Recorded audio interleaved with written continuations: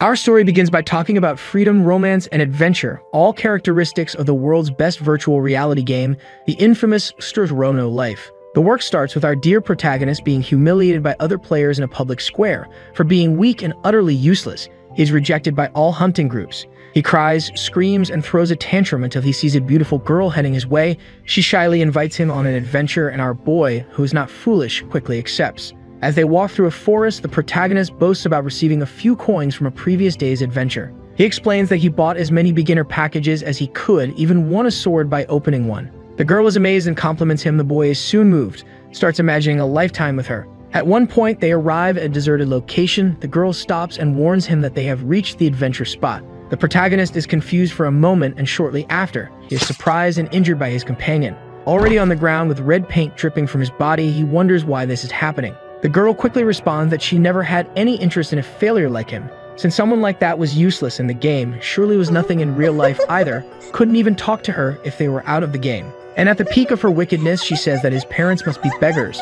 It's at this moment that the boy becomes furious, and then when he tries to react, he is split in half in the blink of an eye. The system warns that the conditions have been met. The transition to the hidden class has begun. Surrounded by a mysterious energy, the girl transforms. She gains wings like an angel and takes on an appearance similar to a cosmic being. Her new class is called Goddess of Life, a category reached when one manages to eliminate 1,000 players. It was at that moment, just before dying, that the protagonist understood the essence of the game. Here what matters is the law of the jungle. The boy resurrects in the safe area after losing a lot of experience. With a downcast face, he recalls all the difficulties he went through. With great determination, he pulls out his big extras hammer and uses it to try to reinforce his knight's sword, but unfortunately fails to improve his weapon, and it breaks. In another desperate attempt, the protagonist tries to upgrade his gloves, and then something surprising happens. He fails again. When all his equipment fails to be upgraded, he loses everything.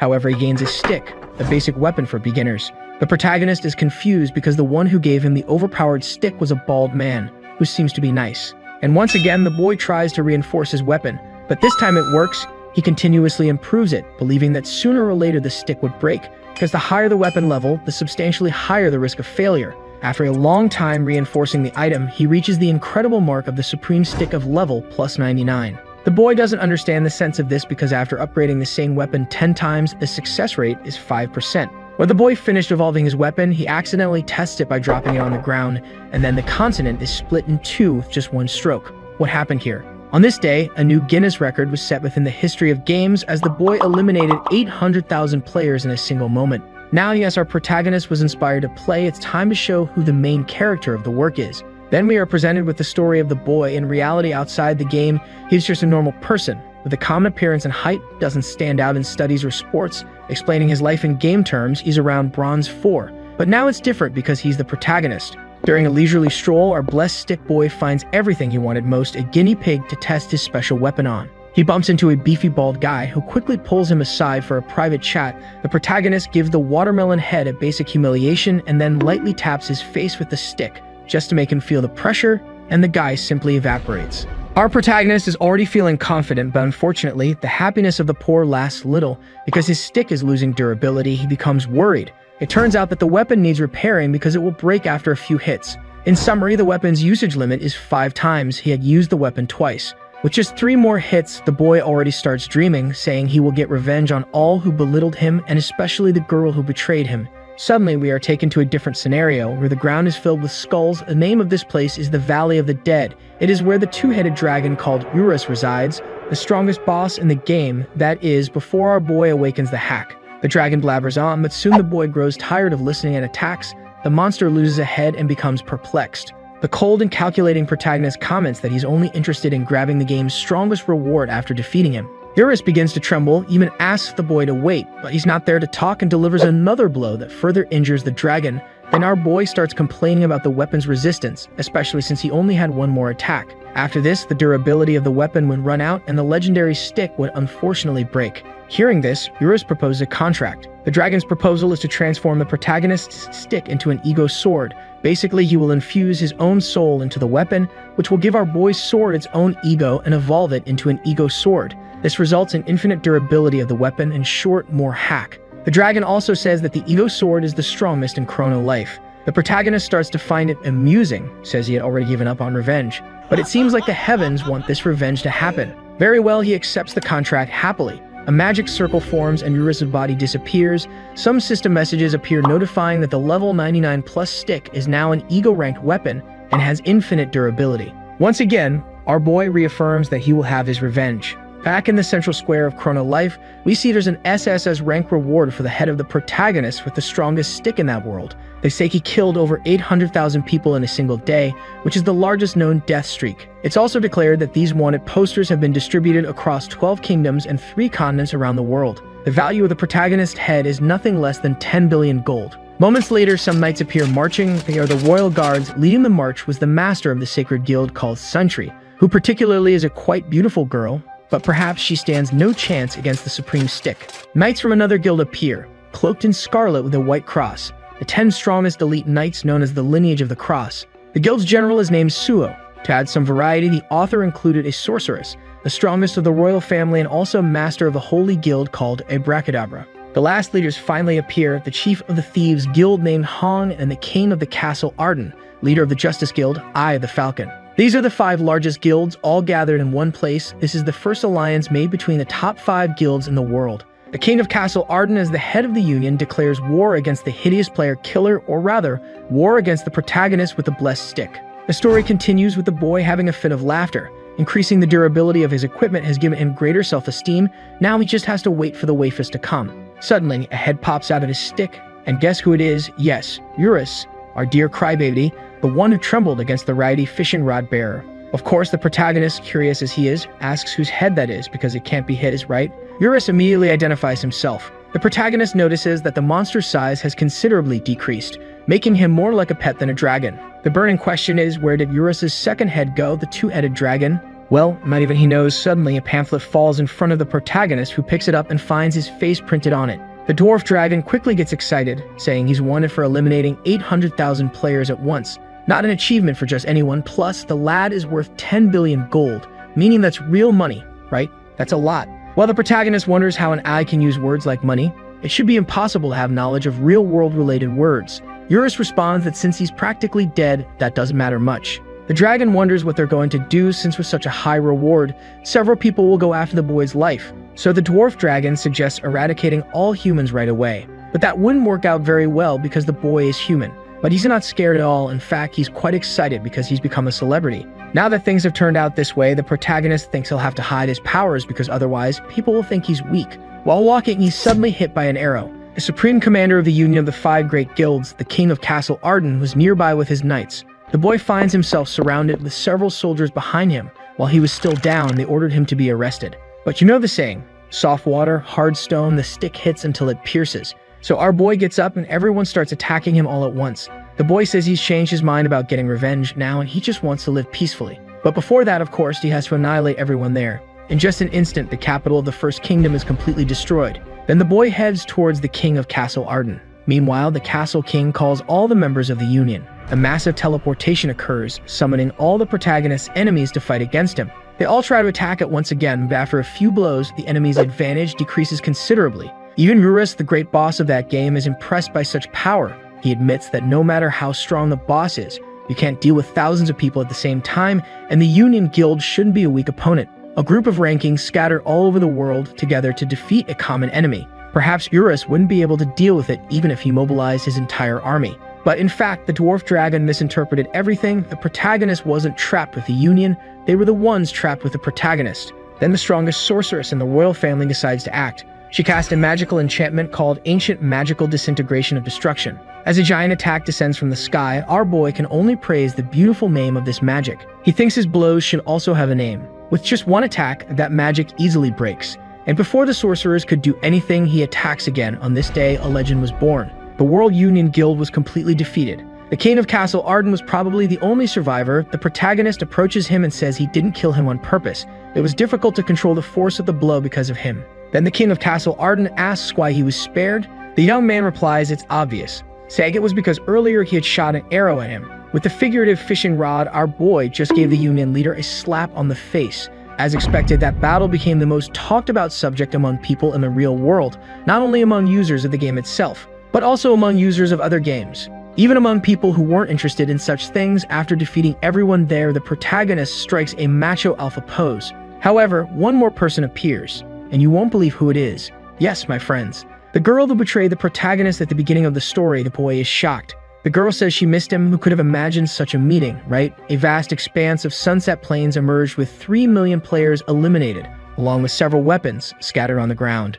Meanwhile, our protagonist was in a meeting with the girl who betrayed him. Thinking this situation is somewhat dramatic, he wonders why he can't stop laughing. The girl soon starts talking, suggesting it must be fate. She didn't expect to find him in that place. The boy says fate is nonsense. The girl starts talking again and comments that she only killed him earlier to attain the Goddess of Life class. The protagonist asks if her ranking changed only after eliminating 1,000 players. With a condition like that, shouldn't it be Goddess of Death? The boy starts attacking shortly after, saying that as he had already heard her funny story, it was time for them to fight. The girl asks if he isn't too hasty. She wanted to talk a little more. Then the young man tries another attack, and when he thinks the target has been hit, she appears by his side, saying that, as expected, he has become considerably stronger. But that level of power wouldn't be enough to win. Beerus is shocked, wondering how that person is alive after a direct hit from the legendary stick. The protagonist is also confused. He's sure the attack was accurate. So how could she be without a scratch? The girl says she's now the Goddess of Life. Because of that, a mere human couldn't do absolutely anything. Hearing this, the boy gets angry and tries to attack again. With this last blow, the entire continent trembles. But the goddess remains unharmed. She says it's useless to keep fighting.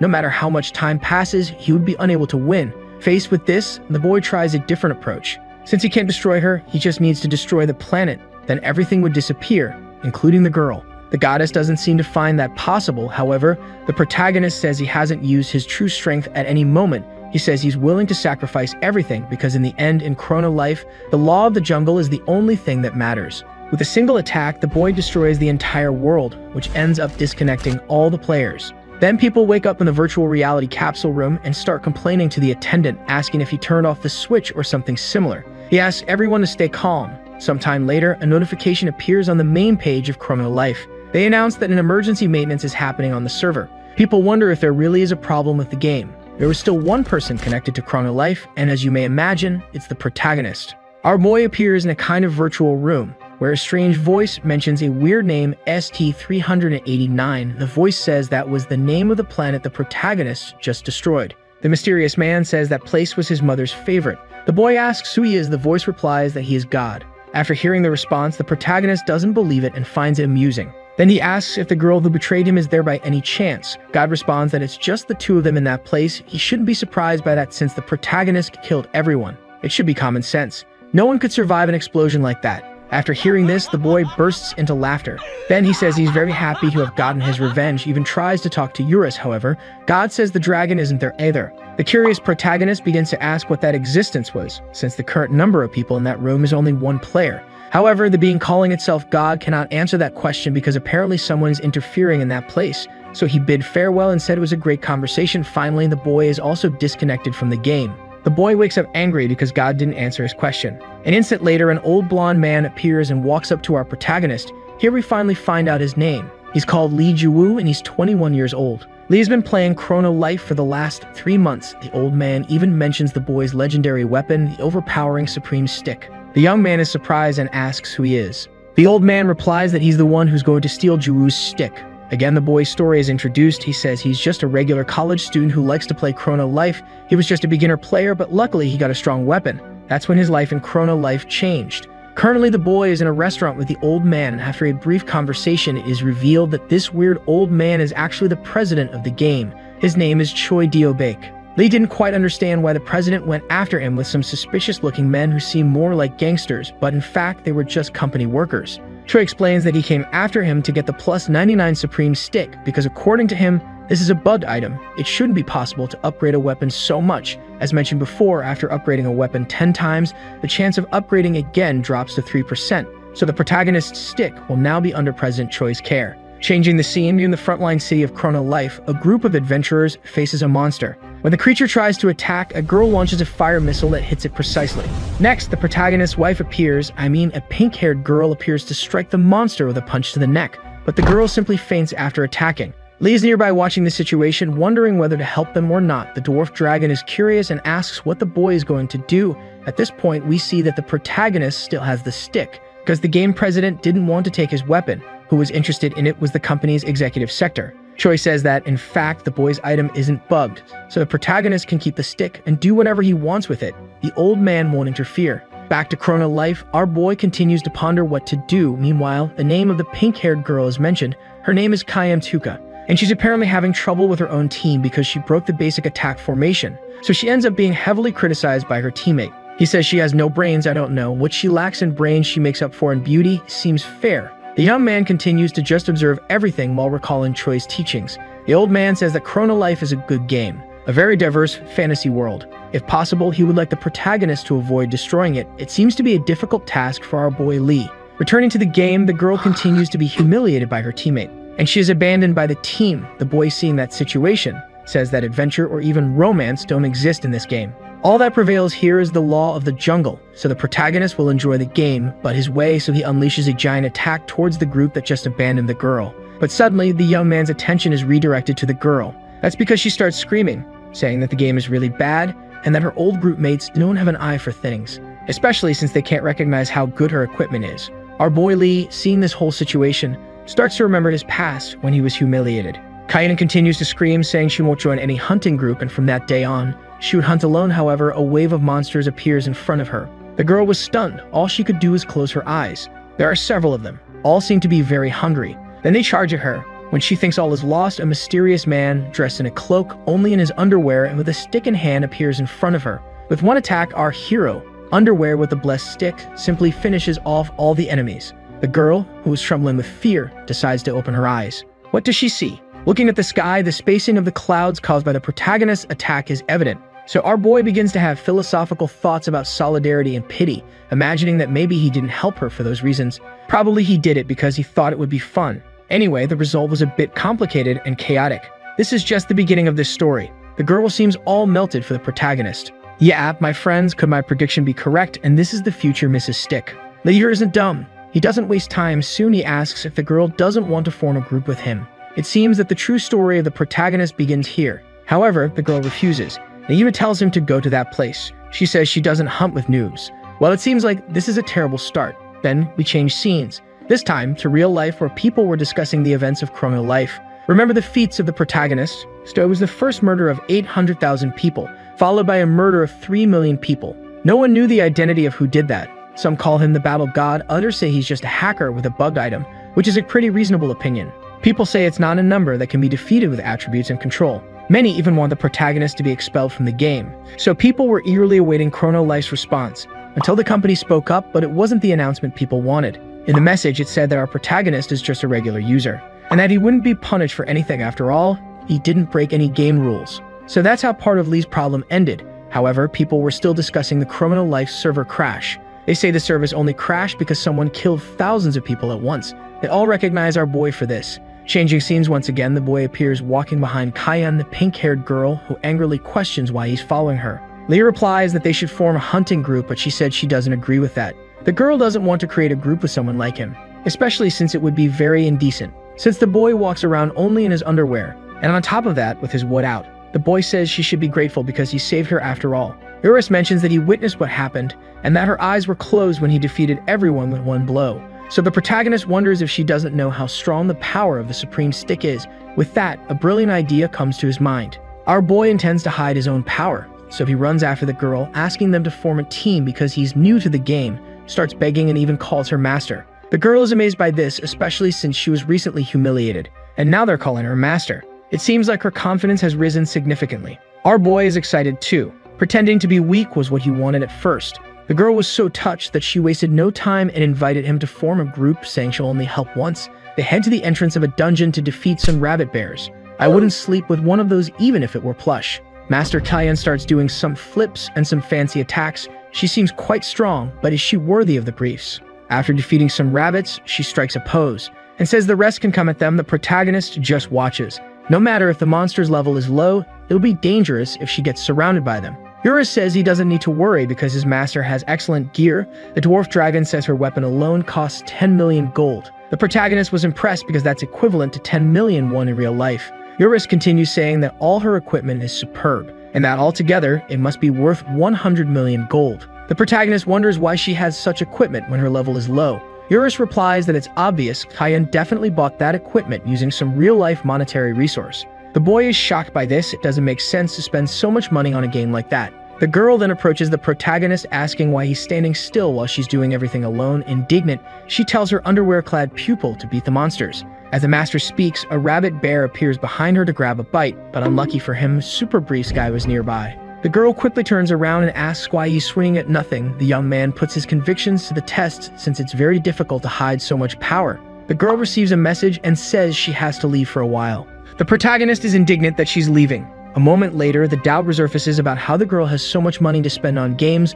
The dwarf dragon theorizes that maybe she was born into a wealthy family. In the real world, we see Kayan waking up after disconnecting, promptly getting up and putting on her glasses. The work focuses on her so we can admire her beauty up close. Kayan begins to remember the moments she spent with the protagonist and smiles. The girl enjoys this moment until someone opens the door. It's a woman who seems quite irritated. She asks if Kayan forgot about work. The girl replies that she already logged out of the game, but the argument continues and the woman says she's addicted to games. Then she asks the girl to hurry up and sit down. The woman asks if she was playing Chrono Life with glasses. She says it's to take the glasses off when using the helmet so as not to leave marks on the nose. And after being reprimanded, the girl argues defensively, saying she gets anxiety attacks if she doesn't wear glasses.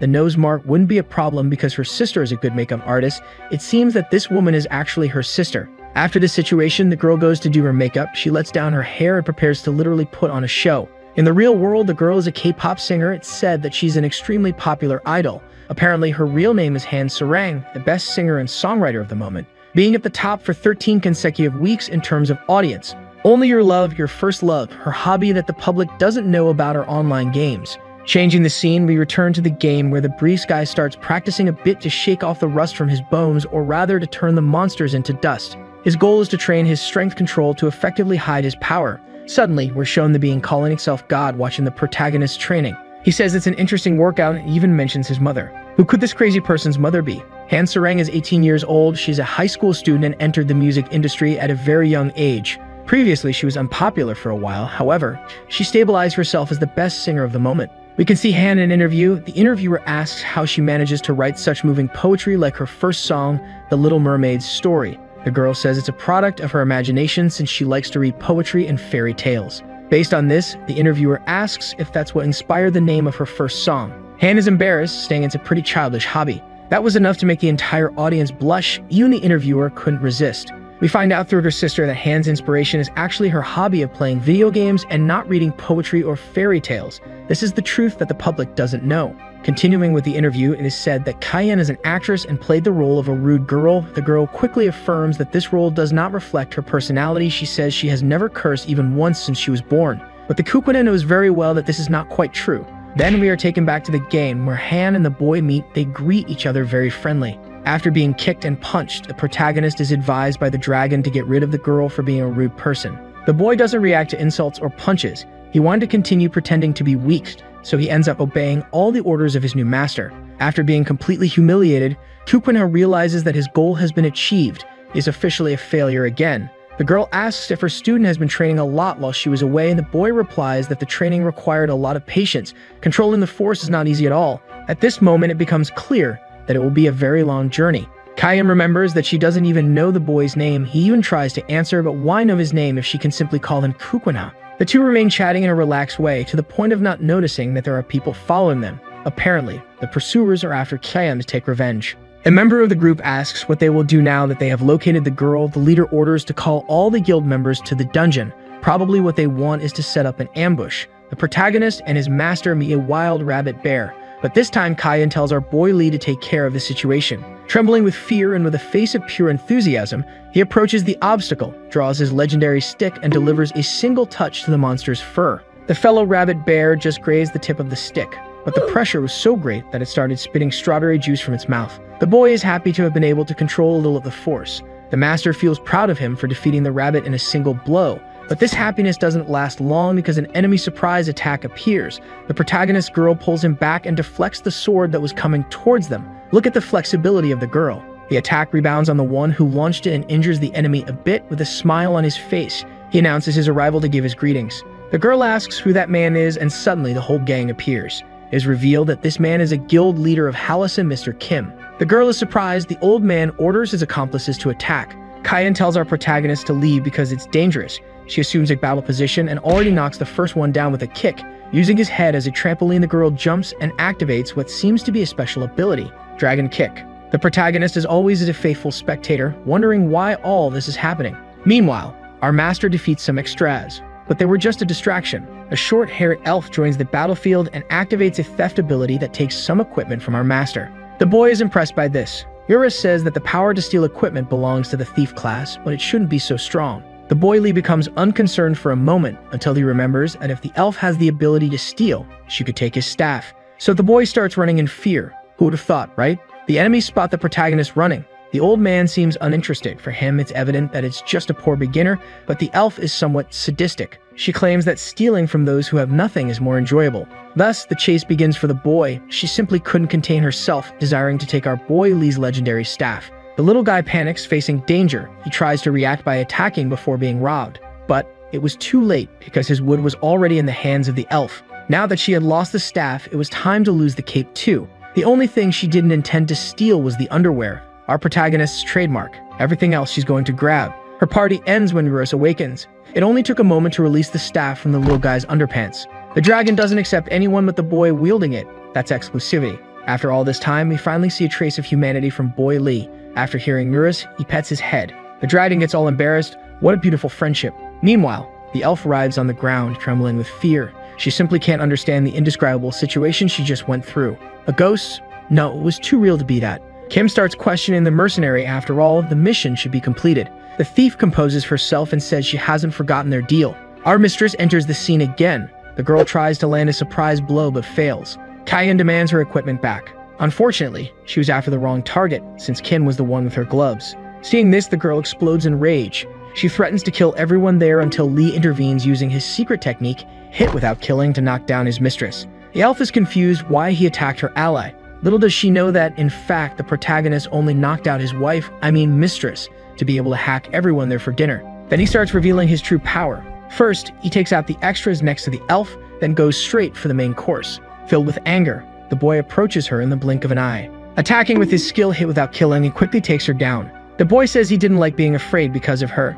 That said, he starts hitting her again. What's this? The protagonist doesn't even spare the women. He must believe in gender equality. Changing the scene, we see a very interesting scene of the protagonist's future wife lying on the grass, unconscious, which unfortunately doesn't last long. The boy asks if she's awake yet. The girl can only bombard the protagonist with questions, asking about the enemy's situation. Our boy doesn't like to boast, so he said they left. The girl starts asking how she passed out, and he simply decides to return the fists that were stolen, avoiding the question. Instead, the little guy starts questioning the mistress about the Hallison Guild. His goal was to find out as much as possible about them. Cannon seems angry for a moment, but then she blushes and gives a smile as if she's satisfied. I don't know, I believe the marriage will happen before the end of the year. If his little stick is causing trouble now, wait until it grows into a formed tree. It won't fit inside the underwear. Well, in the end, the girl says she'll tell him everything. Kyan asks if our boy has heard of the term pay to win. In short, you buy items in the game with money, aiming to become stronger. She finishes by saying that Hallison Guild players spend a lot to buy equipment in the game.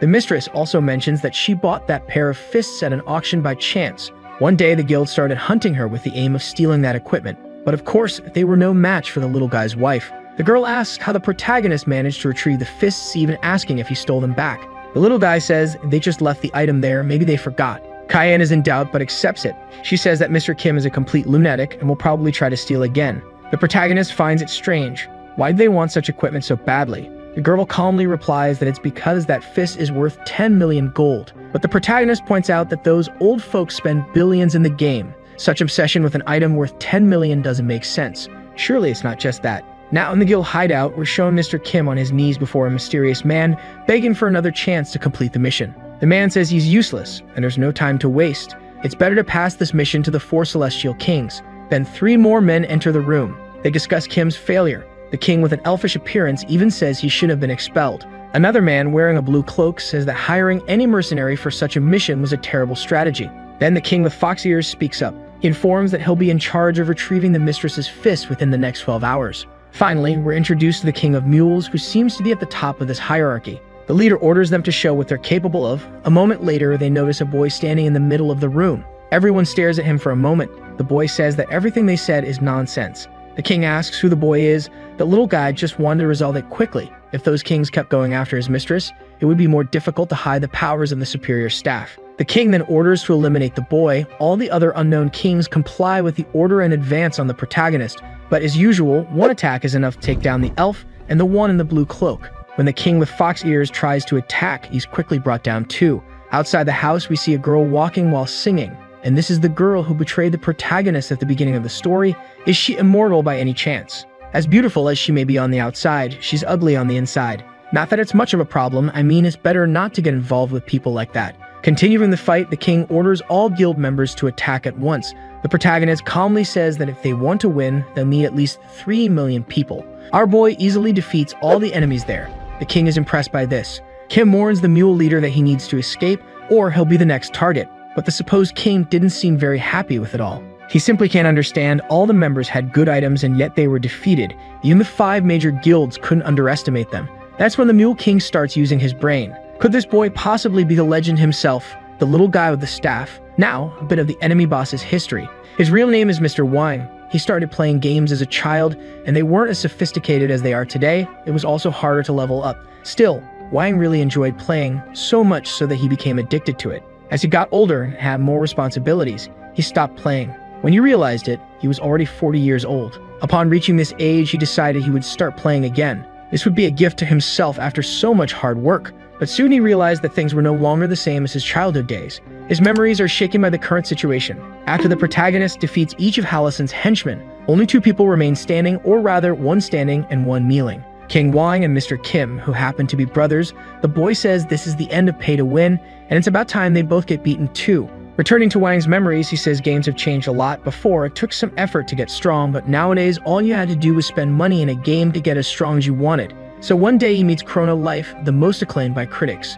Wang hopes to find a game that makes him feel like when he was a child. Again, we return to the present. At the moment, the protagonist is giving a beating to the Mule King. I'm suspecting that the little guy is a disciple of Saitama. He solves everything with just 1 blow from the supreme stick. Wang gets up and asks if the boy isn't the rumored legend, the one who defeated the union of the 5 largest guilds. Then he asks the boy, wondering how much he had to spend to get such power. Our little guy responds that he doesn't know what the Mule King is talking about, but yes, he admits he spent some money on the game. The king thinks the boy spent tens of billions, when in fact the protagonist says he only bought a beginner's package totaling 55,000 won. With this answer, Wang seems to have revived the feeling of his childhood and starts laughing. He says Chrono Life is a fun game. The girl who betrayed the protagonist appears behind him and agrees, saying it's a divine game. Extending her greetings to the Hallison Guild, the girl says it's been a while since they've seen each other and asks if everything is ready. The Mule King says preparations were going well, but that he wants nothing more to do with her. Now that he's broken the cooperation agreement, the girl decides to eliminate him and the party altogether,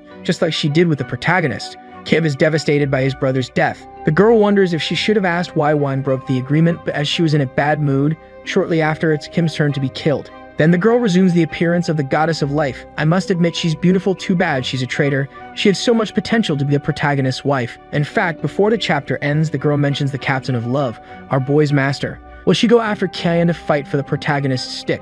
Following the boy, a system message appears along with a counter. The experience for defeating the entire Hallison Guild is being calculated. Then a notification congratulates the protagonist for reaching level 999. He was fighting all this time without knowing his own level, which resulted in an absurd amount of attribute points. It's my friends, if a legendary stick was already unbalanced, now the protagonist is going to awaken the hacker instinct. Out of nowhere, a random boy appears in an interview. He says it would take decades to reach the game's maximum level even if he played all day for years. The system congratulates the protagonist. The boy is speechless. Eurus begins to speak, saying he's proud of our boy, who begins to remember all his adventures. After eliminating millions of players and destroying the planet, the result finally appears. Becoming the first person in the world to reach the highest level of the game, suddenly the boy is abducted, and then the scene cuts to our master, who is admiring the landscape, angrily imagining where the little guy got himself into. The boy asked her to wait until he returned, but a long time had passed. Then she remembers that Lee was nice to her before,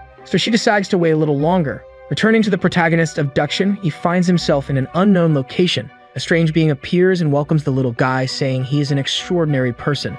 That being introduces himself as the guide of transcendence. The little blue one continues, saying he respects the boy for reaching the highest level of the game as a novice class. Eurus doesn't believe it. The protagonist explains that he never changed classes, but since the conditions were met, the boy's class change begins. The wand's soul enters the boy's body. Now he belongs to the secret class Novice Master. The class privilege triples the protagonist's attribute points. The dwarf dragon begins to explain how ridiculous that is, although the little underwear guy doesn't seem very impressed. He starts allocating all the points to just one stat. The dragon thinks it's a waste, but the young man says it's not a problem. After that, Eurus is sure the boy is crazy. At the Chrono Life company, a man informs Choi that a user has completed the game, so they walk to a room where they watch the progress of the boy with the legendary staff. The old man asks, why is he there? The employee informs that the problem isn't the boy's level, but the allocation of points into a single stat. Curious, Choi asks which stat he's leveling up, and when answered, he starts laughing. That boy is really enjoying the game.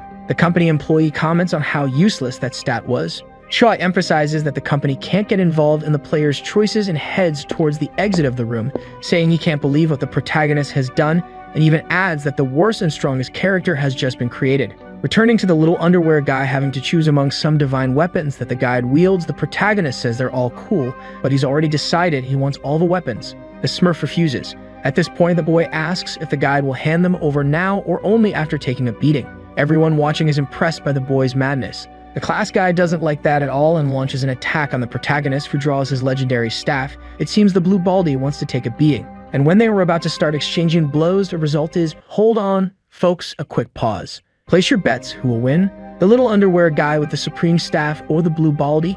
Now that you've bet, let's continue the fight. The guide attacks our protagonist with an axe and hits him hard, but when he thinks he's won, the boy reappears saying the attack hurt quite a bit, maybe because it was from a god. Here we discover which stat the protagonist leveled up like an idiot. He invested all the points in physical health. This attribute makes him immune to some things, positively affecting his recovery. The reason it seems like a bad stat is that if you invest everything in a single attribute, he will be weak, unable to carry any equipment other than the staff, but the boy asserts that he only needs that. Then, as if that weren't enough, the little underwear guy awakens a hidden ability, Healing Factor. All damage the boy receives will be converted into healing. It gives him immunity to poisons, diseases, and paralysis. The protagonist seems very happy with this new ability. The Smurf decides to react and fires a laser beam at the young man, which hits precisely. Eurus becomes very worried, but the protagonist bursts into laughter. The boy begins to regenerate. As he recomposes himself, he receives some more attacks, but he doesn't seem worried at all. Now that the little underwear guy has finished playing, he orders the guide to hand over all the weapons. Then we start seeing through the enemy's perspective. The blue baldy warns that the protagonist's greed will one day consume him. That said, those were his last words. Also because the boy doesn't care about any of it. With just one strike from the Supreme Staff, the Transcendental Guide simply ceases to exist, and that entire place starts to disintegrate, forcing our boy to return to the world of Chrono Life. But with a twist, all the Transcendental weapons are with him now. They will always answer the little underwear guy's call, which makes him quite happy. Unlike his mistress, who is extremely irritated. She says that after waiting for so long, she won't let it pass, no matter the boy's excuse. He arrives all excited but receives a punch and several kicks as a welcome. The boy thought he would return soon, but some things delayed him. She's quite disappointed and says she'll log out of the game. The protagonist bids farewell. She gives an angry look, but soon calms down. The girl informs the protagonist that the next day at 7 p.m., she'll finish work and enter the game. With a cute face, she warns him not to be late again. After this situation, even the dwarf dragon caught the dating vibe. The boy also decides to leave the game because it's past midnight. Our boy wakes up in the real world feeling tired.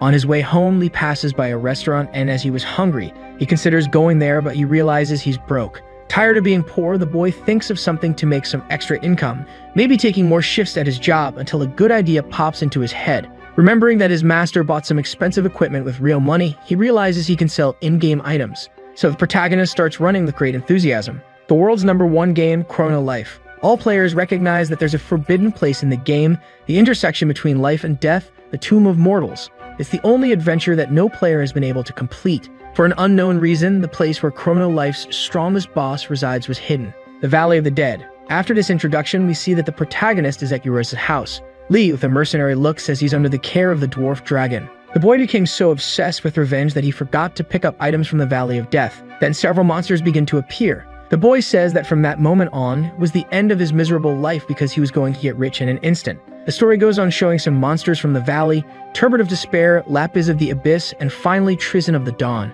These three are the strongest in Eurus' army. However, with just 2 attacks from the superior wand, all creatures in the valley were eliminated, and thousands of valuable items began to rain down from the sky. Eurus says that the protagonist ended it in an instant and did a good job. But our little underwear guy says it's just begun. He expects the monsters to respawn. The dwarf dragon is sad about the situation. After all, that was his army. Unfortunately, the protagonist spares no one. As it's the first time the boy is selling items, he imagines he should farm only 100 times. In the real world, we're taken to a lecture at Harvard, where they say Bill Gates is a very rich man, and even if he found $100 on the ground, he wouldn't pick it up since he earns approximately $150 per second. It would be a waste of time to spend more than that to bend down and pick up the money.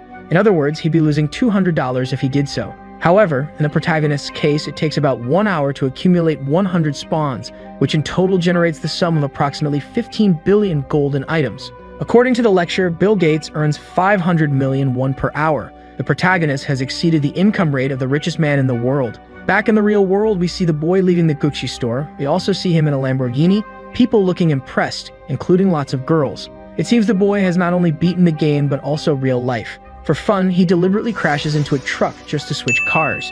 After that, there's a change of scenery. The old Choi is receiving a report from an employee. The employee says that recently items worth approximately 15 billion won have been released on the market, and because of this, the game's progression has increased by approximately 2 years. The employee wonders if he should flee. Choi says he can hear his thoughts, then he questions if there's any way to block transactions so that items aren't sold. But unfortunately, this is impossible. Faced with this, the president calls the protagonist. The boy says he's busy spending money, flaunting so much that he even asks the old man if he'd love a gift. The president isn't very happy about it and starts cursing the boy, who simply hangs up. Man, this boy is really something, honestly. He didn't have a penny to his name before, now the only concern is how to spend so much money. Soon the protagonist remembers the most important thing, buying a super luxurious house. But he's forgetting something. When he changes underwear, he's been wearing the same one since the beginning of the story. After the move, the young man decides to socialize with the neighbors, so he bakes a cake. He goes to a nearby house and knocks on the door. The boy says he just moved in and brought a rice cake. The person asks the protagonist to wait a moment, then opens the door, and guess who it is? Our dear master, who even appears to be in a school uniform. The two stare at each other for a while. Suddenly, the scene cuts and we're taken back to Chrono Life. In the Valley of the Dead, a figure resembling a demon appears. Several monsters try to attack this demon. The figure says they're a bunch of idiots. They can't even recognize their own master. After absorbing all the monsters there, the demon's identity is revealed. He is Eurus's lost head. The sole purpose of eliminating all humans. His name is Uriken. We interchange of scenery. The idol of the music industry, Han Sarang, whose code name is Love in Chrono Life. She meets Lee for the first time in real life. Compared to the game, she's considerably kinder. The girl thanks him and says she'll eat everything. The protagonist doesn't recognize her as the master, but as Han Sarang, the famous singer. Apparently, it must be impossible for them to recognize each other, also because they're quite different in the game and in real life. The girl enters the house and meets her sister. For a moment, Han feels like she's seen her new neighbor before, but she doesn't recognize him. A boy like that is unforgettable. When she sees him, she'll recognize him right away. The sister advises that Han should change because she was still in her school uniform and the filming would start soon.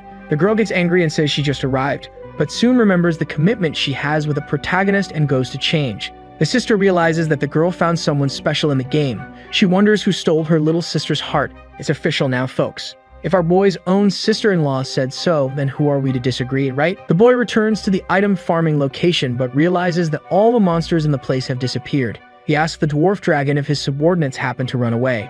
Eurus replies that this is impossible because the monsters are programmed to act in a specific way. It's as if they simply vanished. The boy says it doesn't matter. They'll just hunt elsewhere. Eurus reminds the little underwear guy that he's supposed to meet the master at 7 p.m. The disappointed protagonist leaves due to the disappearance of the monsters. The dwarf dragon says he can sense a familiar yet threatening spirit in the valley. Suddenly, we see a giant serpent in the snow. Her name is Elrose. Alexandra being against Hurricane. She's fighting against Uriken, who easily defeats her. He then absorbs her. The demon says it's not enough. There's still a long way to go. Suddenly, the goddess of life appears. She's impressed by how far Uriken has come. The girl said it was expected since he eats a lot. Suddenly, she is attacked by the demon. Eurus's second head believes the girl is delicious.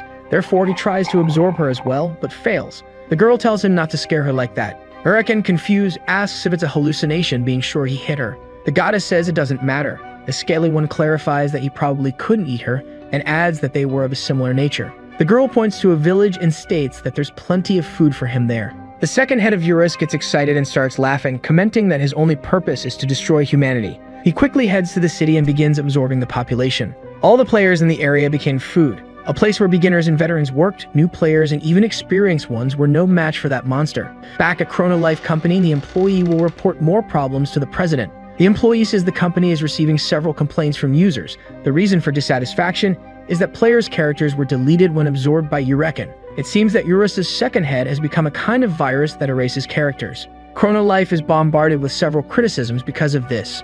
The president, however, doesn't seem to be worried about it at all. In fact, he already knew about the existence of Eureken. Choi even orders to monitor only two characters. One is Eureken, and the other is Luna, the famous traitor. Back in the game, we see a chaotic scene. The Scaly One remains standing in the middle of a city in flames. The goddess of life also appears. She didn't imagine that Eurus's second head would eat the entire city. The Scaly One says it's not enough and asks where he could find more food. The girl says the next meal would be the best of all. We are taken to the master, who eagerly awaits the little underwear guy. It seems the boy is late again. He won't live to tell the tale. Noticing someone's presence, she turns around already excited, thinking it was the boy, but who was there was Eureken. We're revealed that the monster had already reached the highest level of the game. Will there finally be an opponent worthy of the protagonist? Back to the city, we follow the former king of Castle Artem. It is said that he had an empire but lost everything, since he was defeated along with the Union by the protagonist. Saying that all the guilds were in his hands, he couldn't simply accept giving up everything. Suddenly, there is an explosion and a huge monster emerges from it. That day, the former king of Castle Artem witnessed hundreds of players being deleted. Wondering what that was, he opens the bulletin board and sees that all the absorbed characters were being deleted. The only person to notice the former king's presence was the goddess, who said nothing. Then she and Eureken move towards their next prey. The failed one from Castle Artem even laughs nervously. The scene changes again. Now we follow the protagonist's wife, who encounters two powerful enemies. The goddess of life says it's a pleasure to meet the captain of love whom she had heard of. The master innocently asks if that girl knows the little underwear guy, since the boy is the only person who knows that name. She says she almost hit Eurus's second head because it scared her. The goddess of life continues. She says that apparently the love captain and the protagonist are close. Kayan says that actually she was only interested in playing with him, even though she doesn't like him. The goddess of life has a gloomy expression on her face and a mischievous laugh. She remembers what happened before eliminating Wan, the king of mules. Concluding the girl's reasoning, she calls the protagonist master annoying. After that, Kayan is attacked by Eureken, while the goddess simply watches. The Scaly One says that meal was delicious. The girl says it's obvious since Kayan's a piece of a god. Eurus's second head asks what that means, but the goddess refuses to say because it's not important. Then she invites him to go after more delicious meals. However, their plan is interrupted because our boy finally arrived. With a serious face, he faces the enemies. The goddess asks how the boy has been. The protagonist tells her to shut up and take her foot off Kayan's clothes. Luna says she stepped on the remnants of his master by mistake. The little underwear guy warns that he's going to start beating up the Scaly One. He attacks with his stick, but unfortunately, it wasn't enough to defeat Eureken, who counterattacks. The protagonist wonders what kind of creature survived after being hit by the stick. The monster asks what there is to be surprised about since he can simply dodge that kind of attack. Then the boy says it's just about attacking with more force. Eurus's second head thinks it's just a bluff, asking if the previous attack wasn't with full force. The protagonist says all the blows they've seen so far were normal attacks. Suddenly, he activates a unique ability of the Novice Master class, Swordsman Spirit. It's the first technique of the stick that our boy will use. It's best for the Scaly One to give it his all to dodge. Then the protagonist activates the Continuous Cut ability, which allows him to attack without stopping. It's such a powerful ability that it can reach and destroy a planet. The story continues with the former king of Arden Castle going live, seeking popularity. He believes tarnishing the company's name is the best way to quickly gain engagement, so he makes several criticisms of the game. We return to the protagonist's fight against Eureken. The boy asks where that monster came from. The Scaly One reveals his identity, admitting to being Eurus's second head. The dragon says he found Eureken's presence very familiar but thought it was just his imagination. Eurus warns the boy to be careful, since he might be the reason for the disappearance of the monsters in the valley. The dragon concludes by saying that his master also died earlier and her character was deleted. The Scaly One gets tired of just watching and tries to attack the protagonist, who defends himself calmly. Now that he was sure that Kayan's character was really deleted, he's not going to make it easy for the enemy. The failure of Artem Castle is approaching the scene of the fight. Meanwhile, the little underwear guy beats up the Scaly One. He uses a version of the continuous attack to beat the monster without eliminating it. The former leader of the Union arrives at the scene of the fight and fills with anger at seeing the man who took everything from him standing there. Then he draws his bow and prepares to attack. But he is interrupted by a message. Apparently, people are recovering their game characters. Consequently, Eureken is losing levels continuously. The boy asks what's wrong with the monster. He's become too slow. Urus informs that the energy absorbed by the Scaly One is returning to the original characters. A company employee reported that the player's data was not deleted but had been transferred to Uraken. The protagonist understands that if he defeats the Scaly One, his master will also return. The monster gets extremely irritated and tries to attack the protagonist, but he simply doesn't stand a chance of winning. The viewers of the live recognize that the one fighting is the living legend, a blessed stick underwear guy. Many people are watching the live, including the boy's future wife. Upon seeing the live, she discovers that the boy was never weak and remembers the day they met. The fight unfolds with the Scaly One on his knees. He was once at the highest level of the game. Now he's only at level 180 because he lost all the energy he had absorbed. He was ready to end the fight, but Uraken tries to react. He impales a tentacle into the boy to absorb his energy. A moment of sadness follows, but for a short time, as our little underwear guy's healing ability is activated, he begins to manifest inside Uraken. Very bizarre, can we say the boy was born again? Urus asks if that manifestation is from the protagonist, and he answers yes. The boy comes face to face with a monster that devoured thousands of players. In the end, he ends up absorbing Uraken himself and returning to his original form thanks to the healing factor. With that, a new ability awakens called Gluttony, which allows him to absorb the level and status of any target by eating it. The goddess of life asks if the fight is over. It wasn't what she expected, but it was fun after all. Since the girl called herself Uraken's mother, the protagonist says he ended up killing her son, but the girl says that, in fact, she wasn't really the Scaly One's mother and points out that they are both the same age. Lee asks her how she knows his age, but she doesn't respond. The girl opens a rift and bids farewell to our boy. The president orders the team to solve this quickly by creating a reward event and also to continue monitoring Luna. The boy returns to the beginner's village being received as a hero. Striking a pose, he wonders if someone revealed his strength. Everyone recognizes the little underwear guy as someone good. Even a random elf tries to insult him but fails. The boy feels a little uncomfortable with so much attention and starts running away from the village. He runs so fast that he ends up bumping into a wall, but it's actually a golden statue of himself. It seems they went too far. It's weird, but not enough. Some even more dedicated fans appear. They dress exactly like the little underwear guy. This city is crazier than the protagonist. The King of Mules was promoted to the leader of the fools because he spent a fortune just to honor the little underwear guy. Wang says he was the one who ordered to build that statue. Even the protagonist found this reaction exaggerated, considering it came from the craziest guy in the story, or maybe not. Honestly, it's hard to say. We are taken to the building where Han is withdrawn, thinking about how she didn't realize how strong the boy was even after he recovered her fists. She wonders why the protagonist deceived her. What's the reason behind him pretending to be weak? A sense of terror begins to form. Probably this girl suffered some trauma as a child. We return to the village where Lee walks casually until he meets his master. He says it's good to see a familiar face, but she doesn't seem happy to see him at all. The girl starts to express her emotions, questioning why he lied. The boy says he doesn't know how to lie and denies the accusation. Kyan then asks if he was the boy who brought rice cake for her. The protagonist takes a while to realize, still asking if she was perhaps Han Sarang. The girl confirms it was her. Revealing herself as a Chrono Life player caused several problems. Her sister started making judgments because of it. Han doesn't understand why things came to this. She never had any interest in hiding after all. Is playing video games a sin? It seems she's going through what many of us have gone through. Shave on being a gamer outside the internet. Her sister says she's just worried about Han's true personality being exposed. The girl says it was her own sister who forced her to hide the truth about her true personality and that she never wanted to lie to her own fans. She knocks on the door of the room and returns to virtual reality. Here we learn a little about Han's childhood. She has been singing since she was a child, considered a star very early on. She was happy about it. But something bad was happening off stage. The girl was being pressured by her own parents to do more and more shows, and obviously the motivation behind it was money. She had to fulfill various work contracts. Not even an adult could handle such a heavy workload. The little girl tried to deal with it, but at some point it became impossible. She reached her limit in one of her shows. The girl started vomiting in the middle of the stage, seeking refuge in her parents' grace. She got the evidence that all that mattered to them was how well the girl could perform on stage. Their only genuine interest was to quench their thirst for wealth. Therefore, she suffered an unimaginable pain that could never be forgotten. Back to the present, Han finds herself sitting amidst intrusive thoughts about the past. The protagonist tries to talk, but she's not interested. So the little underwear guy asks Urus if he could tell what the problem is. The wise dragon says Han is angry with him for hiding the truth about her power. He doesn't know exactly what to do, but soon apologizes for deceiving her from the start. The girl asks if he thinks things can be resolved so simply. The protagonist tries to give an explanation but is interrupted by a giant bird that kidnaps the girl.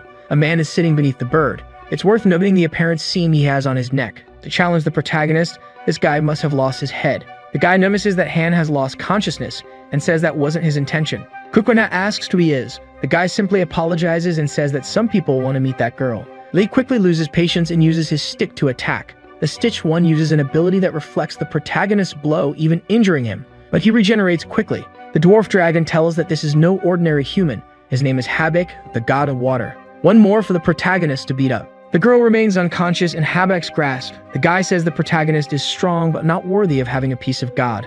Already in the god of water's hideout, Han regains consciousness. The girl is completely lost because she doesn't understand the situation. Habak tries to reassure the girl. He says some people want to meet her. Han continues not to understand until she sees the people in the room, her father and mother, the people who scorned her after she collapsed in front of thousands of people. After suffering public humiliation, the girl decided to give up her own career, but her parents were not willing to accept that. So they forced her to continue working for years until their income ran out. At this point, her parents had surpassed any common sense. They tried to sell their own daughter.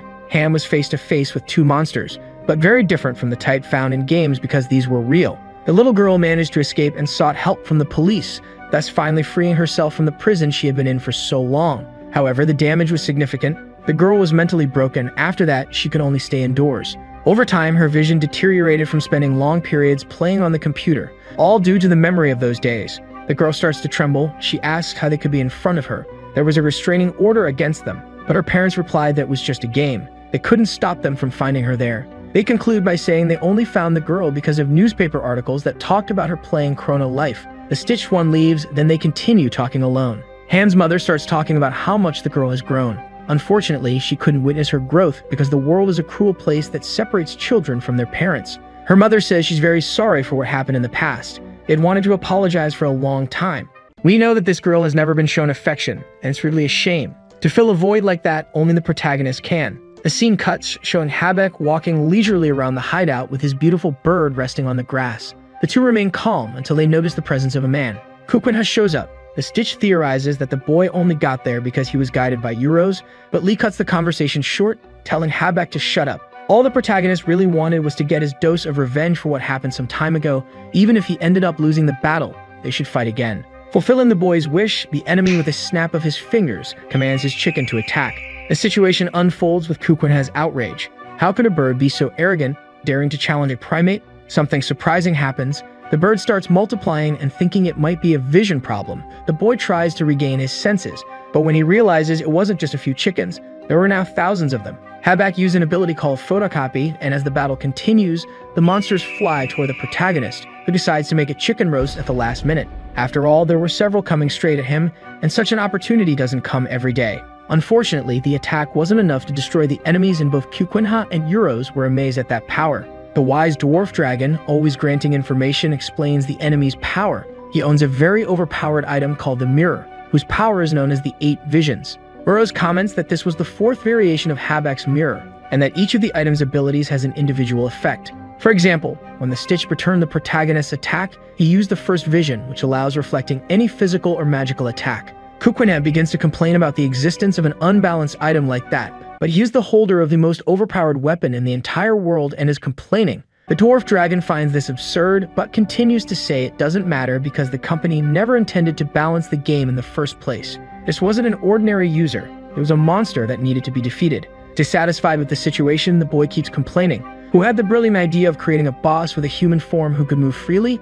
Unexpectedly, a surprise attack is launched and the boy is hit from behind. In a brief moment, the chickens prepare fireballs and launch them toward Kukunha. It seems the tables have turned. Before it was Lee who wanted to cook something, but now he would be roasted and devoured. At least that seemed to be the enemy's expectation, but the boy remains alive amid the flames. Saying he got a scare, Lee activates his talent called Continuous Slash, which quickly defeats all the birds. But Habak says it doesn't matter how many times they are eliminated. He can always make more copies with his ability. Kukunha asks if that's for real. Maybe he should just destroy the mirror. The Stitched looks with hostility while the protagonist activates his special move once again, which destroys the birds again. Repeating these attacks thousands of times while the enemies reappear through the 4th vision ability. Until Habak notices something strange, the mirror is starting to crack. The boy notices the same and goes straight to the Stitch to taunt him, calling him weak. Habak says that the boy is actually too strong. There was no way to predict such absurd power. The boy was bothered by the enemy's smile. An expression from an adversary reminded him of the girl who betrayed him in the past. Concluding, he demands Habak tell him why he kidnapped Han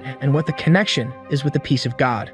Of course, the enemy refuses to give away such information so easily, questioning whether he should or not answer these questions, which irritates our boy a lot. The Stitch says that the mirror is broken, but it's possible to use it one more time. Then a clone of the protagonist appears. At first, the boy imagines it to be a bird, but he quickly identifies what's in front of him and is shocked because now his biggest enemy is himself. The photocopy mimics the target in all aspects. The only noticeable change is the appearance. As it's a mirror, everything is reversed. The mirror copy uses continuous slash to attack. The move hits right in the face, and besides killing him, it also removes our boy's charm. After getting hit with his own technique, the protagonist loses all his life. Observing the damage caused by cloning the boy, Habek thought that if he had known about this from the beginning, he would have just copied the boy thousands of times. Eurus asks him what his purpose is, and the young man cheerfully talks to the dwarf dragon, apologizing for not greeting him earlier as he was busy. By the way, Eurus looked much cuter than before. The dragon tells him to cut the nonsense and answer the question. What's the intent behind fighting Kukwina? Then Eurus wonders if that person could be involved. The true desire of Habek is revealed when he asks for permission to pinch the dwarf dragon's cheeks at least once. Suddenly, some kind of goo appears between them. What is that? You probably already know it's our dear Kukwina. The man had evaporated just a few minutes ago, but is now reconstructing himself thanks to his absurdly broken regeneration ability. Although this form is a bit strange and scary at first, even the villain is terrified to see the boy in this state. The protagonist focuses on his greatest enemy, the fake Kukwina. Eurus declares that in that condition, the clone seemed more real. The copy tries to attack the boy with a downward strike ability, but it's nullified by the opposing technique, an upward strike. Amid the massive impact, the two clash head-on to see which stick will prevail. As they use their abilities, the destruction caused around them is immense, yet they remain in a frantic exchange of blows, until they both land a strike to each other's head. Habak thinks the fight has ended in mutual destruction, but then their healing factor kicks in. These guys are like ghosts. The Stitch wonders if they can only recover like that. After they recover, the two resume their battle, while Eurus continues to ask questions about Habak's intentions.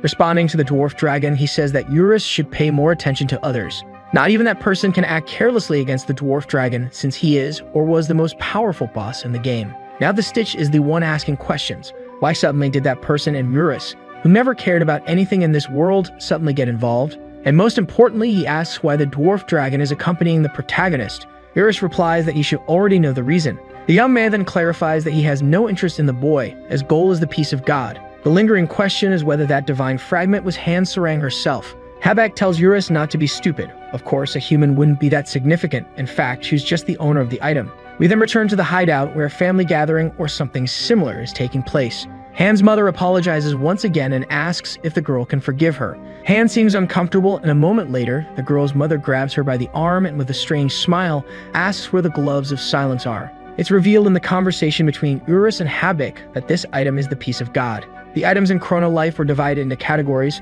First, the weakest items of normal grade. Second, the rare classification. Third, unique equipment. And finally, the Newman rank, which is where the divine fragment belongs. The Stitch concludes by saying that he had heard of the transcendent rank, but had never seen it in person. Eurus recalls having seen several with the protagonist. Ultimately, regardless of strength or rarity, the peace of God is different, even though the transcendent class is also unique, especially for the gods. We're then shown Luna, the girl who betrayed our young protagonist. This girl seems like she'll never die. If she keeps messing around, she'll end up as God Puree. She's shocked that Habak has revealed so much information. What kind of man can't keep quiet? Speaking of which, that god who appeared when the world was destroyed is with Luna. He claims the girl has been collecting various divine fragments for a long time. The goddess mentions that, as she suspected, that man knew about it all this time. The blonde man asks if, for some reason, the girl believed Uriken would be able to absorb the peace of God. Answering the question, she admits that she got a bit nervous, as the outcome was a bit different than expected. The scene shifts back to the battle between the fake Kukwinha and the original boy with the blessed stick. In a deadlock, our boy ends up losing and is quickly struck. Eurus becomes agitated about this. Habak states that even though the two have the same status, there's one decisive and fatal difference: the gap between a user and a bot. Unlike the protagonist, the clone doesn't make any mistakes due to fatigue or anything similar. This is how the outcome of this fight will change. The dragon flies over to Lee while Habak simply watches. We see Lee completely beaten, kneeling on the ground with a fatal wound. Eurus rushes over, shouting the boy's name. The healing factor kicks in, and the protagonist surprisingly shows ecstasy. It seems like he's having a lot of fun. Both the dwarf dragon and Habak are taken aback. Kupenha reveals his true feelings, showing himself to be a full-fledged sadist, remarking that all the battles up to now have been boring because he won every time with just one strike. Eurus assesses the situation and asks if their condition isn't bad enough for the boy to continue playing around. Then Kukuna asks if the dwarf dragon really thinks he's in danger. The clone approaches with an aerial attack, and the young man seems even more excited, declaring that there are two ways to end this fight. Everyone watching the battle is impressed by the protagonist's conclusion. Does he really have a way to win? Once again, we see the two crossing sticks, but unlike before, the impact is reverberating much more. Habak is curious, wondering what method the boy will use. Luna continues her picnic and states that the protagonist is bluffing. She adds that compared to other masters of Chrono Life, the Stitch is on another level.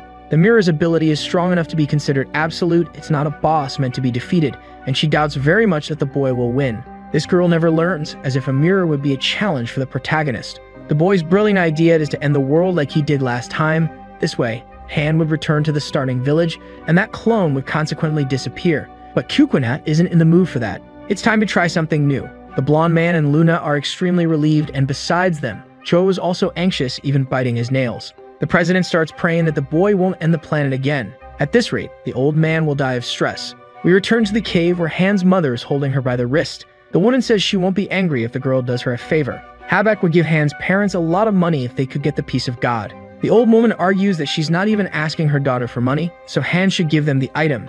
At least that's something she can do for her parents after all. They brought her into the world. But when the girl says she lost the Glove of Silence, the item they were looking for, her father steps up and glares at her. The man asks if she hid them somewhere. Crying, the girl says no, she really doesn't know where the glove is. The father, upset with her response, slaps Han, calling her ungrateful and asking if it's a waste of time helping her parents. Not enough, he questions if the girl has forgotten who fed her, changed her diapers, and put her to sleep. The man, even angrier, demands to know where his money is. Meanwhile, our boy continues to fight his clone. Suddenly, a magical circle appears and surrounds them. Eurus wonders if this is a new ability of the Novice Master class. The protagonist activates his talent called Gluttony, and a tentacle comes out of his mouth. The boy attaches his tentacle to the fake Kukuna's neck. Habak is relieved to know that using that ability was the boy's plan because the clone also copied that power. With that said, the clone uses the same attack. The Stitch says that his opponent is a mirror, and he should have understood that first. Completely convinced that the boy's strategy had failed, he lowers his guard, only to be attacked by surprise. The boy's real plan was to attack the main body, which is the one who summoned the clone. Habak realizes what happened at the last second, and the protagonist begins to say goodbye, but it's not over yet. The adversary regenerates and cuts the tentacle. Holding the mirror in his hand, he says he didn't think he would be cornered. The scene switches to a conversation between Luna and the blonde man. It's revealed that the piece of God was absorbed by Uriken, but the Stitch doesn't know this because Luna decided to hide it from him. Back at the battle, Habak decides to flee, as in his current condition, continuing the fight would be a huge disadvantage. The protagonist calls him a coward, and he agrees, so he takes the mirror and offers it as a reward for winning the fight. The reason behind this is that maybe the boy will spare his life. But the boy says that if he simply eliminates the boss, he'll earn a few more items. Habak argues that he needs to be alive for the mirror to work, so it's better to let him go. He then says goodbye and simply disappears. A system message appears congratulating Kukuna for becoming the owner of the mirror. But he doesn't really care about that. His primary goal was to rescue his friend. It seems the protagonist has a heart. We return to the cave where Han continues to be assaulted by her father. It would be better if she just followed the orders given to her instead of being a rebellious girl. With the girl lying on the ground, an idea quickly comes to the man's mind, believing that the Gloves of Silence aren't worth as much as his daughter's wealth. So from now on, they can just take the money from her. Han can't take it anymore. Her mother continues the conversation, explaining that since it's just a game, a protective order wouldn't work, meaning her daughter can't even try to ask for help. The girl starts trembling and her parents just smile, because from now on, their family will be united forever. So as a last-ditch plea, the girl asks for a hero to free her from this suffering. That's when our beloved Kukunha arrives, asking if by any chance the two are crazy, because she would simply stop playing the game. The parents can't handle the boy's intrusion, and when the man opens his mouth to start spewing nonsense, Kukunha decides to shut him up with a slap to the jaw. The protagonist says he's usually polite to older people, but these two are exceptions. Han's father calls the boy rude. Doesn't he know who they are? They're the girl's parents. Kukuna asks what kind of person threatens and steals money from their own child. Lee gets angry at the couple's behavior, especially for bringing real-life matters into that place that makes the game incredibly dull. Han's mother starts to say something, but at this point she can't even form a coherent sentence. The protagonist asks why Han remains on the ground after so much humiliation, pointing out that in this world, her level is much higher than theirs. Han explains that she can't do anything. They're her parents. The boy despises that reaction. It doesn't make sense to take the game so seriously to the point of not doing anything even after being humiliated like that. But that wasn't enough to make her understand. So the boy says that if she's going to run away like she did in real life, it's better for Han to stop playing. Then the girl gets up, furious. How could someone who doesn't even know her life story tell her how to deal with her problems? Kukwena has no idea what she had to endure. The girl's mother comes closer and slaps her in the face, showing clear disdain for her daughter's suffering, focusing only on herself. It doesn't matter if the family is separated, because they'll always be her parents and Han will always be their daughter. Even if that's true, the weight of those words brought up bad feelings for the girl. The protagonist can't believe the woman's insensitivity, so the girl, who had long been trapped in her fears, decides to face her mother with her own hands, remembering everything that had happened. Her punch wasn't just an act of revenge against her family, but also an act of overcoming. She was her own savior, dealing with her problems alone in the end. The old woman even lost a tooth from the punch. After everything is resolved, we see Han speaking out in the real world. She finally publicly reveals her hobby by admitting she enjoys virtual reality games and introduces herself as a Chrono Life player. Not to mention exposing her true personality, even confessing in an interview that hitting monsters is a stress reliever. When asked about her controversial nature regarding her exaggerated kindness in real life and evident violence in games, she says that her violent side is probably part of her true nature, despite also being able to be a sweet person. Everyone blushes at that response. The girl concludes her thoughts by saying, "Who knows if these things really matter? Whether I am or am not a certain way, is that really important? And if you're looking for reality in a game, why play? After all, the goal is to be a distraction from the world's troubles." After all these statements, the girl became even more popular than before, and now even Kukwena, who watched all this up close, became a fan of Han Sarang. The protagonist enters the game and finds the girl very irritated. He is greeted with kicks because he was late again for an appointment they had. His excuse is that he was delayed because he was watching her interview on TV, but the girl says it was just a recording. Despite all these events, she didn't stop playing Chrono Life. On the contrary, she's been logging in more and more frequently. After greeting each other as usual, Han tells him to follow her and the boy simply agrees because he's scared. She smiles and says she'll forgive him this time, but with one condition: only if Kukwena carries her. Recalling past events on the day they met, it was the protagonist who asked to be carried by Han. But in the present, it seems the situation has changed. The girl says she doesn't know much about the game and humbly asks him to carry her, ultimately calling him master. Due to the large number of players in Chrono Life, there are many guilds, and among them, a few stand out. These are known as the 5 top guilds. However, one group took a completely different path from other organizations. They have an excellent intelligence network surpassing the World Guild, as well as a vast operational power that covers the entire continent. All members are at least of the Row class. The name of this guild is Robin Hood. One man was enough to make this entire organization disappear, being completely wiped out. We follow a man on top of a mountain, observing the chaos below. He was a member of the Robin Hood Guild, and seeing everyone in eternal sleep, he decides to leave the area, but someone appears behind him. The masked man reacts by instinctively slicing the man in half, but it wasn't enough to eliminate the stranger, and the masked man realizes this. In a single moment, the man appears behind him again and stabs him with a sword. The stranger acknowledges that this guild member was different, but still almost at the same level as the others. Apparently, he wouldn't survive, yet before he departs, the masked man asks who this man is and what the purpose behind this is. The unknown person says the reason is obvious. He's just doing this because it's fun. And he changes scenery. We're in the middle of the forest, and we see a carriage being pulled by a giant cat. The driver seems like a friendly old man and tells the passengers they'll soon arrive at the Rocky Mountain. Inside the carriage, we can see who the clients are. The protagonist and the girl seem to be traveling somewhere along the way, and we are told the story of their mode of transportation. This vehicle is very popular in Chrono Life, called the Manhua carriage, named after the demon cat that was tamed and brought into the human world, where it learned to pull carriages. The creator of this service is just some player with a professional taming talent. His profit is extremely high due to the success of his business. With this brief story concluded, the passengers finally arrive at the Rocky Dungeon. The protagonist looks at us with a chicken leg in his mouth, and it's said that this is an immense dungeon up to 1205 meters above sea level. Various level 30 monsters appear in that location. Since there are so many of them, it's a well-known place among beginners, as they can level up faster there. At least that's what Lee heard, but he never actually went there. The reason they are there is to level up Han. At that moment, she's much more serious than the boy expected. After asking him to carry her, they ended up in this situation. The boy says it's going to be very boring to help someone level up, and when he mentions this, he remembers the surprise he prepared for the girl, transcendental gauntlets which he gave her as a present because she lost the old ones. Han was very grateful. You can tell by the expression on her face, the main reason for so much happiness is that it had been a long time since she received anything. The protagonist doesn't understand how that's possible. A famous person like her should be surrounded by gifts. The girl says she gets a lot of things from her fans, but they can't compare to Kukwena, and the boy agrees with that. The girl reaffirms this in a special way. Then Han says she'll make good use of the gift, and when she stops to think, the name of his character in the game is still a mystery.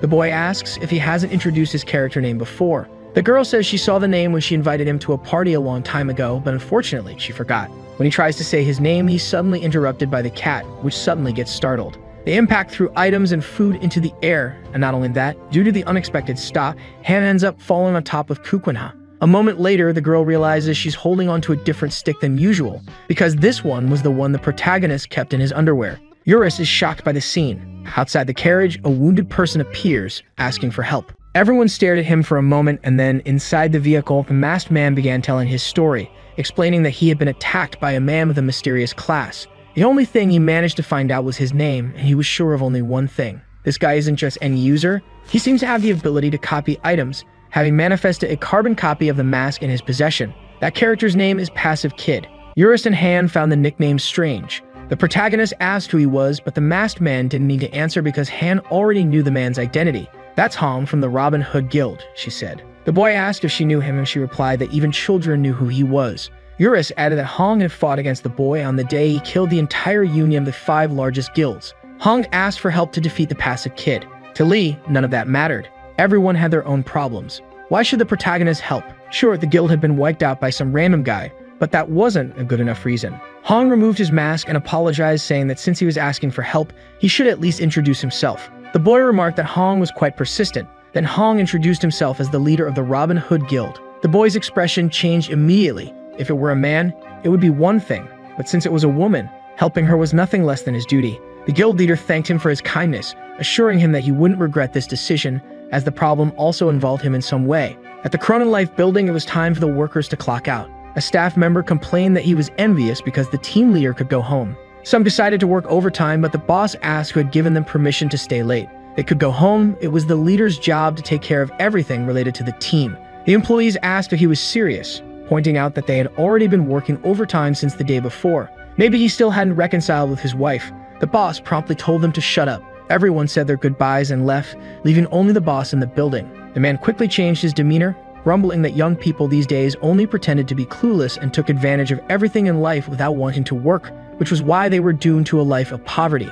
Now that everyone had left, it was time to make some money. Entering the game, we saw the man flying in the middle of nowhere. He drew his unique rank weapon, called the Executor's Sword. It seemed to have a magnificent power of destruction, but that wasn't all. Another striking feature was his level 999, the highest in the game. He said that now his real work could begin. An interview revealed that not even professional Chrono Life players could complete the game, but when someone reached the maximum level, they would receive a transcendent rank item as a reward. This information leaked after it became a hot topic in the community, but no one had ever seen one of those items before. They only existed in stories. We saw Han admiring her new gauntlets. Amazed, she asked the boy if that equipment was really transcendent level, and he confirmed that it was. He told her she could use it as much as she wanted since he still had plenty of those weapons in his stock. Hearing this, the girl equipped the gauntlet and a notification appeared, indicating that she was now the new owner of the item. Han marveled at her new equipment for a moment, but since her level was too low, she could only use a small fraction of the full power due to a lock on the weapon. Along with the seal, the gauntlet's appearance also changed to something much simpler. It didn't seem very efficient to use such weapons without being qualified, since one couldn't tap into the full potential of the equipment. It would be better to have a unique rank weapon. At least that was Han's rationale. But when she lightly touched a rock's surface, she caused massive damage with the smallest touch, even though the item was sealed due to her lack of power. Imagine if it weren't sealed. The poor protagonist had nothing to do with the whole thing, but ended up as a victim of the small disaster that occurred. Eurus commented that he couldn't wait until the girl experienced the real power of such equipment, and the boy agreed. Eurus was curious about what the boy would do regarding Hong's request, and the boy replied that he would accept it since the situation seemed to involve him. Returning to the carriage, the protagonist was confused, asking how this was related to him. What kind of connection could he have with Passive Kid if he didn't even know him? The masked woman mentioned that the man claimed to attack people for fun, but that was obviously a lie. His real goal was to make money by copying and selling items, pocketing large sums in the process. According to the guild leader's information, Kukunha was also a merchant player. While selling rare equipment posed a big problem, it wasn't illegal. However, in Passive Kid's case, it was different. His actions were illegal, involving abuse of authority. The boy didn't understand some things, but Hong just continued explaining. Either way, if they let this man operate freely, the market economy would collapse. The game itself would be in ruins. The boy remarked that there was no problem with that. All they had to do was report the criminal's actions to the company's customer service. That way, the user's bank account would be blocked, resulting in a happy ending. The masked woman said the protagonist was more naive than she had imagined. He was confused. Hong explained that if they reported him, they would only get an automated response from the company. At this point, the only person who'd stop Passive Kid was the master of the active stick, since Kukwenha had single-handedly eliminated the entire world union, not to mention his other feats. With a serious look, the boy stared at the masked woman, who then vanished. Now it was all in Kukwenha's hands. The fate of the entire game would be decided by him. As they say, with great sticks come great responsibilities. Thinking about it, Lee realized he had no choice but to fight to protect the game. Han asked if the boy had any ideas since they couldn't track down Passive Kid without clues. If they couldn't report him to customer service, the only option left was to bribe the higher-ups. Eurus and Han seemed surprised. By this point in the story, they shouldn't be so taken aback. After all, this boy was completely out of his mind. In real life, Lee was calling the game president, and to ensure that Choi would answer, he threatened to destroy the world again. The old man asked what on earth he wanted, and the protagonist burst out laughing and hung up the phone. Choi was very upset, but don't worry, it's all part of the plan. Since customer service didn't work well, talking directly to the game president should be enough. When the boy opened his front door to leave, he found Han outside, still wearing her school uniform. She insisted that she also wanted to speak with the old man. The boy first asked if that would be okay, considering that Han was a famous celebrity. But the girl said she didn't mind, and since it was late afternoon, no one would notice. In real life, Lee had to call her Han Sarang. Kukwenha felt embarrassed. Before leaving, the girl told her sister she was going for a walk with Kukwenha. After that, the scene cut to a restaurant. Choi entered, fuming with rage. How dare some kid be so rude to him? The president walked up to the protagonist to give him a good shake, but when he saw the girl sitting at the table, he asked if she was Kukwenha's girlfriend. The girl blushed, wondering if it looked that way, but the boy denied it before she could say anything. The two argued until Han told them to shut up, and Kukwenha trembled in fear, while the old man analyzed the situation. After they calmed down, the president was informed about the problem with Passive Kid, saying that this man was copying items to sell, but the old man didn't seem too concerned. He thought it was something important, which was why he came to meet Kukwenha, but something like this couldn't be resolved so easily, as there were various laws regarding money transactions and item sales, and the company couldn't interfere directly. The protagonist explained that someone saw the equipment being duplicated, but Choi remained stubborn, saying that they were probably mistaken. After all, this would only be possible if Passive Kid hacked the game. Kukwenha theorized that it might be a bug, but the president insisted there was no such problem in the game. Then Han asked them to focus. If external hacking was impossible, it was likely someone inside the company using admin tools to copy equipment and then sell it. Choi seemed concerned, but said this also wasn't possible. Even people inside the company with admin accounts wouldn't add a copy ability because it was useless. The president left, saying he was busy. He quickly said goodbye and wished the two a great date. Outside the restaurant, we saw the old man lighting a cigar surrounded by a few employees. Choi gave the order to prepare 5 trusted men. Back in the game, we see Han and Little Underpants looking downhearted because they couldn't make any progress. But the boy says that it doesn't matter who the enemy is, just use the ultimate stick to crush the passive boy or anyone else in the protagonist's way. The girl comments on how macho the boy is. Moving on, Han wonders what the passive boy's goal is. It's all very strange. No matter how much he thinks about it, if it's just for money, why attack the entire Robin Hood guild? The boy suggests that maybe the enemy's interest was in stealing the guild's valuable items. Han responds that this only makes things more suspicious. If copying the gear to sell is possible, why go after normal players and even annihilate an entire guild? Little Underpants thinks for a moment and admits he has no idea. The girl calls him an idiot. A massive explosion erupts nearby. Han believes it's a power similar to that of the protagonist. Little Underpants rushes towards the site. We move to the scene of the disaster, where we see Habak kneeling, seriously wounded. The passive boy is standing over him, saying that the monster isn't what the rumors suggest. It's nothing but a weakling. The Stitched Man asks why this person is doing this. As the coordinator of this world, his actions wouldn't be tolerated. If caught, would he be able to face the consequences? The passive boy, full of rage, grabs him by the neck and questions where all that arrogance comes from. How could a mere fragment of data dare speak like that to an administrator? The cheater threatens to eliminate Habak unless he reveals the location of his master, the infamous merchant known as Riot, the Sin of Sloth. The Stitched Man laughs at the situation, and when the administrator sees he's being mocked, he loses patience and raises his sword to deliver the final blow to Habak. But he's interrupted by a mysterious presence commanding him to stop. The administrator seems pleased to see this person, as it's one of his targets. One who arrived is Luna, also known as the Goddess of Life. The cheater tells the girl to wait her turn, as he's still finishing off Habak, and once he's done, he'll turn his attention to her. The goddess, smiling, says that all of this is so unnecessary, and that the man is nothing but a mule. The passive boy is offended, but the goddess continues to speak and calls him trash. The man still has his sword raised, but he seems to have lost his anger. Throwing Habak aside, the cheater says he's not going to waste time, she's next anyway. As he moves towards the goddess, he asks where Riot is, but the girl doesn't need to respond just yet. After all, it would be too easy if everything ended quickly. The passive boy threatens to do all sorts of terrible things to the goddess. Remaining silent, she recalls our protagonist and says that the two are similar, but at the same time completely opposite. The cheater says he doesn't understand what that means, and before he can say anything else, he's utterly crushed by a monster. The goddess looks on coldly, responding to the man's last question.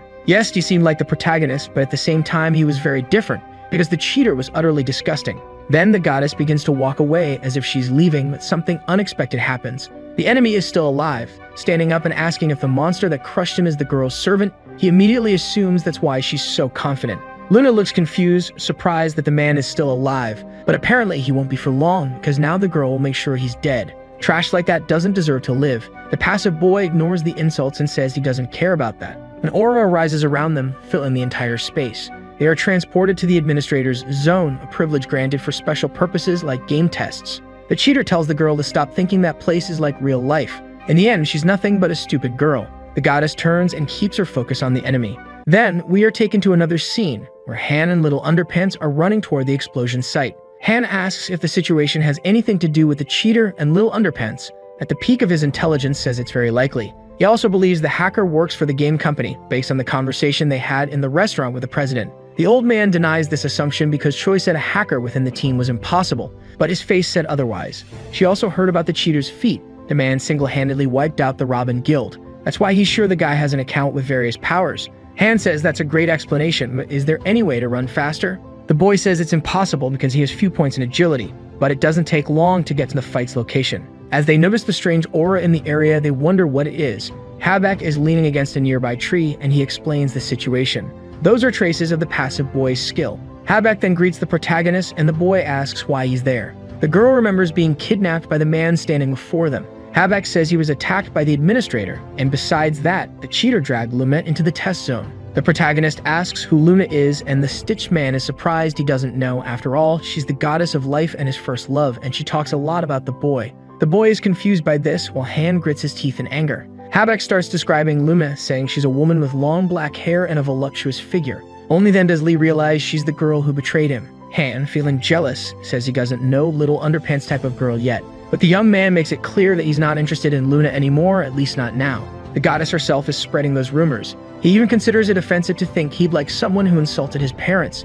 Han pretends to be indifferent, but he seems quite pleased inside. The dragon that had disappeared for the past 10 years shows up just to say they make a cute couple. Habak starts to worsen, and the boy comments that the Stitched Man will probably die soon, but Habak insists he's fine and asks for help from the protagonist. The boy asks why he should help. It would be much better to let him die and then grab the drop afterward. Han thinks that's a great idea, but Habak argues that if he dies, the mirror will also disappear. This worries our boy a bit. Placing his hand on his shoulder, Little Underpants says he'll heal him at all costs. The Stitched Man calls the protagonist worse than garbage. The girl asks how they're going to help the monster since they're out of healing potions. The boy tells her to relax, activating a skill called Cleric's Spirit, and he uses his talent to heal Habak. It was indeed a healing skill, but it took a long time to restore health. Perhaps the protagonist should have invested more points in the intelligence attribute.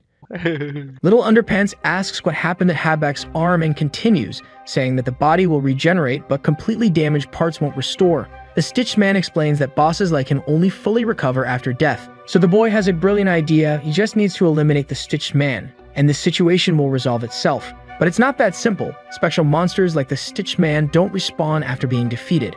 This happens because bosses with an unusual nature don't change much if they disappear. It's said that Eurus is also a rare monster, which is why he desperately begged for mercy from Little Underpants when they fought in the past. Besides them, Luna is also a unique boss.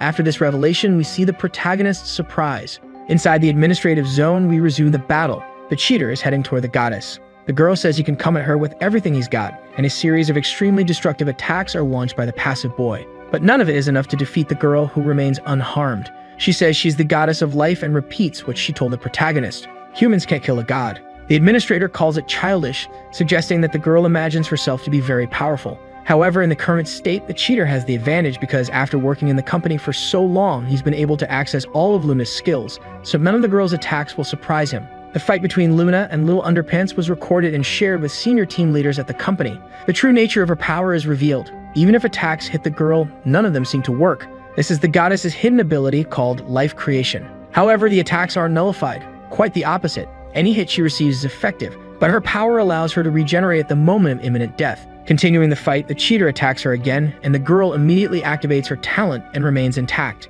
The administrator says it's a predictable result, that power is absurd, which is why it was the most criticized ability during the initial game phase. We also discover the origin of Uriken. He was created from the goddess's life creation and the fragments of the missing head of Urus.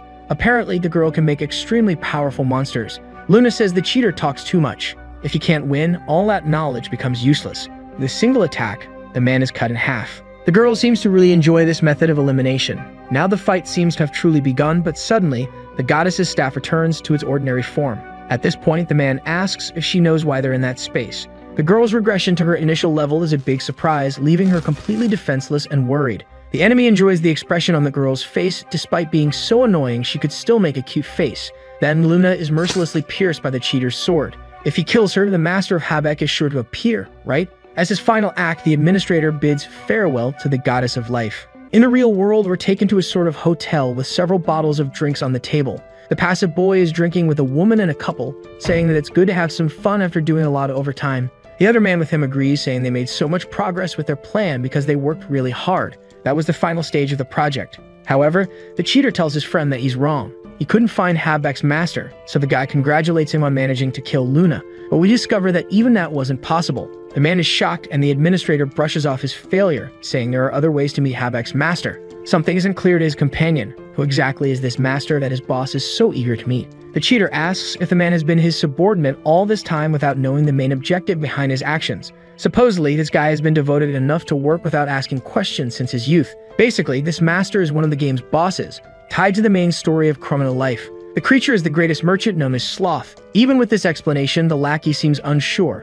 asking if the monster is really a merchant. The answer is clear. If the lazy one wants to be a vendor, he will be. That's the kind of freedom in the game. Straining his memory for relevant information, the intern says he's heard about this boss before. When he thinks about it, a monster named Uriken caused a lot of chaos and was known as Gluttony for having an ability that absorbed others. His boss feels embarrassed. The boy doesn't even know that these monsters are classified as the 7 deadly sins. It's a concept often used in films and games, the sins being pride, greed, envy, wrath, lust, gluttony, and finally, sloth. These sins are the source of all others, hence why they're called the 7 deadly sins. The team leader asks if the intern now understands the concept behind the game's main story. Urus represents pride, Uriken represents gluttony, Riot represents sloth, and Luna represents lust. Finally, the intern starts using his brain power to try to figure something out, saying it's obvious. As expected, Luna was also a unique boss in Chrono Life. Of course, someone with such a powerful ability couldn't be an ordinary player, otherwise it would completely disrupt the world's balance.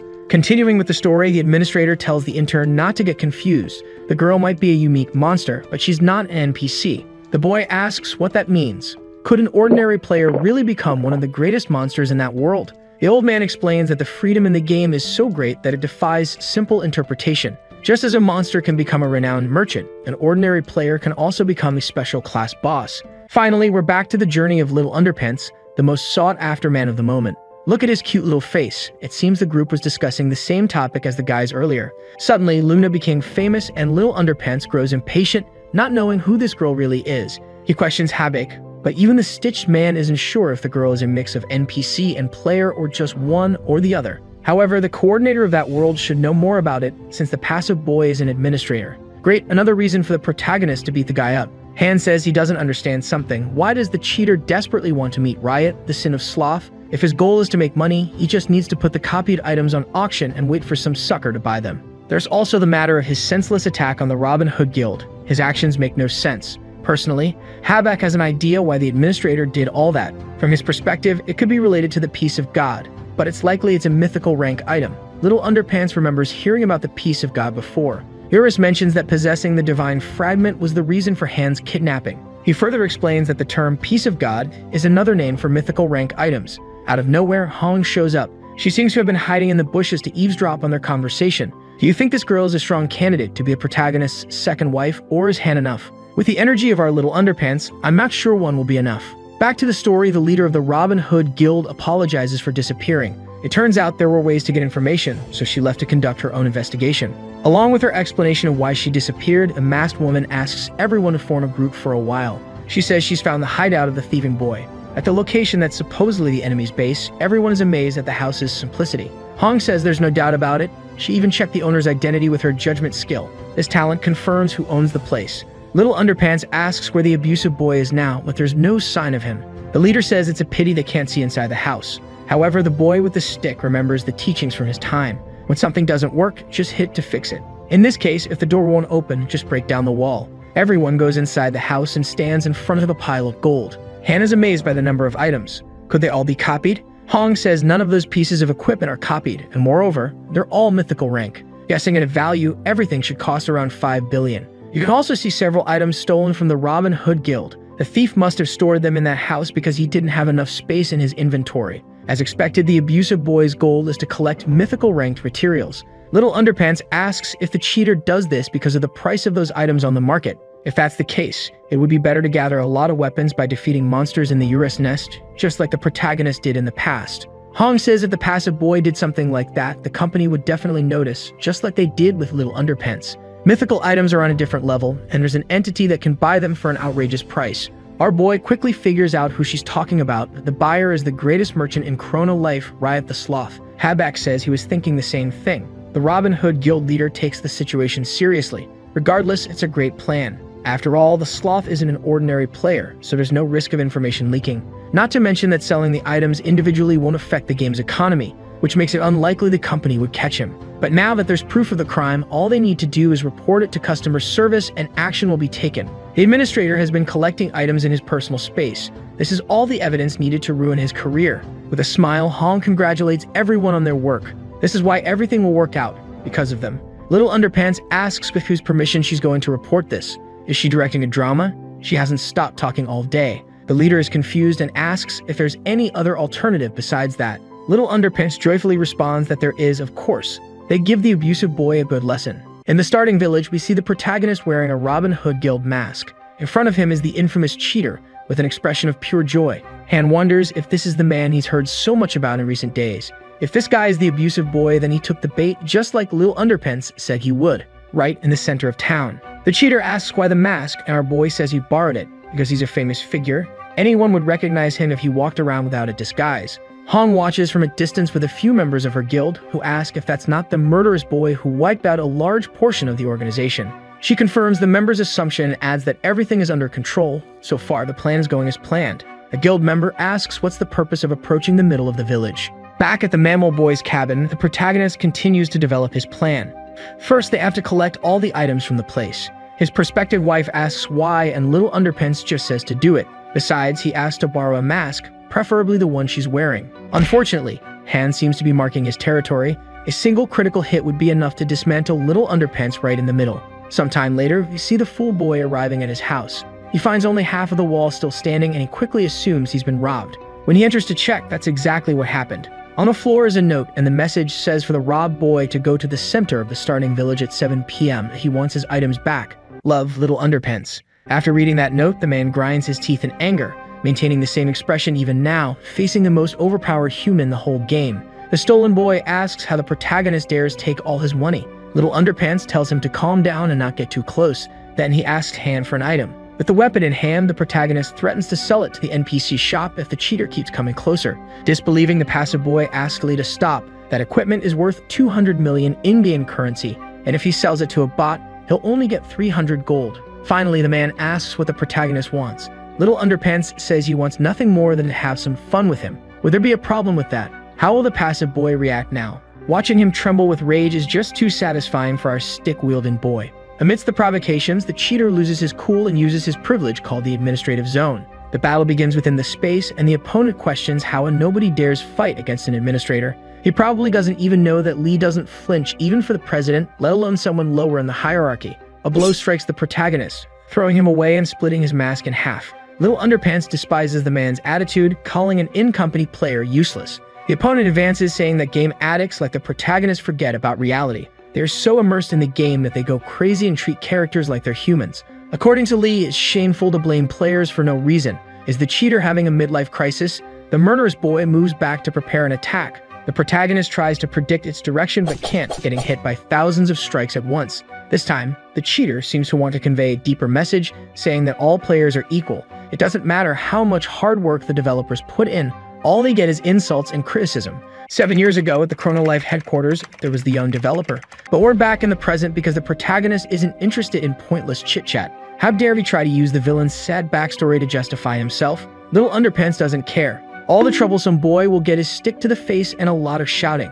The careless opponent takes a direct hit from our boy but regenerates with a healing factor. Little Underpants wonders what abilities the administrator can still use since they're confined in a room where he's the supreme authority. The item thief uses the skill called Spirit of a Titan. Impressed, Lee imagines what attributes were enhanced by activating this skill. A gigantic aura forms and begins to envelop the man. That's the Spirit of the Titan. While the talent is active, damage and range are increased by a mere 1000%. Just by swinging his sword, the attack covers a ridiculous area. While the protagonist quickly realizes that this is clearly hacking, so he activates the Gluttony skill to absorb the cheater's status. But the passive boy reacts by activating a speed skill, initiating another sequence of attacks. Little Underpants doesn't seem to be in a very good condition. The ragged boy says the outcome of a battle is determined by status and calculation, and he has all attributes at level 99,999. The protagonist soon takes a punch to the stomach, and the passive boy says that it doesn't matter how good his control is against such an enormous power difference,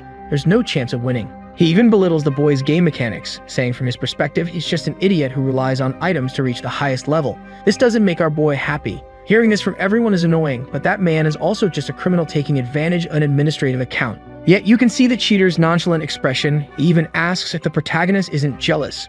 After all, he only needed to make a few adjustments to the data to become the strongest character. Before the passive boy can finish his thought, he gets headbutted by our boy, thrown back, disoriented, and wondering how he got knocked down so fast, even though the opponent's agility is so low. Little Underpants, lying with his face on the ground, says it's just a game mechanic. Once again, the battle reaches its peak when the cheater decides to use another talent called Speed of Light Dash, which seems like an improved version of the previous skill. All confident, Little Underpants' enemy says to come at him with everything he's got, and nothing he does will compare to his power. The protagonist uses a strike from his stick to propel himself and gain speed, allowing him to hit his target head-on. Isn't that amazing? He only needed to turn off the rebound control option in the game settings. He also asks how it feels to take a hit like that, but his opponent doesn't yield and keeps talking about how the game's mechanics are garbage, so Little Underpants shouldn't get too excited. The boy agrees, saying it's true because it's much slower than using a speed skill, but he concludes that it's past time to end this. The angry boy tells the protagonist that he doesn't understand the situation. Because of that lucky hit, Little Underpants has become way too overconfident. A mere player can't win a battle against an administrator. However, the protagonist says there's a way. Raising his hand toward the enemy, the boy bids farewell to the passive boy. Even though he was fast, it was fun. Suddenly, we're back in the square where Han is sitting, wondering about Little Underpants' situation. Hong is beside her, commenting that she doesn't know the details either. Even his girlfriend doesn't know that it must really be confidential information. Han is giddy after being recognized as the protagonist's girlfriend. The leader of the Robin Hood Guild says something is bothering her. The reason Little Underpants is missing must be related to his method for defeating the passive boy. We return to the battle, where the protagonist seems to be summoning something and the administrator trembles with fear, thinking he's about to be defeated. Then the boy activates his summoning skill. The cheater bursts into laughter. How does Lee intend to win with something so simple? Even though his class is very special, it wouldn't be possible to summon a super powerful monster. However, the cheater quickly goes silent because the man standing before him is Choi, the company president. With a look of surprise on the opponent's face, the protagonist starts laughing. It was worth bringing the president even after so much work. The previous day, we see the criminal in the real world, just leaving the small party he had with his intern. His friend invites him for another round of drinks, but the man refuses because he has some obligations in the game and needs to finish some calculations. The employee is impressed with his boss's passion for work and says he respects that. In response to the compliment, the passive boy tells the kid not to mess around and go home. They're going to be very busy the next day. Grabbing the shoulder of a blonde girl, the intern says he's going to have a few more drinks. He's walking calmly until he's stopped by Choi and some of his men. Moments later, we see the young man with his face completely busted, admitting all the plans he made with the cheater, revealing that he was just following his boss's orders. After hearing this, the president orders his thugs to get rid of the kid. Then Choi turns to thank the protagonist. It was thanks to him that they managed to catch a traitor before the situation became even more problematic. Lee gets scared. Is this a gaming company or the mafia? The old man warns that he intended to kill Little Underpants if he called him again without a good reason. Returning to the main topic, the president says he's already taking steps to deal with the passive boy. They plan to bring in the legal department to sue him in every possible way, and of course they'll fire the cheater as well. The protagonist asks if, by any chance, the old man has any plans for tomorrow at 7 p.m. Choi replies that he doesn't, so Lee smiles and invites the old man to give the abusive boy a lesson. Back in the administrative zone, we see the delinquent shaking in the presence of the president. Desperate, he tries to leave the game, but that's not possible during a battle. As a last-ditch effort, the man tries to dissolve this administrative zone. Little Underpants warns the president that the sleazeball is trying to escape, so Choi activates his own presidential zone. Right away, the cheater is filled with fear. It doesn't matter anymore, he was going to be fired anyway, so he decides to attack the old man. However, he can't even touch the president. His in-game status has no limits, it's literally infinite. Preparing his ultimate attack, Choi fires the cheater, and as a parting gift, gives him a black eye. One punch was enough to annihilate someone like the passive boy, and so the problem came to an end.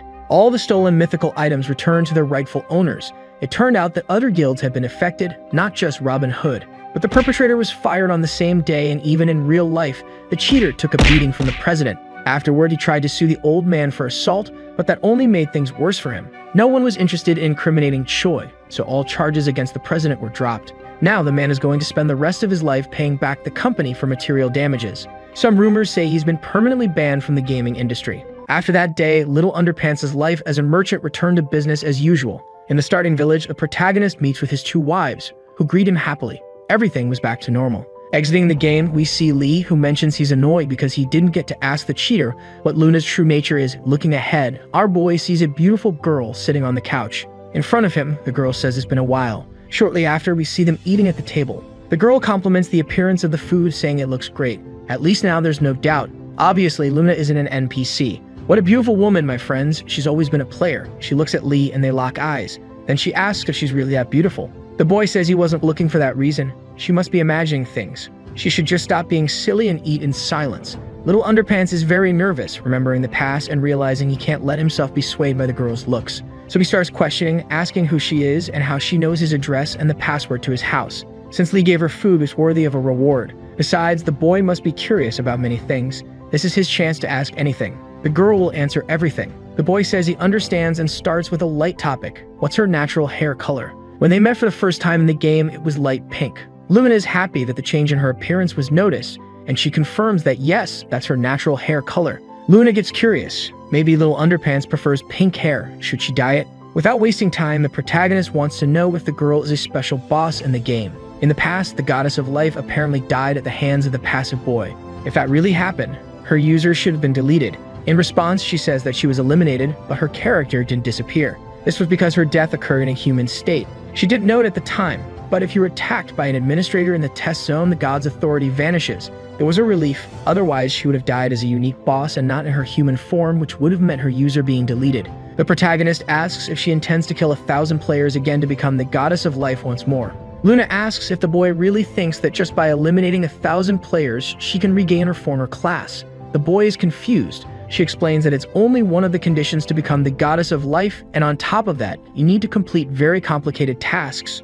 Only then can you change class. Plus, the girl has full control over her form. She can turn human or goddess at will. She asks if that was all, and the protagonist thanks her for answering all his questions. But Luna still hasn't said who she is. Lately, wherever Little Underpants goes, the girl follows as if she's stalking him. Doing that outside the game is also crazy. If everything isn't clarified, he's going to call the police. Trying to explain her condition, she says that many people are hindering her goal. The reason she traveled a long way to our boy's house was to make an offer. Luna begs for Lee to be her man. That's quite the charmer. He got the girl to take the initiative. Thinking it's a proposal, Little Underpants gets extremely confused. The doorbell rings.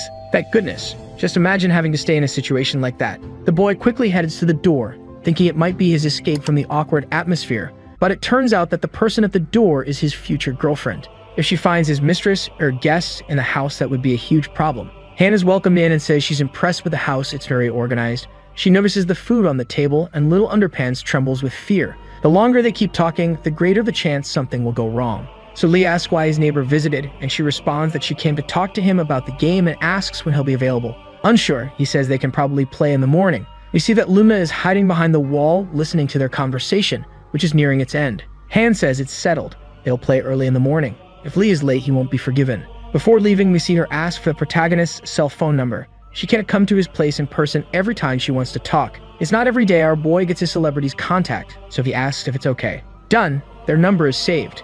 Han was about to leave, but before she goes, she warns that if her messages aren't answered, well, you don't want to know what will happen.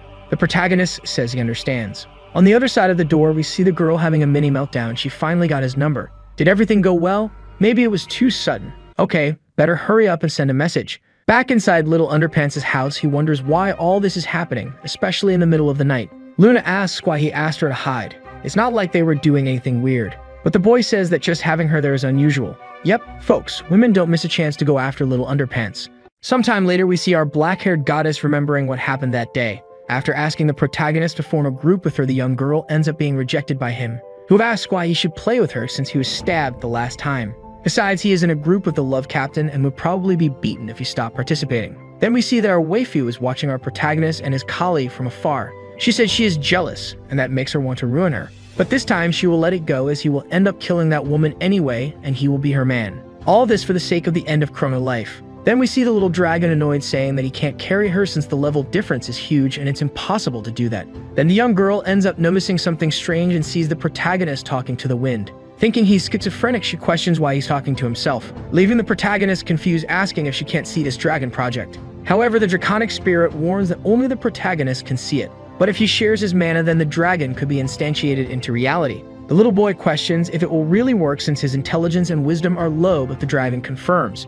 So he starts injecting his mana into him, creating a huge purple lightning bolt. And Eurus' soul begins to be instantiated into reality, seeing that light gathering in front of the protagonist. The young girl is extremely confused about what's happening as something begins to form, and our little dragon Urus appears in reality, making a very cute face, which is capable of delivering a fatal blow to the young girl, making her scream, the protagonist asking if she can pet him. But hearing these words, the dragon gets irritated, questioning how a mere human can dare to want to touch him. But the protagonist confirms that it's okay, and she heads towards him. Suddenly, he hears a voice calling him, and when he looks, he questions what he is doing there. Then we see that it is Habak next to a griffin. The stitched one says that the situation got a little worse and he fled in a hurry to meet our protagonist. But the hero questions how he found him, discovering that this is one of his abilities. Practically, he creates a mirror with GPS capable of locating a person who has already been his opponent. Habak says it's not time to talk about that, and that right now that person is going to appear. But before continuing his sentence, the protagonist interrupts, saying that his arm has regenerated, discovering that it was his master who did it. Suddenly, the two feel a strong tremor, leaving the girl who is holding onto the little dragon like a teddy bear confused, while the stitched one just gives a small smile and says he has arrived, his eternal master and also the master of the Great Throne, the one who is known as the disaster of laziness. The girl is impressed with all that and with those angelic armored soldiers, but the protagonist is quite alert with this disaster. At first he thought they would all be humanoid monsters like Habak, but his throne is immensely large. The stitched one takes his griffin and goes to the throne, apologizing to his master since he didn't have time to explain the details to the hero. But the disaster of laziness says it's okay since he himself will explain the situation to him. Upon hearing this, Habak looks a little scared but soon understands the situation, as that gigantic throne falls and crashes violently to the ground in front of the protagonist, causing such a strong impact that it almost makes the two fly away. The god of laziness says it is a pleasure to meet him since he has heard a lot from his subordinate and that apparently he is the current hero. Now seeing the real appearance of the god of laziness, the protagonist is scared, while the man gives him a threatening look. Elsewhere, we see an abandoned temple. The previous goddess walks through this temple calmly until she finally finds her goal. Then we see that she is in front of a throne with someone sitting on it. This person is the first hero Suryopi, who has been dead for hundreds of years. She discovered that he was the first hero because of the game's description since he was a legendary, complete, and familiar man. Suddenly the symbol on her forehead starts to glow. But our waifu already knew this would happen, and it's exactly as expected. Then she places the staff in front of her, and even without knowing who had the idea of creating such a childish and cliched story in the game, she still likes it a lot since that's the charm of Chrono Life. Her staff starts to glow a lot and soon a golden aura begins to circulate her entire body.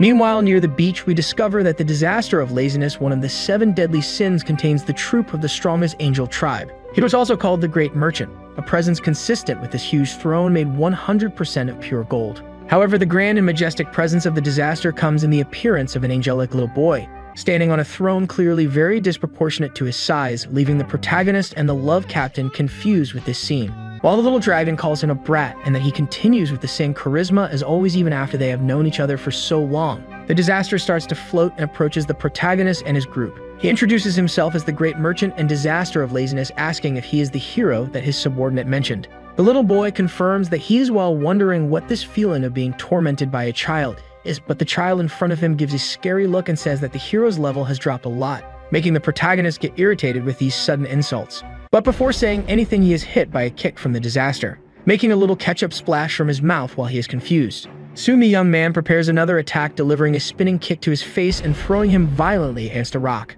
Havoc is confused by his master's actions, asking why he is attacking the hero since he was the one who helped him. But the lazy one tells him to shut up, since if he wanted to talk then he wouldn't have come. They are an existence that will always be the opposite of humans and can't believe his subordinate unnecessarily approached him. Hearing this, the stitched one is a little shocked by his master. But the protagonist stands up, saying that he is right and that a player and a monster will never be friends. So now that he made the first move, there is no problem in beating up a child. The disaster still looks irritated and tells him not to be mistaken, since it was the protagonist who made the first move. Then he licks his leg and stomps the ground, creating a huge shockwave, reminding that the protagonist killed the capital sin of pride, Eurus, and accelerated the whole process. Then throws a huge stone in his direction, and while preparing to hit it back, the protagonist asks why he is complaining about this now, destroying the rock with just one attack, which soon after turns into a huge shockwave, exploding everything in its path. Quickly, the little angel appears, saying that Eurus was the strongest boss in the game. Then he kicks the protagonist in the belly and says that the sin of pride was supposed to be in the final raid of the main story, however he was killed, messing up the whole order.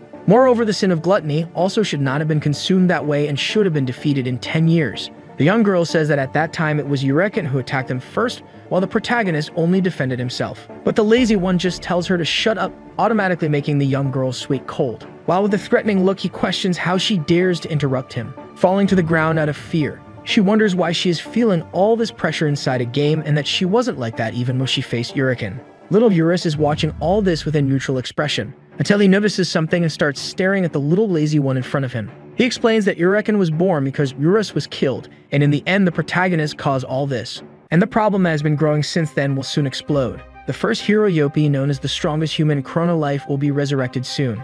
Then we see that this process has already begun to happen, and a glowing aura begins to circulate the skeleton's body. While the goddess gives a small smile and says she knows it's not time to wake up yet, so she had to go there personally to share her powers with the dead. The aura that is circulating her body begins to reconstruct her armor, until it is 100% complete. The protagonist asks the young lazy one what the problem is with this guy resurrecting, since if he was a hero in the past, then he should be on humanity's side. But hearing this, the little angel sighs and says that the protagonist is dumber than he thought, explaining that the hero will not be resurrected as a human but as one of the 7 deadly sins. Annihilation will be his only purpose, so we see a symbol forming on the ground. Suddenly, small cracks begin to form, and a skeletal hand comes out of it, showing itself in the form of the skeletal soldier. Suddenly, the hall is already infested with several soldiers, while the goddess says that he is the strongest human and the first hero, the one who loved and trusted humans, but is the one who hates humans more than anyone. It really is a childish story, but perfect to represent the deadly sin he received. The undead army is already fully prepared,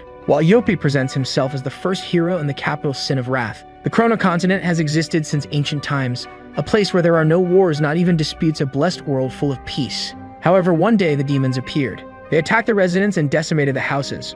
In an instant, the continent turned into hell. But at the time, a light appeared in the midst of disaster. This was Yopi, who was later called the first hero. But before the story continued, the protagonist jumps, as he is not a fan of hearing the game's stories, but understands that the dark hero was resurrected, yet the young man was there just to beat him up and say whatever he wanted. Our little boy says he defeated Eurus with just one punch, so he doesn't understand why he should worry about the first hero, much less why he should be afraid of him. The lazy one says that the protagonist is more foolish than he thought, and can't believe he doesn't know human fear even when he has won. So he warns that everyone will be attacked by the hero himself soon after turning to leave. The protagonist still questions where the boy is going, since he thought he had gone there to fight. But the lazy one says he was wondering about the current hero's situation. But it seems it was nothing serious, and leaves a warning that he walked alongside the hero Yopu, also being the only human he recognized. So he can confirm this very well, and the protagonist is not able to defeat him. But our hero just said that this made him more willing to beat him up. And while preparing an attack, he says he won't let him go so easily after being attacked. But before doing anything, he is stopped by the stitched one, getting extremely irritated and ordering to be released immediately. But the guy tells him to calm down and that there's no need to fight since the conversation ended well. The protagonist remembers that he was just attacked, but still he asks him to calm down since he is making a lot of money selling items. He explains that the person who was buying all the protagonist's items was precisely the great merchant who spent 15 billion gold. Meanwhile, we see the face of a giant skeletal dragon along with the entire undead army of the hero. Speaking to Luna, he said he understands and that many years have passed since he died. She said he should have been resurrected much later. But the main story is already a mess, and since she has already provided enough mana, then he won't need to worry. The hero thanks and says he will repay her if he gets a chance later. Then our waifu asks where he is going, but the hero says she is asking the obvious. At that moment, the dragon starts to take off, and even with its wings entirely made of bones, it manages to fly through the skies. The skeletons also quickly advance towards something, and the great resurrected hero said that right now he's going to destroy the world he once protected, activating his instant teleport and simply disappearing in front of Luna. She gives a small sigh, while seeming happy that her work is finally over. But remembering the consequences of her actions, she wonders if everything is really okay. Something asks if she regrets and remembers that she did what she wanted in the case of Uriken. Luna replies that this is different from that time since that boy seems to be a shadow in the main story. Then the man who was talking to her apologizes and says they should just enjoy. Then he goes back to observing the entire planet of the game and seems curious to see how this world will be cleaned. We return to the beach and see the protagonist scared, while asking if it was really this boy who bought all the items he sold. The disaster says that to be exact, he spent 15303890000 gold, but later put them up for sale for a total of 51.7 billion, making a profit of 37 billion. Our little boy is amazed hearing that, even calling the little boy Hyun, soon after begging him to teach him the business tricks. Suddenly, the two start hearing a great tremor, but the little angel already knows what it means. Urvis and Han seem extremely scared by what they are seeing. Then the disaster of laziness warns that he has arrived, and as the skeletal dragon passes by the group, we find that this is really the end of the world. Even the protagonist seems scared seeing that. And so suddenly a war began. The skeletal soldiers advanced while eliminating the players from the initial village. Because of the alarming number of soldiers, they were not able to do anything, even wondering what this surprise attack is since monsters shouldn't invade the village as if it were nothing. Suddenly a system message appears, explaining that this is a main mission in the game and that players must protect the world from the sin of wrath. While he is confused by the fact that there is a main mission in Chrono Life, the man with cat ears is attacked by a skeletal soldier. Soon everyone realizes that they don't have time to look at the mission window, otherwise they will end up dying. But the chances of survival are also not very high since there are monsters everywhere. The skeletal soldiers seem to laugh scarily, while the remaining players do their best to survive. The bald man wonders if the hero wasn't supposed to be on humanity's side, questioning why he would ruin life in Chrono Life.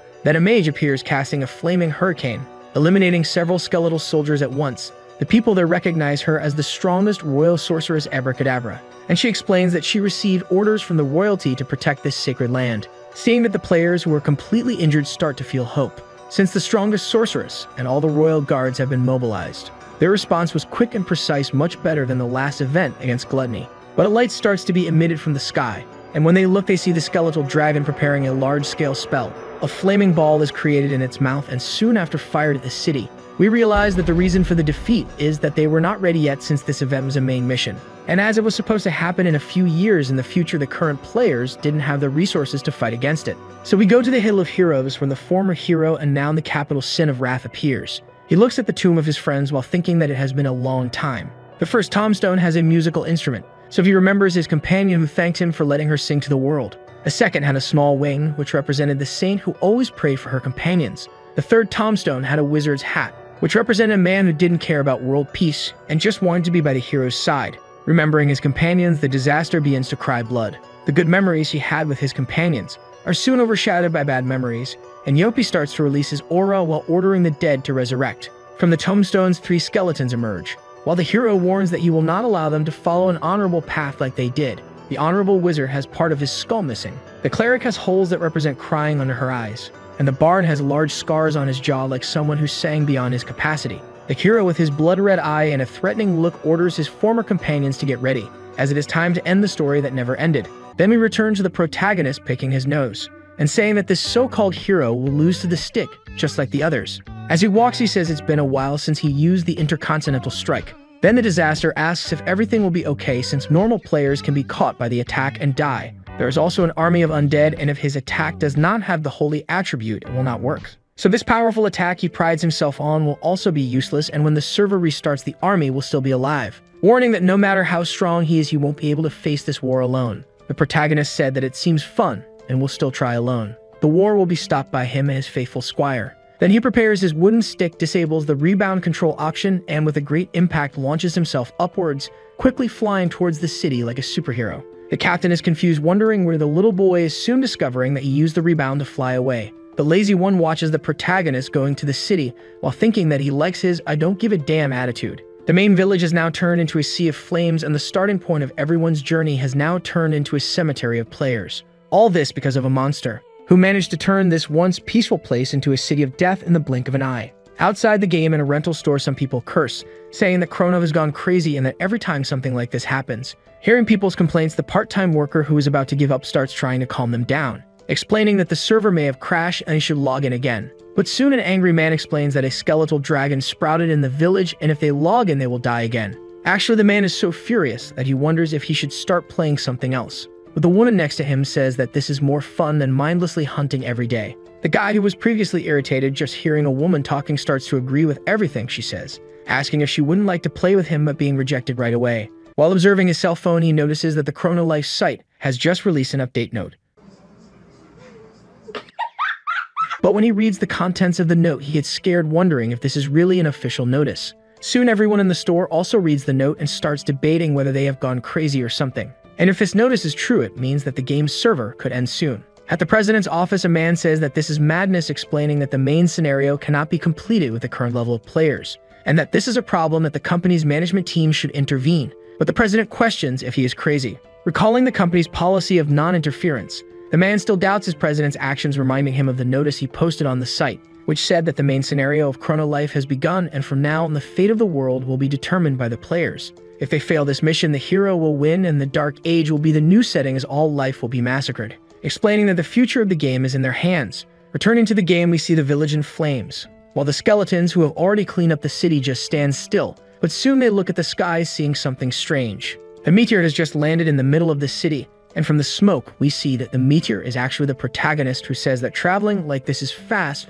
but landing is a problem. At that moment, he hears a piercing scream, and when he looks around, he sees that he is completely surrounded by skeletal soldiers, but he is just happy as he ended up in the right place. The soldiers advance to attack him, but just by swinging his stick, he manages to crush the skeletons' heads. Because of his momentary distraction, another ends up hitting him from behind. Soon, all the skeletons also pierce him with their swords, screaming and laughing happily that they managed to eliminate their enemy. But with a serious voice, the protagonist calls their attention, questioning what they are doing, while we see that none of the swords manage to pierce his skin. Soon he eliminates all the skeletons that are there and says that they are all just flies, wondering if he put too many points in Constitution since his speed is crap and he couldn't dodge. Even seeing the defeat of their companions, a skeleton advances towards him, delivering an attack while the little boy opens the status window. The pure bone doesn't give up and continues to deliver attacks. But seeing that none of them work, he ends up giving up and just waiting for the protagonist to finish what he has to do. Observing his gluttony ability, he realizes he can absorb a target's stats.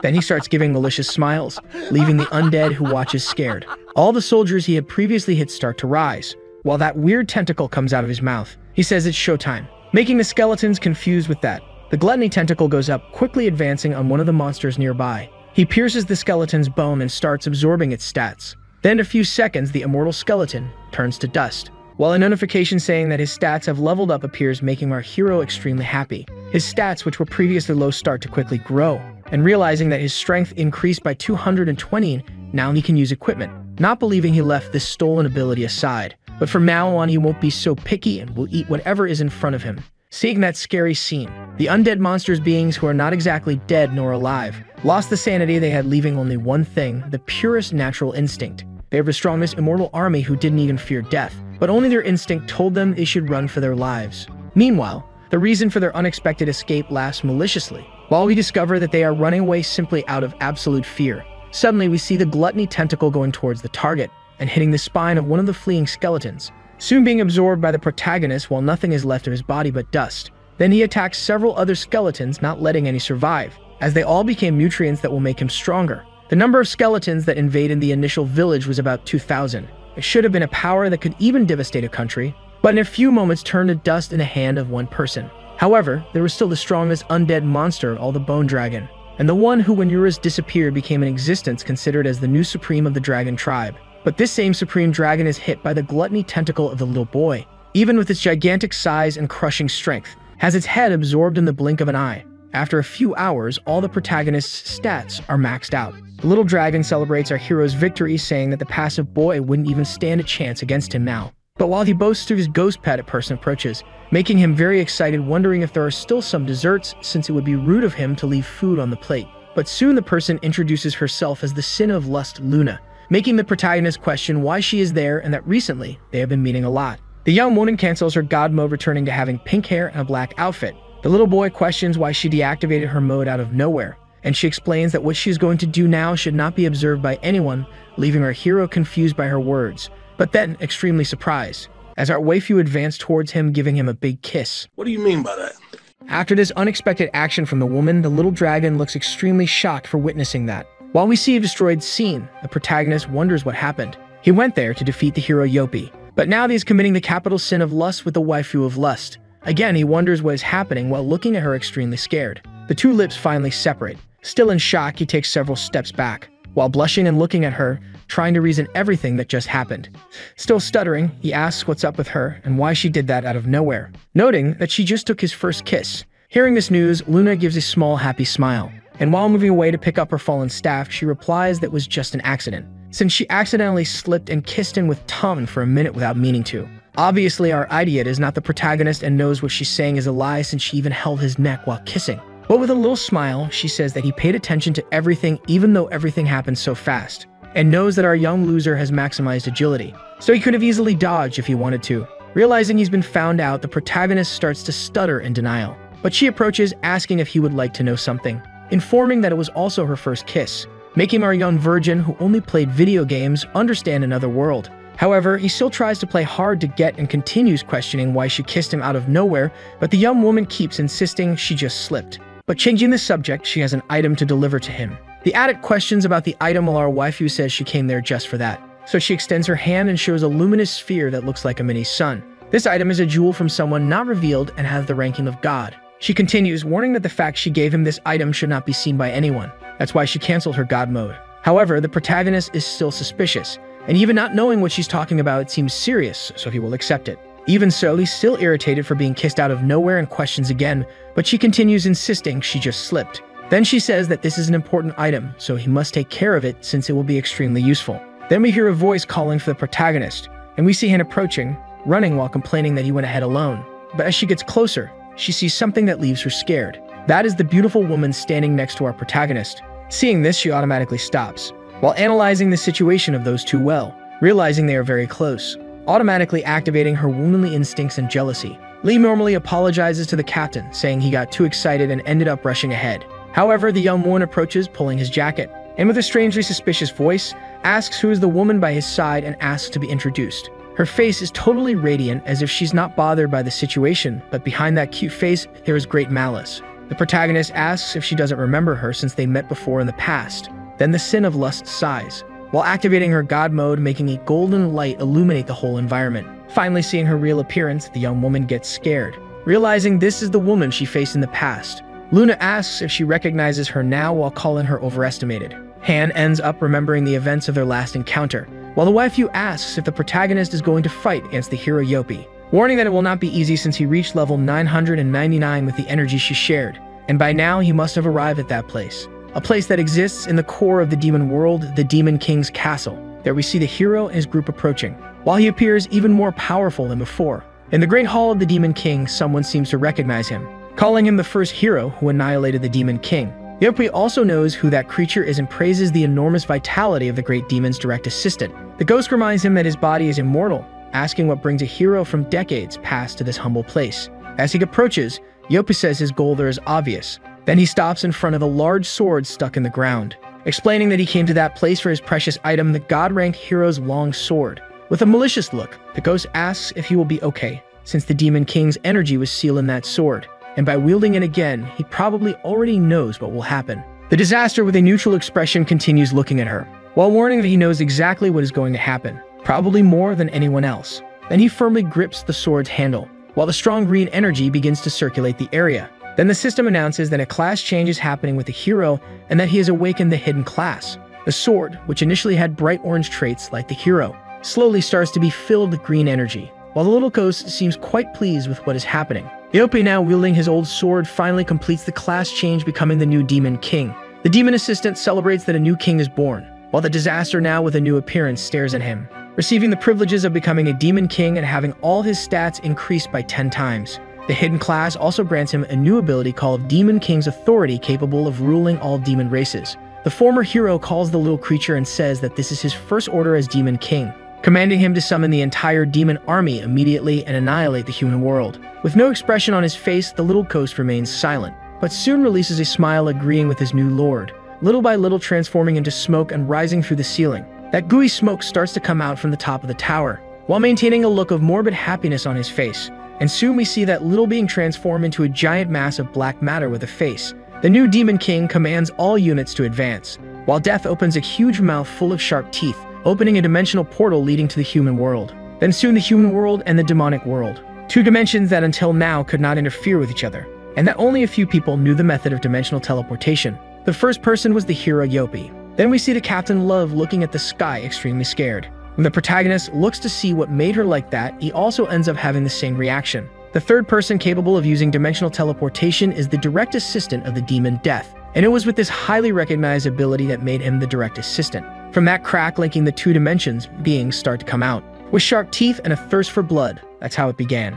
The beginning of the demonic army invasion finally started. Thousands and thousands of demons start to come out through the portal, encountering that city in flames. The capital sin of sloth sighs at seeing that scene, while questioning the level of anger of the former hero Yopi, and why he is doing all those things against humanity. However, the protagonist grabs his stick and even seeing that scary scene asks why he should care. While delivering an upward strike, just swinging his stick made a huge burst of power be thrown upwards and cross the atmosphere. Content, the protagonist starts to sing saying he made a great strike, but he gets scared of something. The portal seems to have become even bigger, while more demonic beings emerge. Luna warns that the demonic race possesses unique physical strength and physical abilities. Besides an infinite source of magic in their horns, the demonic armies that are already strong alone have gained immortal bodies due to the energy they received from the new Demon King, warning that the demonic race and the undead are the strongest tribes and not even gluttony could gather an army like that.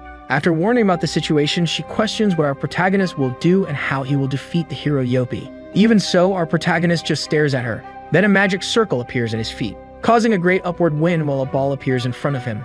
That ball condenses and forms a magic stone capable of creating the cleric's soul ability, and the protagonist uses it to activate the blessing on his staff, since the holy attribute is the best to deal with undead. Now with a face of absolute pleasure, he again strikes upwards, taking a quite suspicious position while displaying his beautiful and radiant muscles. That horde of monsters is suddenly hit by something, and again the protagonist's attack is powerful enough to make that energy leave the atmosphere. Luna watches that scene in disbelief, while wishing she didn't have to witness that scene. The demon tribe is a tribe born with strong bodies and unlimited magic. Besides that, they received more power from the new Demon King achieving immortality. It was supposed to be the true strongest tribe, Chrono Life. However, it was practically wiped out in just one attack. This scene leaves Death completely scared, while the protagonist laughs saying they are nothing but weak monsters who die to attacks with holy attributes. And as he's getting bored, he orders the hero Yopi to appear soon. Suddenly the smoke starts to gather in some points, and the demonic monsters again begin to regenerate, scaring our protagonist when he sees that scene,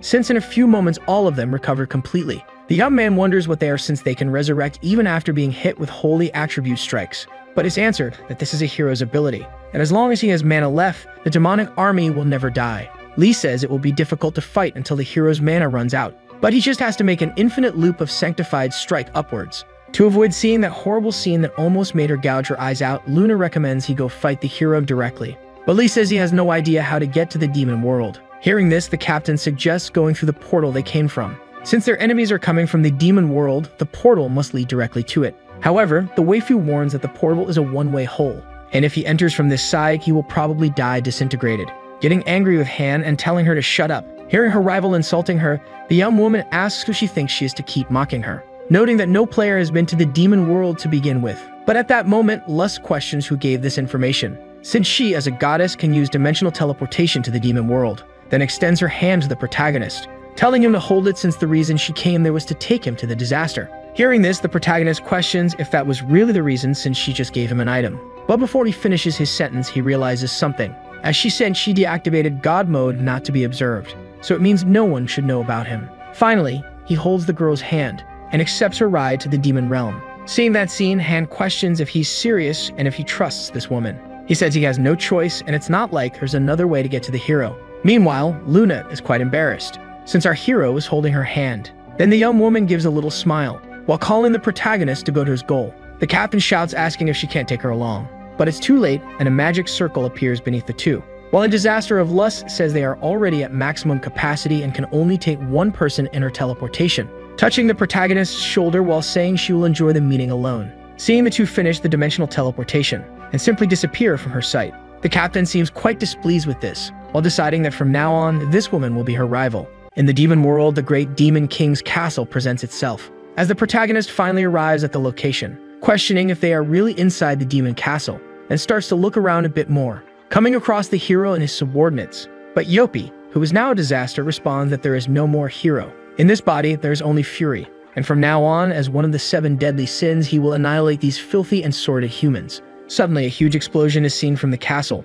and we realize that it is obviously coming from the protagonist, who just tried to skip the dialogue again, but ended up destroying everything in his path, including the hero and his subordinates. He looks at the waifu saying they're done here, so they should return to the village. But she says it's not over yet, and it's just beginning, making the protagonist confused with her words. Suddenly, the hero says that's amazing, and that not even the last demon king had such a powerful attack. Realizing that he dodged his attack, the protagonist is confused since his attributes are maximized. But while preparing to attack him with his sword, the disaster says that evasion doesn't just depend on attributes, and launches a huge slash with demonic energy at the protagonist, explaining that the pulse reflection, the look, and even the opponent's breathing are things that help predict the movement and dodge strikes. But what he didn't know is that our protagonist was already behind him while saying he will remember that. Yopi wonders how he got there so fast, attacking again with his sword, but the only thing he hits with this attack is the air. And while thinking he disappeared again, he hears a voice coming from the ground. Then we see that the protagonist quickly sneaked under his legs and is staring at him with this scary look.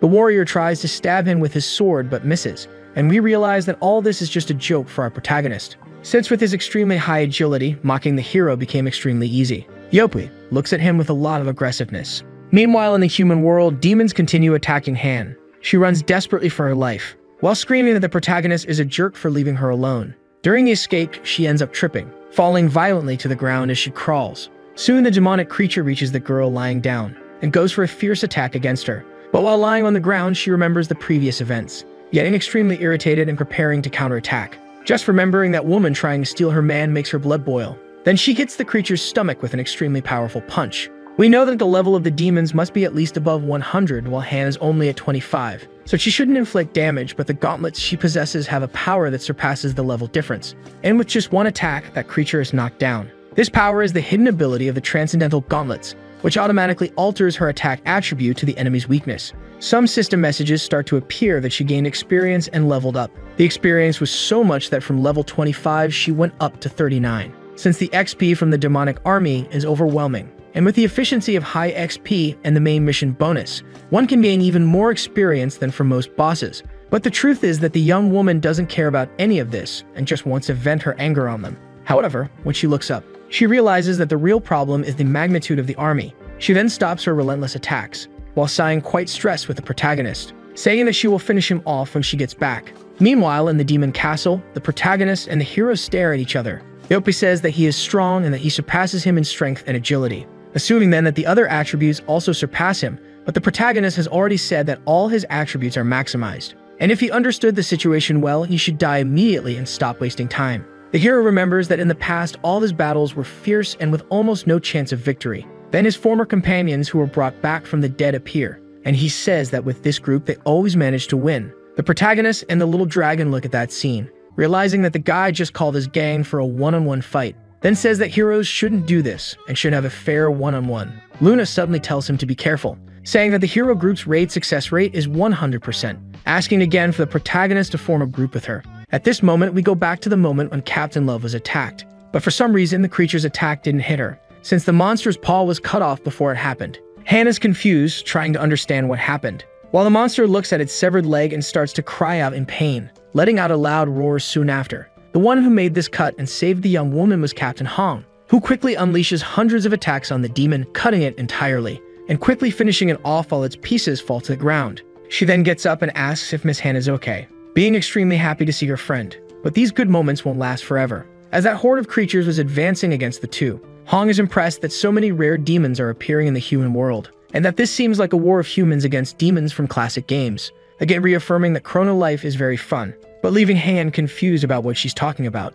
The guild leader tells her members to attack, telling them to cancel their occupation and show combat mode to protect the initial village. Since the enemies were blessed with immortality, they should sprinkle holy water on their weapons and fight, since the battle against the demon tribe has begun. Soon several assassins from the Robin Hood tribe begin to advance, quickly eliminating the demons that were advancing. Han says that this is the famous Robin Hood Guild summon she heard about and that it's her first time seeing it. Actually, Han says this is the second time she's done this since she became the third leader, as the first was in the fight against her boyfriend. Hearing the woman's words, the young woman is happy that she thinks the two are a couple. But suddenly, the conversation is interrupted by an arrow that is shot, piercing several demons at once. Han looks back already knowing who did it. And then the man reveals himself as the leader of the Justice Hawkeye's Guild. He says he received a report from the Sentinels and informs that the Justice Guild will also participate in this war. Seeing two of the great guilds unite to fight together, the young woman is happy. But this is not all. Hong says this is an all-out war, and soon we see the Divine Guild, the Cross Guild, and the Holy Land Guild approaching. And soon a huge human army is formed in the fight against the demonic army. Those beasts with no humanity continue advancing fiercely, while the human players fight to protect the game they love so much. Inside the demon world, there is also a war going on. The skeleton bard starts playing a song, activating the thunderous ability Seraphim's Chant. Soon musical notes fill the entire Demon King's hall, impressing the protagonist, while the waifu says that the thunderous ability is a song that beats in the rhythm of time, notifying that the hero's group has finally started the raid and that you should form a group.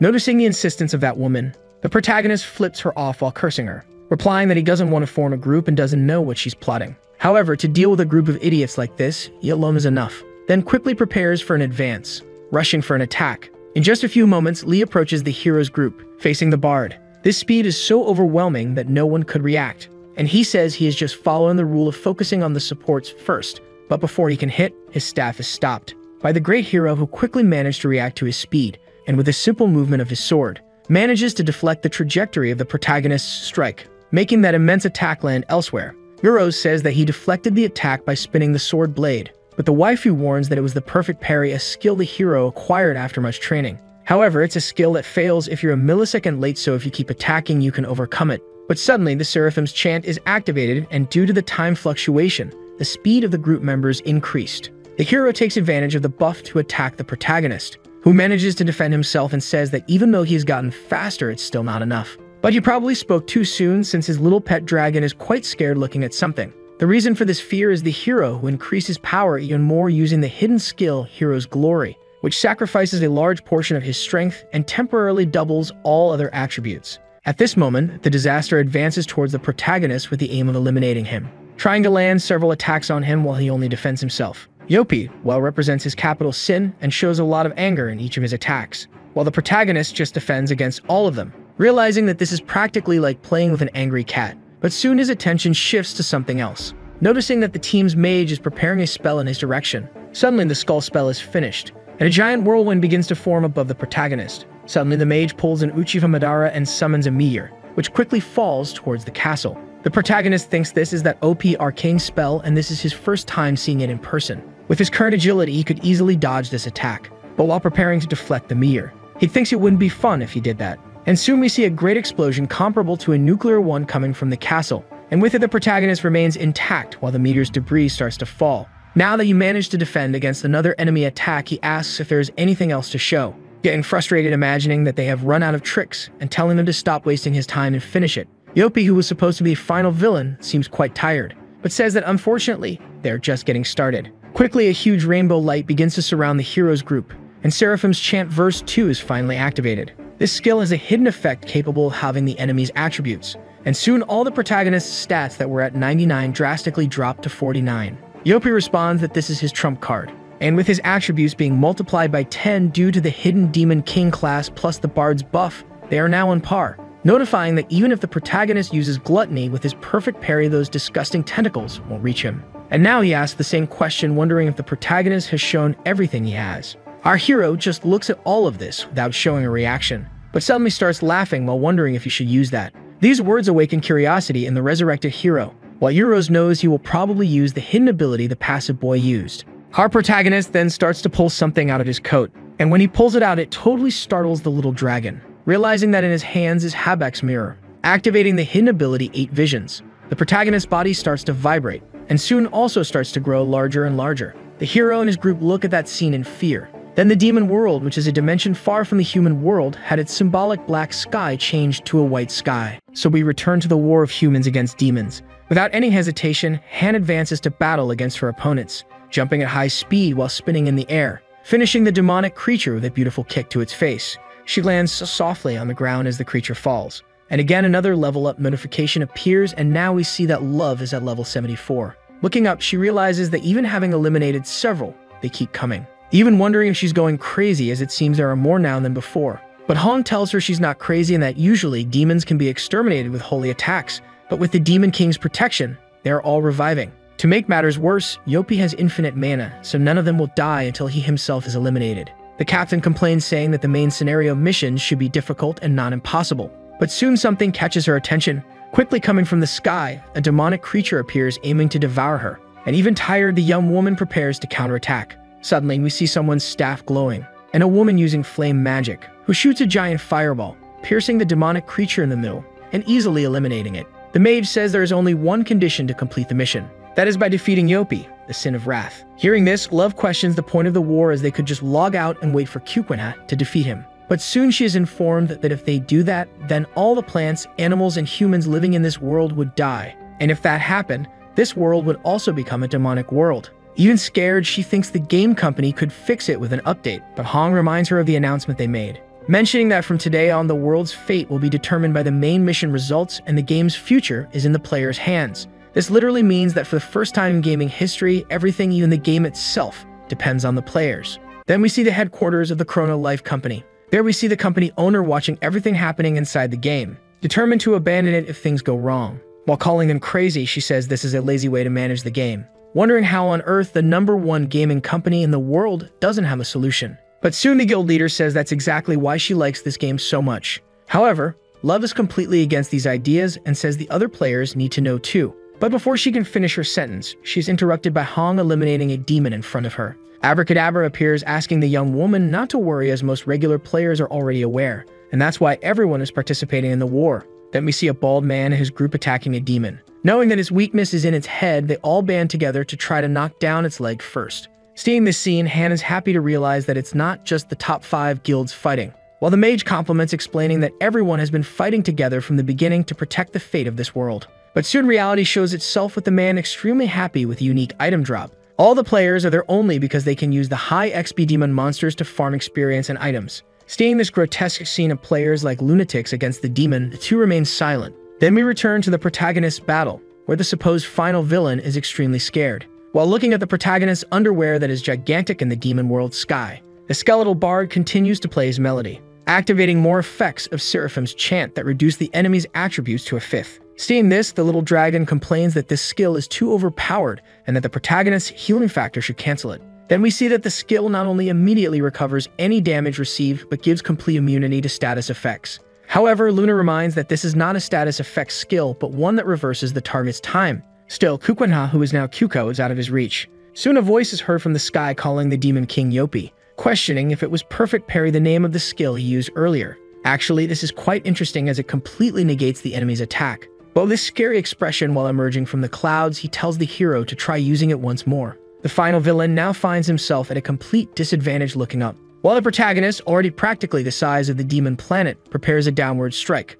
quickly swinging his stick, which in comparison to the castle is extremely gigantic, getting closer and closer to that structure. While the Demon King and his group can only watch it approach, Yopi, frightened, watches the devastating attack, finally accepting his sad defeat, as the wooden stick hits the castle squarely, not only destroying it but the entire demon planet, which soon explodes in a supernova with the protagonist still on top. A notification explaining that he pushed the amplifier lenses to the extreme appears, and Lee, now drifting through space, finally shrinks back to his normal size. Looking at his magic mirror and seeing it's already broken, he looks at all the damage caused and thinks he destroyed a planet again, but this time the server didn't crash. The little Eurus approaches, saying he's back to normal size and explaining that he only survived the attack because he's a spirit. Soon another survivor also catches his attention. It's the goddess, questioning how he will deal with the consequences of his actions. Lee is confused, wondering how she didn't die, and quickly begins to look around, fearing the hero might have survived too. Soon he sees Yopi sitting on a part of the castle that remained.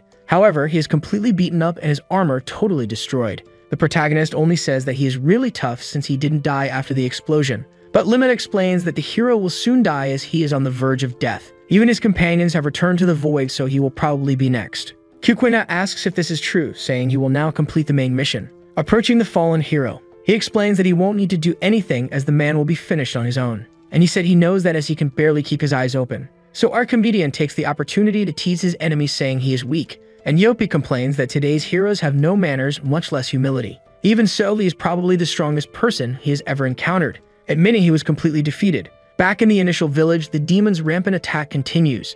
The creatures advance fiercely towards the players, who are already quite fatigued due to the long battle time, being easily eliminated by the monsters. Actually, the battle that until now was tied begins to suffer a unilateral victory on the demon's part. An Archer Guild member warns his leader that they are being pressed, but he asks them to hold firm and endure, since their role in this battle is not to win but to buy time until that guy defeats Yopi. Even already accepting that after the battle they will suffer irreparable losses but must endure as long as possible. Love is shown to be quite tired of the battle, sighing, and with her clothes quite torn and dirty due to the battle, she no longer has the strength to stand. Seeing her friend on the ground, Hong asks if she's okay, while the young woman tries to stay strong, saying she will return to the fight as soon as she recovers. But when looking at her true state, she realizes something. The reason she can't fight anymore is that the girl has already reached her mental limit. Not just her, but everyone present is already exhausted, and if this continues, the entire initial village will be destroyed. At this moment, the Robin Hood Guild captain is caught off guard by a demon,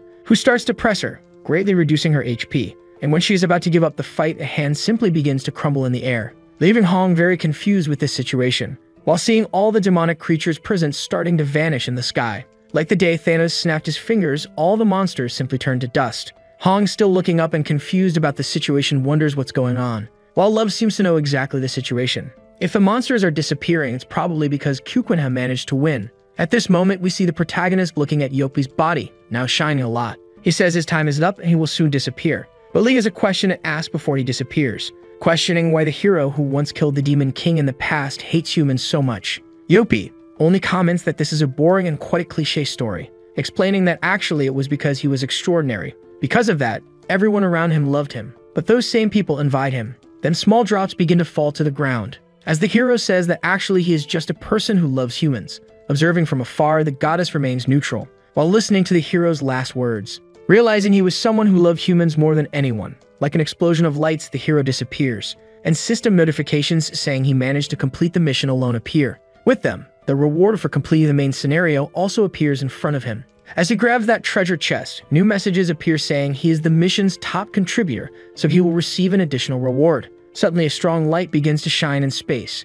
and when it gets closer, it ends up surprising our protagonist. He arrives saying it's been a long time since they last met and didn't expect to see him so soon. This person is obviously the self-proclaimed god. He praises the protagonist, saying he always watched and was sure he would win against Yopi. He will also give the additional reward for being the top contributor in the mission. Then a screen appears in front of the protagonist, and when he reads the information on it, he is surprised, as it's an invitation to advance to the Capital Sin class. God comments that he can remain human or become a disaster, explaining that the hero also received the same reward when he defeated the Demon King. But he chose to be human and eventually had a terrible death. Eventually, as we know, he was reborn as one of the 7 deadly sins filled with fury against humans. But that's already too much story, and the only thing he wants is for the protagonist to make his choice now. Our Kukunha looks at that man with a bit of anger in his eyes, soon reflecting on what he should do. But the truth is he doesn't even need to think about his choice, then presses one of the options, while behind the goddess and the dragon coast watch. She seems to have seen what the protagonist chose, while the little dragon tells her to move aside so he can see too. Surprised by the protagonist's choice, Luna just watches in shock, while God seems quite displeased, questioning him why he made that choice. But that should have been quite obvious given his personality. The next day, we see the protagonist's residence building, while he is just lying on his bed vegetating. Suddenly, his phone starts ringing, catching his attention, and when he goes to see who it is, he realizes he received a message from Han Sarang asking what he is doing. Kukunha responds that he was just vegetating, while the young woman complains that he was acting like an NEET for doing that so often. But that ends up irritating the protagonist, who considers himself a legend for what he did and also needs to rest from time to time. Then Han warns that her class will end soon, and if he isn't doing anything, they should go out to eat later. Reading this unexpected message, the protagonist is startled, while wondering if she sent the message to the wrong person, since there's no reason for her to make this invitation out of the blue. But suddenly, our waifu appears beside him while warning that the young woman is flirting with him. However, the protagonist hasn't realized the situation yet and only says that students should focus on their studies. Suddenly startled while wondering what she's doing in his apartment, and falling to the floor shortly after, while the young woman tells him to be careful as it must hurt to fall out of bed. Irritated, he says he only fell because of her, while asking how she managed to get into his house again without him noticing, telling her not to try to change the subject, otherwise he will report her to the police for invasion. Luna hands over a folded shirt while explaining that he's too hasty, as she only came there to return the shirt she borrowed earlier. But of course this confuses Kukuna since he doesn't remember lending any clothes to her. However, he ends up recalling his last meeting with her in real life, and realizing that the young woman was wearing his shirt that time. Luna explains that she ended up borrowing it from his closet without him noticing, but quickly changes the subject, questioning what he will do now, since he received an invitation to go out to eat, immediately saying she also wants to go. The woman's cheekiness is such that it leaves Kukuna completely stunned, but convincing her otherwise is also very difficult, and soon we see Han extremely irritated in the restaurant, while Luna calmly eats her food. Our innocent young protagonist is between the two, while clearly knowing he made a mistake by letting her come. Han calls his name, completely scaring him, and with an extremely frightening expression questions what this woman is doing there, since this dinner was supposed to be just the two of them. He tries to change the subject, saying the three of them often meet in the game, so he thought it would be nice to eat together, but soon wonders why he's making excuses since he did nothing wrong. In the end, he only met that woman, so he doesn't need to care about her presence. Hearing her beloved's words, the evil spirit inhabiting this woman's heart attacks, and she questions what he is talking about, since a little while ago the two were lying side by side on the bed. Against these facts, our hero has no arguments,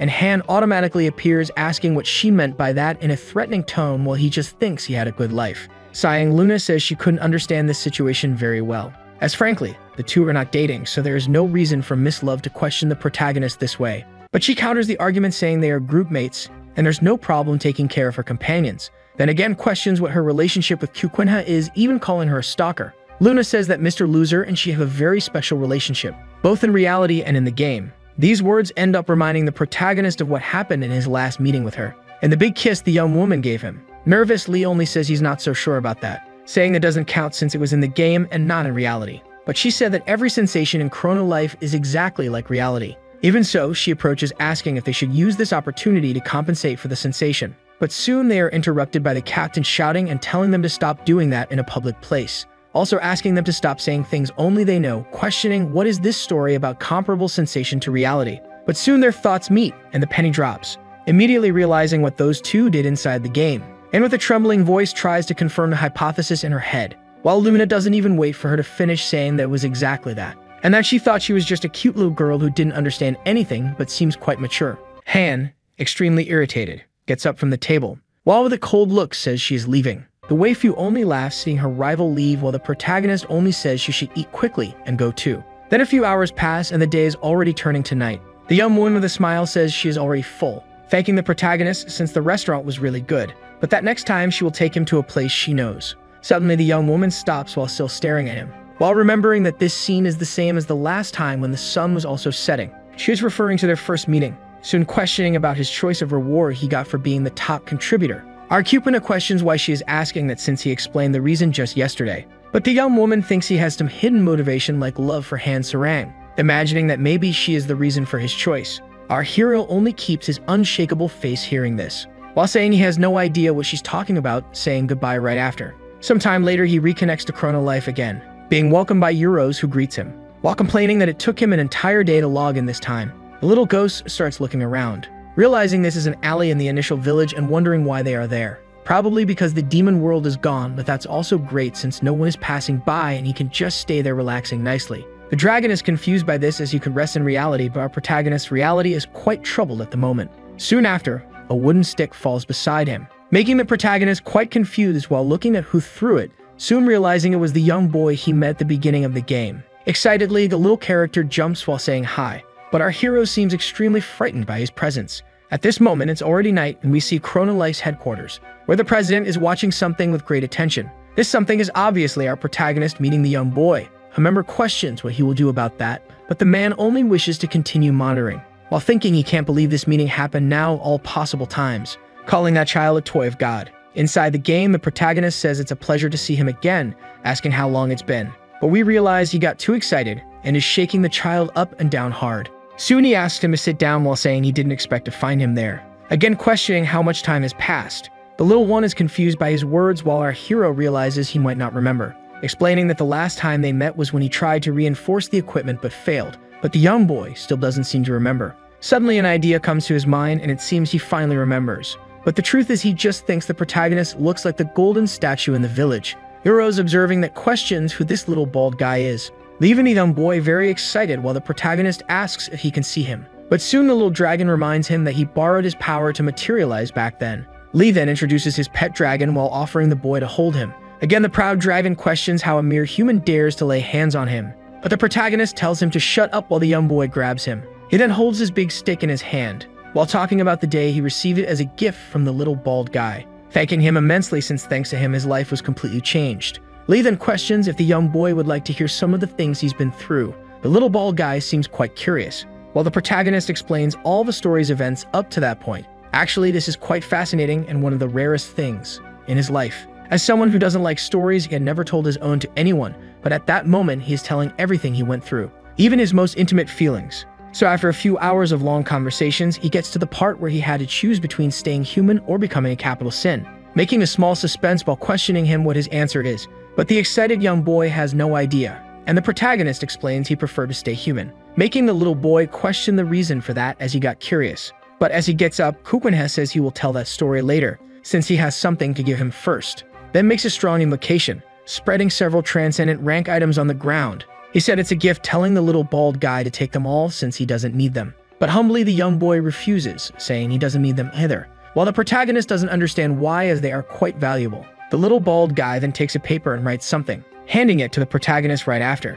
Lee reads the letter's content, being surprised. Then the scene cuts to a large hospital. Since that paper the boy gave him had an unknown address, and at that address, someone was unexpectedly waiting for him. When he finally opens the door ready to find out who the player behind the character is, he faces the only person who shared his stories, the only one he opened up to, and realizes that the boy was actually a young girl diagnosed with an incurable disease and had only 2 weeks to live. The two stare at each other in that hospital room, while our protagonist seems extremely shocked by all that, but the little girl just gives him a charismatic look, giving small pats on the bed, asking him to come closer. So obeyingly grabs a nearby chair to approach the girl's bed, while she takes a notebook to write a message. The reality is she feels very sorry and knows he is probably surprised by all of this. She didn't want to seem rude but really wanted to meet him, so she gave the address. Besides, her body isn't very well, so she can't speak, but the protagonist only says she doesn't need to apologize for that. Again, the girl writes in her notebook, saying the stories he told in the game were very exciting, so she would like Appa to hear hers. Of course, they might not be as exciting, but still, she would like to have this selfish request fulfilled.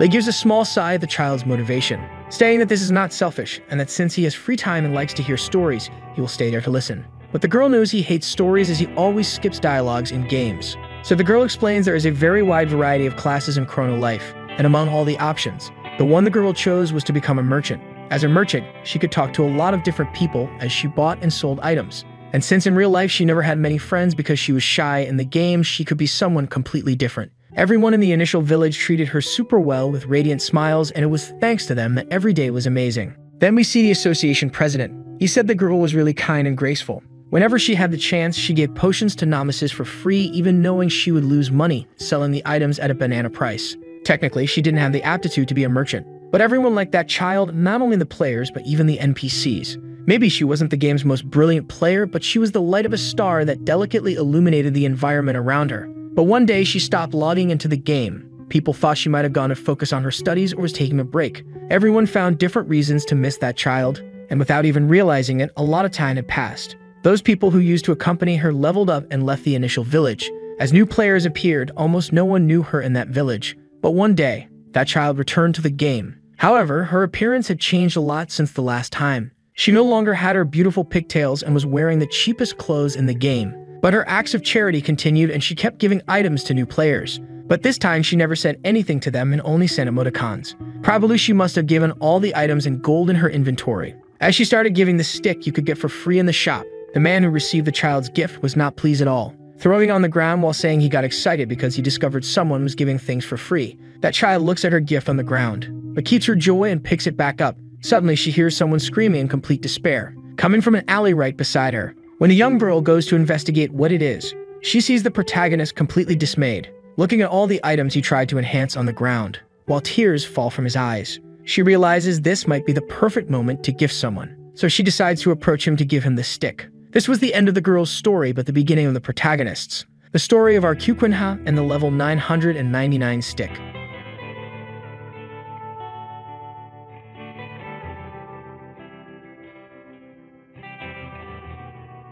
To tell the truth, she tried to act as if everything was fine, but when she found out she was in the terminal stage, she couldn't hold back her tears. She wondered if she would ever see her old friends again, but she was afraid they would eventually forget about her. And even though most sick people wish for miracles, that is not her wish. In fact, all she wants is for someone to remember her when she's gone. A few hours later, we see the city again, and someone running quickly through it. That someone is obviously the protagonist, who is clearly very upset after what he heard. He finally arrives at his building and grabs his virtual reality glasses, automatically logging into Chrono Life. His spawn location, unlike last time, is the demonic world. And without giving the monsters time to prepare, he starts his frantic advance, striking and eliminating hundreds of demons at once. They evaporate in the air as the shockwave from his baton reaches the sky. He continues giving several attacks recklessly, creating a rain of explosions in the demonic realm. The little dragon watches everything, scared by what his master is doing, since this is his first time seeing him expressing all of his emotions so fiercely. And as he doesn't know what happened outside the game, he can't understand why he started killing the monsters like that.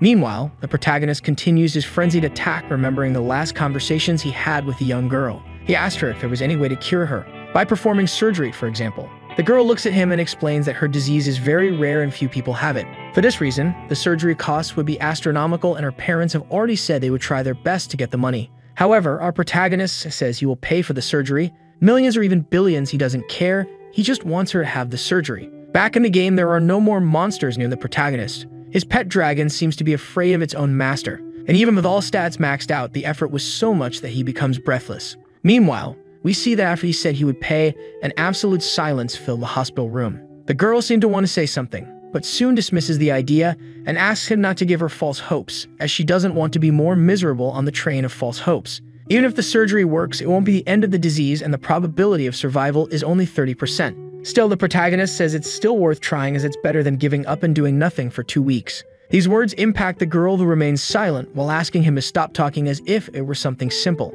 She's not a game item that can be fixed and repaired in the blink of an eye. Anyway, 30% is enough reason to at least try. But what will happen if she doesn't survive the surgery? He just said it would be better than just giving up and doing nothing for 2 weeks. But what if instead of living for 2 weeks, she dies on the day of the surgery? Lee asked her not to worry about these useless things, as she will surely survive. But this only makes the desperate girl start to cry, while she continues to write quickly in her notebook. As she had already said, things are not as simple as he says, and explains that when you are sick, the whole world collapses. Your family, friends, and everything close to you fall apart, while what remains is just a lonely void. But this void is something the protagonist understands well. At this moment, we return to the game, and suddenly, we see someone approaching. The little dragon looks back to try to identify who it is. Then we see the goddess waifu running to approach the protagonist. Gura says they have been meeting a lot lately, and the goddess replies that she also hates appearing all the time, as she feels her mysterious vibe disappearing. Then she leans on the protagonist's shoulder, while saying that the reason for her coming is to do him a favor. Lee remains silent for a while, but soon asks if she brought what he asked for, which is confirmed by her. He then looks determined while telling her to continue with the plan. In the late afternoon, we see the little girl's hospital again, and in her room, she is curled up in her own feet, reflecting on the whole conversation they had earlier. She is trembling because she's afraid that things might go wrong, but her real disappointment is that everyone has already forgotten about her.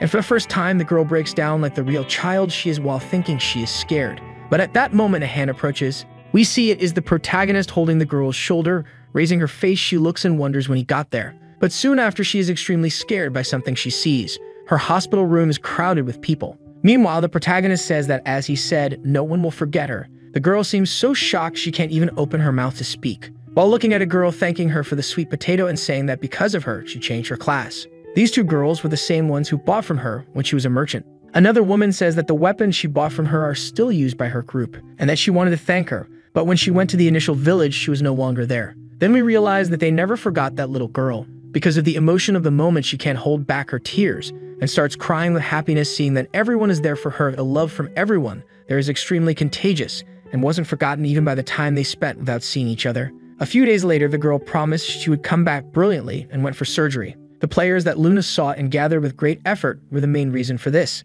So she found the courage and decided to bet her life on that 30%. And even though she seems like an innocent little girl, she is braver than anyone they have ever met. Despite going through unimaginable hardships in the real world, she always returned to the game with a bright smile. This smile illuminated the whole environment and warmed the hearts of everyone around her. Due to her foolishness and generous personality, she was a merchant who always ended up losing. At this moment, someone approaches from behind the protagonist, and when he looks, he is extremely astonished, as in front of him is the little girl. Lee is completely speechless, seeing that she really returns to the game, and tears start to fall from his face. Since this person was the only one he managed to open up to, the girl gives a radiant smile while introducing her name in the game. With all of her cuteness and presence that lights up the environment, her character was named Starflower. A while later, we return to the demonic world, a dimension separate from the human world. Recently, it was completely annihilated and only now had its data recovered. However, this ended up causing a problem, and all the demonic monsters started to attack each other. The tribes that were recently resurrected started a conflict between factions.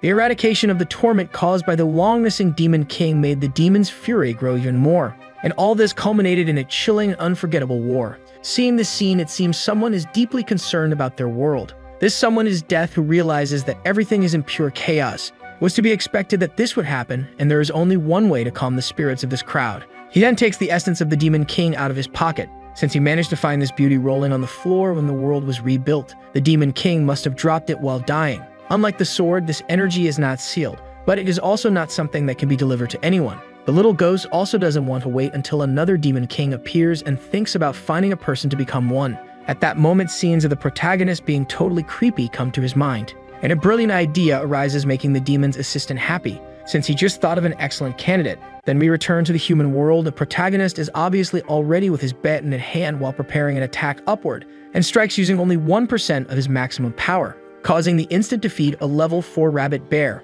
that falls to the ground completely defeated. His goal in defeating such a weak monster is to collect its teeth, and apparently he has been doing this for quite some time, as he has a whole bag full of rabbit bear teeth. He then tells his little dragon that it's time to go, since they got enough, and besides there are no more monsters in the forest. The two then return to the initial village, and he seems to be looking for someone he arranged to meet near the entrance. While walking through the streets of the initial village, people talk about him. But the young man ignores everyone and focuses on one thing, calling the person and saying he finally arrived. Starflower calls him Stick Uncle, looking extremely happy to have found him. Apparently, the person he planned to meet today was the young Biol, who has now returned to her old habits of being a merchant. Until recently, she was living with a rare disease and with a few days to live. But even in the face of this ruthless fate, the girl bravely faced it and overcame the disease, recovering completely and returning to play. Stick Uncle delivers the rabbit bear teeth she asked for, making the girl extremely happy. She then uses the potion creation skill, replacing the ingredients with countless portions. Seeing the quantity, the protagonist celebrates that she will make a lot of money if she sells everything. But the truth is, she didn't make them to sell. When he discovers this, the protagonist is a little scared, but soon sees the girl running towards the workers while telling them to drink the potions. Some ask who this girl is, while others already recognize her, even though it's been a long time since they last saw each other. Lee just watches that scene impressed, since that child is not only loved by the players, but even by the game's NPCs. Seeing this, he can't help but feel happy for her, while thinking he should go hunt some more rabbit bears. Meanwhile, in the real world, we return to the protagonist's building, but this time it's not him that's shown, it's Han, who is depressingly sitting on her bed, showing a saddened look by the things that happened in the restaurant. But suddenly her sister arrives in the room while shouting, asking if it was that guy in underwear that left her like that. Han tries to disguise, saying it wasn't quite like that, but only irritates her sister even more. She then stays silent and decides to say that a friend is going through a problem. Recently, this friend said she is interested in a guy. At first, he was just a player who didn't stand out much. But as they spent a lot of time together and shared various experiences, she started to wait for this person. Even without knowing why, she keeps waiting for him, just to receive his help while she's crying and to smile with him again. But suddenly she realizes she only thinks about him all day and wants to know him a little better. But of course, she still doesn't like him. She just wants to see him more and more, actually many times a day. At least that was what her supposed friend told her. But this lie doesn't fool her sister, who just asks what kind of relationship she wants to have with him, and warns that the young girl is a celebrity, so she should keep an eye on the people she relates to. Han realizes her lie didn't work and that her sister has been watching her from the beginning, then confirms that the guy she's interested in is the same one who is part of her group. Her sister then warns that if an idol starts dating, she will also lose most of her fans, and she shouldn't even complain about it, as the original role of a celebrity is to receive the love of her fans. In a way, she would be betraying them all, and all the work she had to get there will collapse in the blink of an eye. The young girl just remains silent, listening to this, but her sister compliments that she also will try to stop her. After all, her life is still hers, and no one should tell her what she should or shouldn't do, so she will continue to support her no matter what she does. With these comforting words, Han pauses for a bit while realizing her sister is on her side, but she soon compliments that she can always look for another celebrity when one is lost. But jokes aside, she asks again what kind of relationship the young girl wants to have with him. Han thinks for a moment before answering and says she doesn't know either, but when remembering all the moments the goddess waifu was together with the protagonist, her jealousy ends up surfacing a little more, and her true feeling of making him hers comes to light. Her sister seems to agree with her determined attitude, but she reflects a bit on the situation and says that the guy is an adult, so he would be arrested if that really happened. Han then thinks of a solution that will solve the problems and decides to make him fall in love, so she will just have to wait 3 more years and they can start dating. Then she humbly asks her older sister for advice, as she has never talked to a guy and much less imagines what it's like to date. Proudly, her sister agrees, saying she just needs to trust her, making the young girl extremely happy while entering the game to first meet the guy. She looks at her young singer, totally in love, and decides to start with the research, then takes her cell phone out of her pocket and starts searching on Google how to flirt with a guy. Working as a manager from the beginning, she's a talented person known in the area for her skills.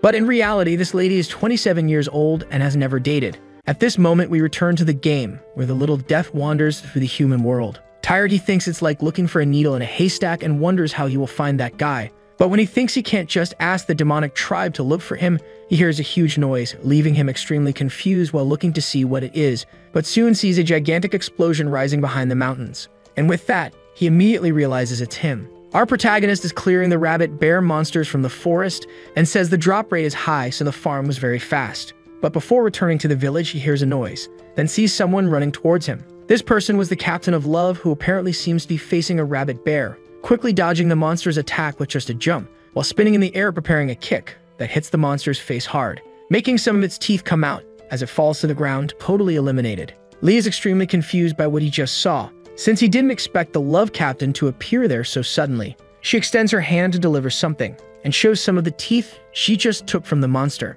The two stare at each other for a while without saying anything, while the protagonist seems a little unsure of what to do, but soon apologizes for what happened at the restaurant, as he shouldn't have taken that woman without first asking for permission. And as an apology, he says they could have dinner later if she wanted to, realizing he really feels bad about what happened. The young girl gives a small smile and says she will reserve a time in her schedule to eat with him. But at that moment, she approaches with that same threatening tone and asked about something the cockroach said that day when she mentioned they were sleeping next to each other in bed, and also about the feeling in the game being the same as in reality. These words intrigue the young girl's mind, who asks what she meant by that. In a totally threatening tone, but with a cute face, she makes the protagonist afraid to answer. So just tries to change the subject, saying it wasn't anything important and she shouldn't care about something like that. But the young girl keeps insisting to try to find out, and when she realizes he won't speak, she ends up going after him. While the two are fighting on the ground, the Demon King's assistant approaches, looking for the protagonist he is sure is there. But at that moment, he sees a terrifying scene, making all the hairs the ghost doesn't have stand up,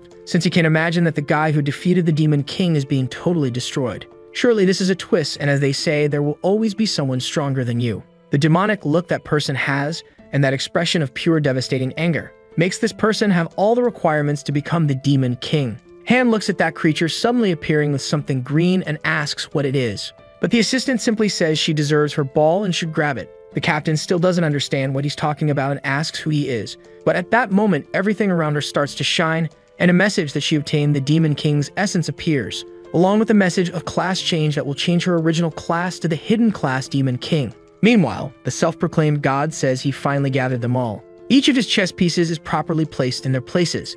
Originally, the final component should have been Yopi. But as he remembers Luma's actions, he realizes she is openly resisting his plan. However, all this doesn't matter, as this is the final chapter of the game. Meanwhile, Han is emitting a green light, and the protagonist below is bothered by the strong light, but suddenly he is surprised, as the captain of Love is floating in front of him, while system notifications appear saying she will change to the hidden class Demon Queen. Thanks to this, all of her attributes were increased 10 times. Even so, the young girl doesn't seem happy at all and asks how she's changing class without even agreeing to it. Stick asks the dragon what's going on, but he has no idea either. Han continues to shout to stop the class change. Even so, the system keeps giving her other privileges. Suddenly, the Demon King's origin ability is activated, and the captain's love hair that is usually pink ends up changing to a whitish tone. Her characteristic clothes also undergo a transformation, becoming something much more worthy of a Demon King.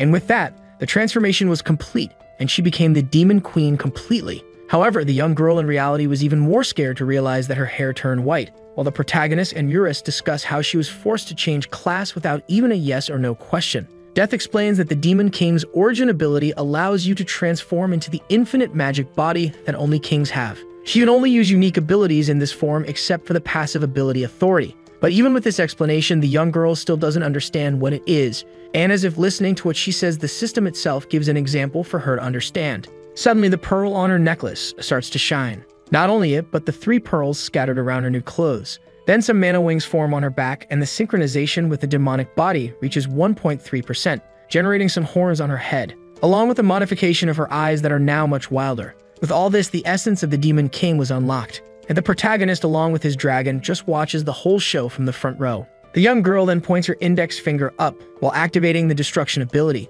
making a small ball of energy form on the tip of her finger. But this ball that was initially small quickly grows until it reaches a considerable size, and with the stabilized size, she fires the energy upwards, causing an explosion comparable to a nuclear bomb. Seeing all this destruction caused by just one of her powers, the young girl is paralyzed, while the notification that the ability demonstration ended appears. Then it is shown that the huge explosion now generated smoke that extends across the blue sky, and finally the horns and mana wings created during the transformation disappear into the air. At that moment, the protagonist appears saying she got pretty strong and that ability was very good. But the young girl just asks what she should do now that she was suddenly turned into a demon king, and now that she is a villain, theoretically she should fight against him. Even her hair turning white suddenly is something that's affecting her, since she thinks she got a bit strange with these new clothes and hair. But seeing that beauty, the protagonist ends up blushing a little, while saying he doesn't find her strange in this form at all. At that moment, the assistant appears praising the young girl for achieving 1.3% synchronization. This number is higher than the previous Demon King, and this means she has more darkness in her heart than the hero Yopi.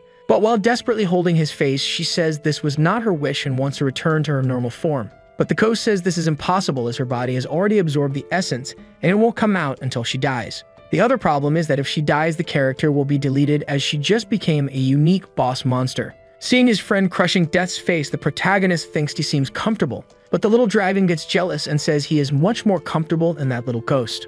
Hannah's asking if she has to stay in that form forever and if there is no way to cancel it. But this is something the Demon King's assistant doesn't want, as it's better for him if she stays that way. But these words only irritate the young girl even more, who starts squeezing the ghost's face violently. Lee, seeing that, starts to think she's a bit stupid, as she could just say something like cancel Demon King mode to get out of the transformation. A few hours later at the Arden Castle, we find out that it is one of the main castles in the game, with a massive wall and a commander called the best impregnable fortress in Chrono Life. Suddenly something catches the attention of one of the knights of this fortress. There's a monster quickly approaching. This thing seems to be a wolf that quickly jumps on the castle walls while climbing them. With ease, he jumps above the guards and looks at the two with a fierce look, while they can only cry for their mothers, as they were easily defeated with just one attack. The two fall to the ground in front of the last remaining guard. He is desperate, trying to recognize what monster is that which invaded, realizing that the creature is a werewolf. But suddenly something crucial happens and the monster speaks, asking if the man's eyes are efficient, as he mistook him for a monster.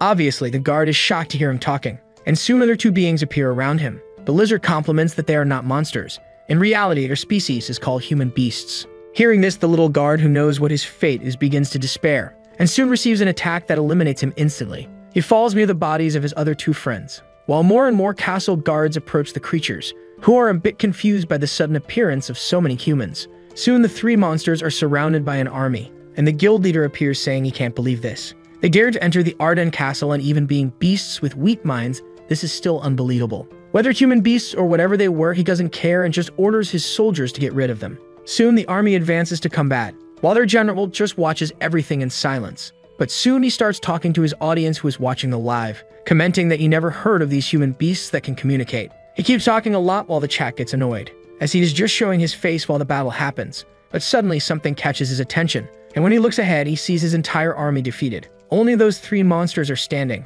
looking at him with a threatening look. Stared by that scene, he can only think of one thing: quickly running away from the monsters. At that moment, the number of viewers in his live is 38,933. And even being people who prefer stimulating content, they all sent messages for him to run away. His judgment and that of the viewers were the same, and the man simply started running quickly, while wondering what was happening. But even being an elven class, which is quite fast, it was still not enough to escape, and with just one bite he was finished. With that, the castle was captured in the blink of an eye by the three mysterious beings who appeared out of nowhere. Meanwhile, the little ghost tells the Demon King that it's time to call all his army and destroy the human world.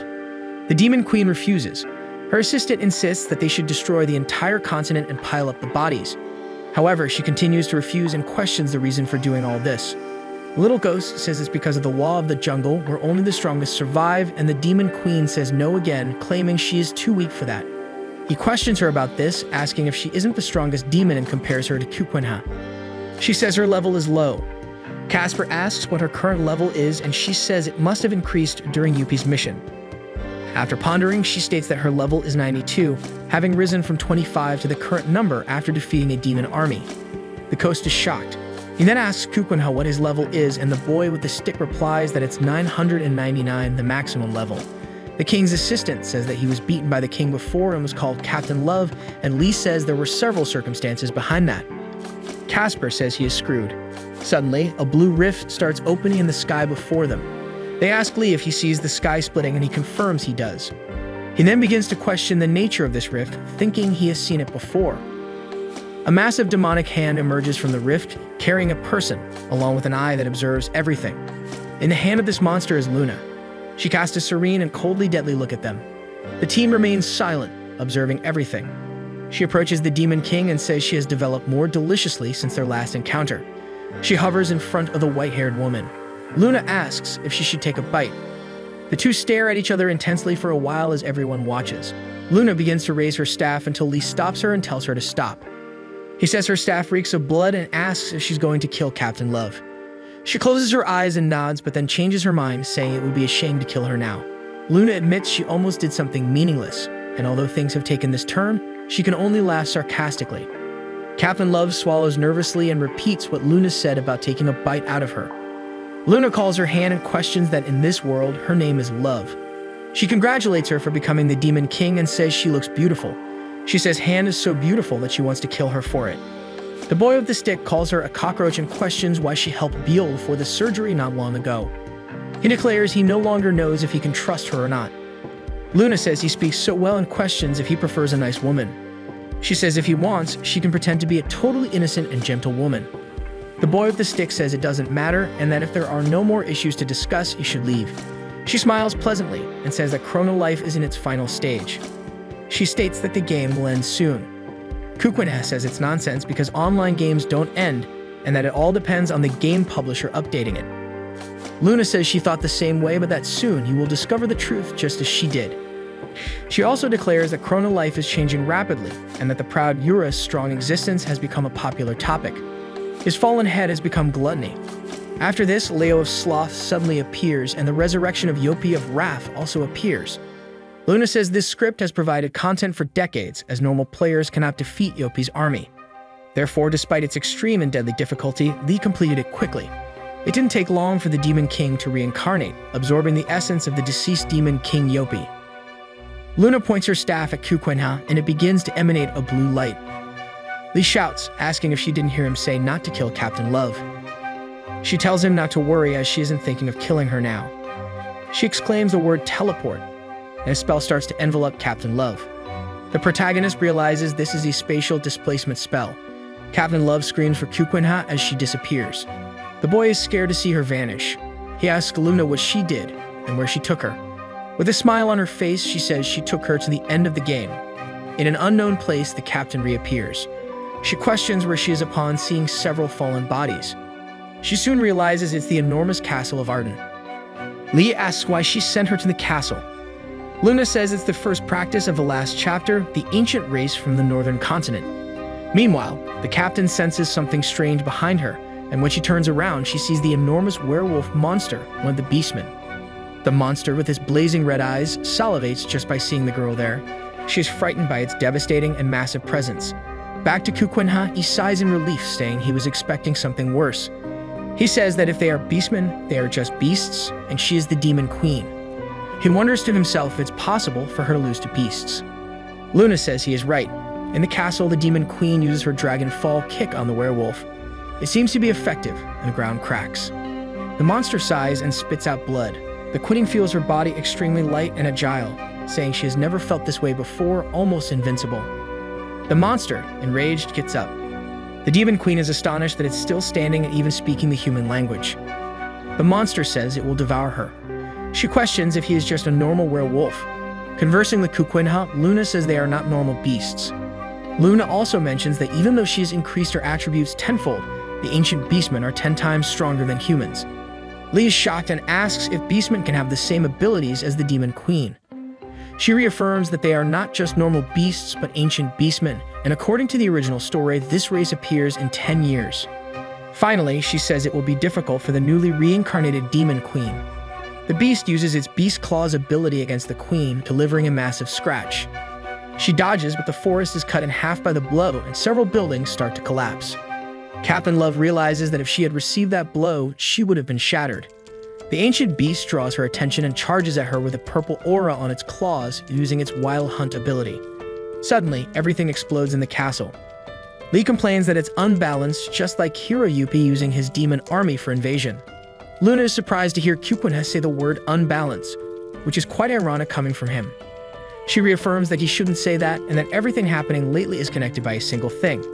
Hurricane Leo, Yuppie, and his army, the Beastmen. This thing that connects everything is the end of the game, and the cause of all this is him. The protagonist declares his innocence to her. Luna asks him to stop acting like he doesn't know anything and says he should know he's a very unique person. She also mentions other reasons like his plus 99 reinforced stick. She says his importance is directly tied to the stick but doesn't believe it because weapons depend on who wields them. Kukunha says he doesn't care what others think and claims he's going after Captain Love to save her. Shamelessly, the protagonist asks Luna to take him to the castle, but she refuses. He gets angry with her for that. He starts pondering whether he should turn off touch control options and try to fly away. He soon reconsiders, realizing that even if he did that, he wouldn't get there instantly because the castle is too far away. Running is also out of the question, and he begins to feel he has no options. Luna tries to convince him to give up and play with her, as the demon queen wouldn't lose the battle. In a mocking manner, she says that if the queen loses, they won't be able to do anything either. Suddenly, the protagonist opens a confident smile. He kneels while Luna observes Kukunha's underwear. She begins to be hypnotized by the sight of him bow before her. For a moment, she snaps out of the trance and questions what good idea he mentioned. The protagonist smiles, focused as his feet press into the ground before he propels himself. Suddenly, he gains momentum and starts running. Luna wonders what he's doing until she realizes he's running in circles. The wind begins to grow so strong that his clothes are flying, and a tornado forms abruptly just from him running around the place. Meanwhile, the queen is exhausted. The monster congratulates the queen for surviving so much. He says she must have reached her limit and that he will devour her head. In the middle of the forest, the tornado continues in the same manner. Luna realizes he's been running in circles for 10 minutes and hasn't moved from the spot. She then realizes that he has met the 3 conditions for using a hidden ability. Abruptly, he stops moving and stands still. The hidden ability allows him to reach the speed of light. The protagonist activates his light speed running ability and a massive discharge of energy emanates from it. He crosses the entire globe, running like a rocket. The monster and the queen are interrupted by the hero's arrival. Both are astonished. Carrying his stick and underwear, the protagonist says he came to rescue Captain Love. She remarks that he's a bit late but sighs in relief. The boy with the stick starts walking toward the beast. Suddenly, his expression changes and he asks if they hurt the captain. The monster laughs at the appearance of yet another human it can devour. 2 more beasts appear behind the boy, one resembling a giant lizard and the other a bear. The bear takes pleasure in seeing another human as all the others in the castle have been killed. The werewolf says they are just trash and that their job will be easy. At this moment, the bear, who believes there should be no worries as everything is going according to plan, states that they must follow orders. Nonchalantly, the protagonist strikes the bear right in the face with his stick. A massive explosion occurs from the blow. The lizard watches in shock as the bear falls to the ground. In response to this scene, the boy merely mocks them. In an instant, his expression changes and he tells them they will die soon. The 2 remaining beasts are filled with rage and charge at the boy, asking who he is. With a psychotic demeanor, Kukunha says he won't explain. However, before he can attack, Captain Love stops him. He pauses in front of the attacks as if they were nothing and begins to listen to her. She starts recalling scenes of the protagonist with Luna and realizes she is weak, so she asks him to defeat the wolf to prove her worth and show she can walk alongside Kukunha. The boy agrees and says he will leave the monster for her to face. Suddenly, he pulls the lizard's tongue and starts dragging it away to fight in a place that won't disturb the captain. The lizard, desperate, says he will rip out the boy's tongue, and the boy takes this situation with full sarcasm. The demon queen takes a combat stance and challenges the wolf to fight again. She shouts for them to finish what they started. The wolf says she has already lost to him, but he questions the existence of Kukunha. The monster realizes that what happened was abnormal and must notify a mysterious someone as soon as possible. Confident, the queen says the fight isn't over yet, and the monster says it will fulfill its wish to die. However, it ponders to itself and concludes that it should flee to avoid death. But before it can react, she delivers a flying kick to its head. Spitting blood, it wonders how this girl hit it. It concludes that she is even faster than before. The demon queen charges at it again, this time hitting its stomach with a kick. The creature begins to rage and uses its beast claws technique. However, the queen dodges with an acrobatic move. She is dragged backward by the wind caused by the attack. With no time to think, the monster charges at her again. This time, the beast uses Wild Hunt once more. She easily evades it with another twirl. She notices that her body feels much lighter and her movements match what her mind envisions. The werewolf gets enraged. She makes a weapon gesture and points in its direction, exclaiming the word destruction. Her unique and ultimate technique of the Demon King, pure destruction. Her jewels shine and she activates the essence of the Demon King. She activates synchronization and her scarlet red wings appear. With a completely different and sovereign expression, she declares that the beast will die. From her hands, a massive red lightning bolt is shot toward the creature. The monster swallows nervously with a desperate look and lets out a final death scream. When the ability hits, everything explodes. The essence of the Demon King is cancelled. The queen breathes a sigh of relief. She gains a lot of experience, leveling up from 92 to 139. Suddenly, Kukwinha appears and congratulates Captain Love on her achievement, saying that now she can defend herself alone. She wonders if there was a mistake, considering she leveled up 40 levels. The protagonist says no, as they were ancient beasts, and theoretically they should appear in 10 years, which is why the abundant experience. She questions the ancient beasts, and he briefly explains that they are likely involved with the main story of Chrono Life. The queen becomes interested in main quests and asks where the boy left the lizard so she can get details from him. The stick boy reveals that they are actually eating the lizard. Captain Love is annoyed with him because he killed the only informant about the main mission. She demands that he revive the informant immediately, but the boy says that would be impossible since they have already eaten him. Reluctantly, the queen accepts. The sun begins to rise in the forest near Arden Palace. Black drops fall to the ground. They are dripping from the body of the dark elf. A creature speaks to him, saying that everyone from the south is stupid. The griffin, the ancient beast, says the elf won't be able to escape him. The beast tells Hawkeye that he is the regent of the palace and that if he dies, he will be resurrected in the palace. Tired, Hawkeye sighs and says he's not actually aiming at the palace. He says he could take the palace if he wanted, but insists on pursuing him. The griffin laughs and says their goal was never the palace but him. The elf is shocked by the news. Nevertheless, he jokes about not liking furries and the monster gets irritated by the comment. The beast asks him if he has the ability to communicate telepathically with people. Hawkeye retorts that he never learned that skill. He wonders to himself if this question is related to his live streams on YouTube. The monster pressures him to send his message to all the races of the southern continent.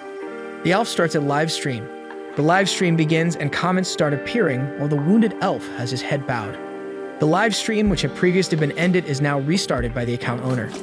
Hawkeye created good and important content for the platform, but seeing the palace being destroyed, his self-esteem couldn't accept it. So when he was killed by the werewolf, he closed the stream as quickly as possible. The creature pressures him to speak during the live stream, and the chat becomes concerned for him. The broadcast starts showing the griffin, and the people in the chat become frightened. The monster introduces himself to the southern races, saying he is from an ancient race of humanoid animals and needs to deliver a message. The live chat goes wild. He says he recently saw the southern continent stop the Demon King's troops and that the battle must have been tough. He congratulates them for their success in the battle, even if it was a miracle. He continues by stating that demons are rival creatures of the ancients. He points out that in 30 days they will invade the southern continent, and on that day there will be a massacre. He adds that they are too weak to stop the ancients. He suggests that they surrender and serve them. A panel about the main mission of Chrono Life appears. After the demon invasion, the invasion by the ancients from the northern continent will begin. A notice appears saying that this part will be much more difficult and challenging than the demon invasion, and that although they stopped the previous one, this will be even more impossible to prevent. A random person praises the Chrono Life developer for their brilliance. A notification about Hawkeye's live stream reports that it had a number of viewers far above the average. This topic has become one of the most discussed, not only in the gaming community, but in all others. Obviously, the Chrono Life company has become the center of criticism. The developer's image has plummeted drastically. Finally, the griffin says that was all he wanted to point out. He turns his back and says it wouldn't be worth it to kill Hawkeye. He concludes by saying they can live in peace for 30 days before the massacre happens. The creature leaves as the elf remains expressionless and resolute. Meanwhile, in one of the Chrono Life capsules, the guild master Robin Hood Hom appears. The young man begins to think that life in Chrono has become difficult lately and considers switching games. The girl thinks it's getting more interesting since they no longer follow the same monotonous routine. She adds that everyone was angry about the invasion, but it made them even more addicted to the game. The boy next to her asks if she plays Chrono Life and if he can play with her, since he has a high level, but she refuses. The boy realizes she is probably reading the news about the ancient beasts.